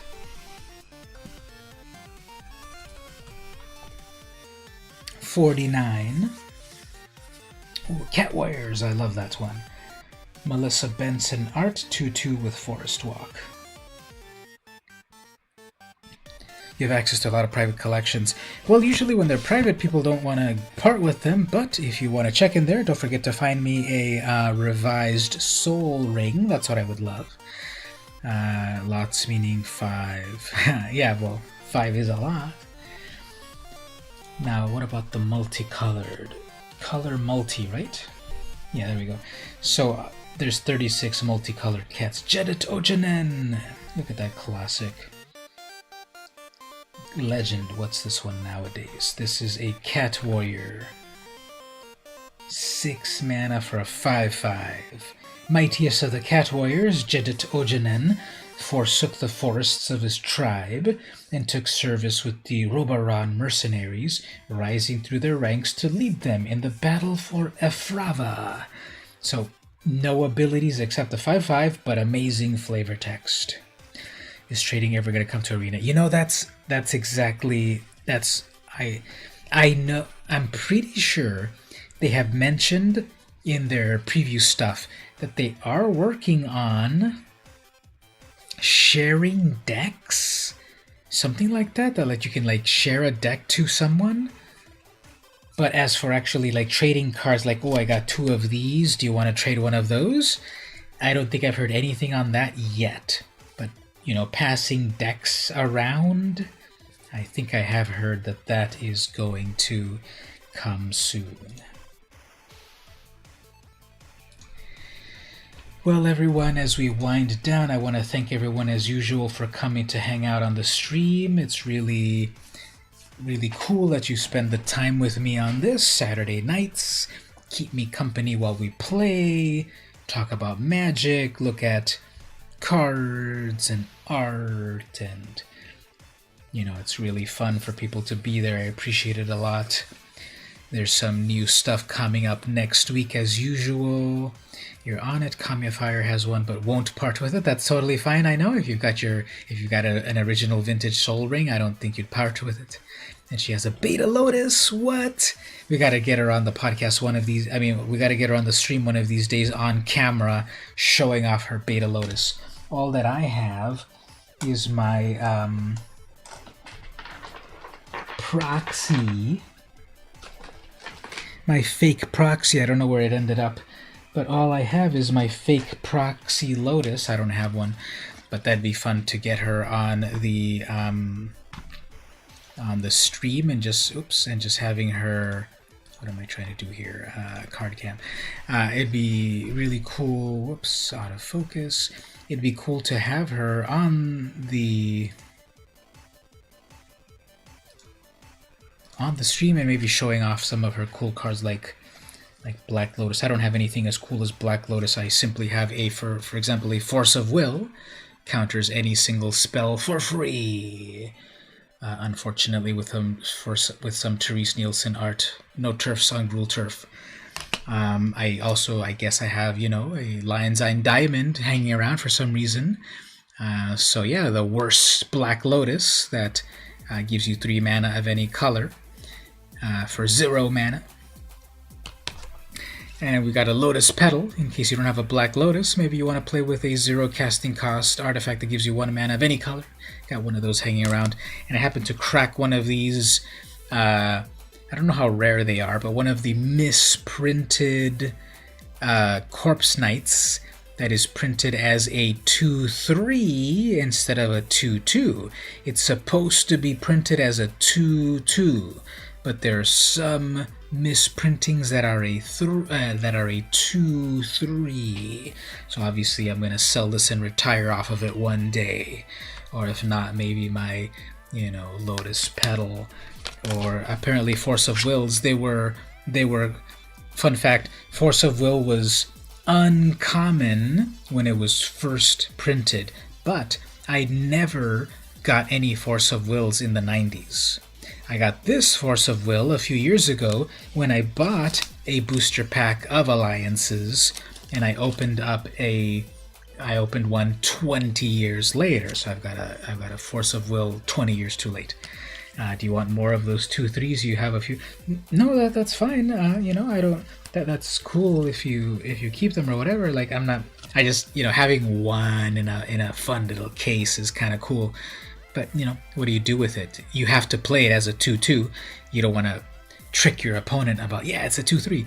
The official of it is that it is a 2/3, and so, that's fine. You can keep your copy. And then we've got the classic Margaret Organ Keane artwork of Lion's Eye Diamond from Mirage 1996, the Broken Black Lotus. So everyone, thanks for hanging out. Check out the YouTube for new stuff. Next week, got the podcast. If you haven't subscribed to the podcast, that'd be cool if you do. Remember, on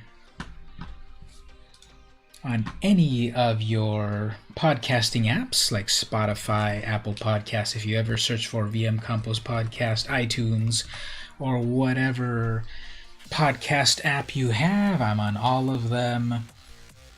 So you can go get it off SoundCloud, iTunes, Spotify, Pandora, etc. We talk about magic. I have a guest on most of the time, and we talk about magic. I had Dragosi on the most recent podcast. We talked about magic past, present, and future. We had some fun times as usual. So There's 75 episodes of the podcast so far, as well as my comic book podcast. There's 218 episodes of that. And on the most recent one, I reviewed a brand new zombie comic. Now that The Walking Dead has ended, I'm reviewing... There's a new series. If instead of the audio version, there's going to be video versions on YouTube. So I've got the video version of the podcast. You can listen, you can watch my interview with Dragosi or my review of the comic right there. So that's a little self-promo. Thanks everyone for hanging out. This has been VM Campos. Stay safe, wash your hands, take some me time as necessary, hug your loved ones, play some Magic, be good to each other, and I'll be back next. Me and Link will be back next time for some Arena and the rest next Saturday at 8 p.m. Thanks so much for coming by. See you next time.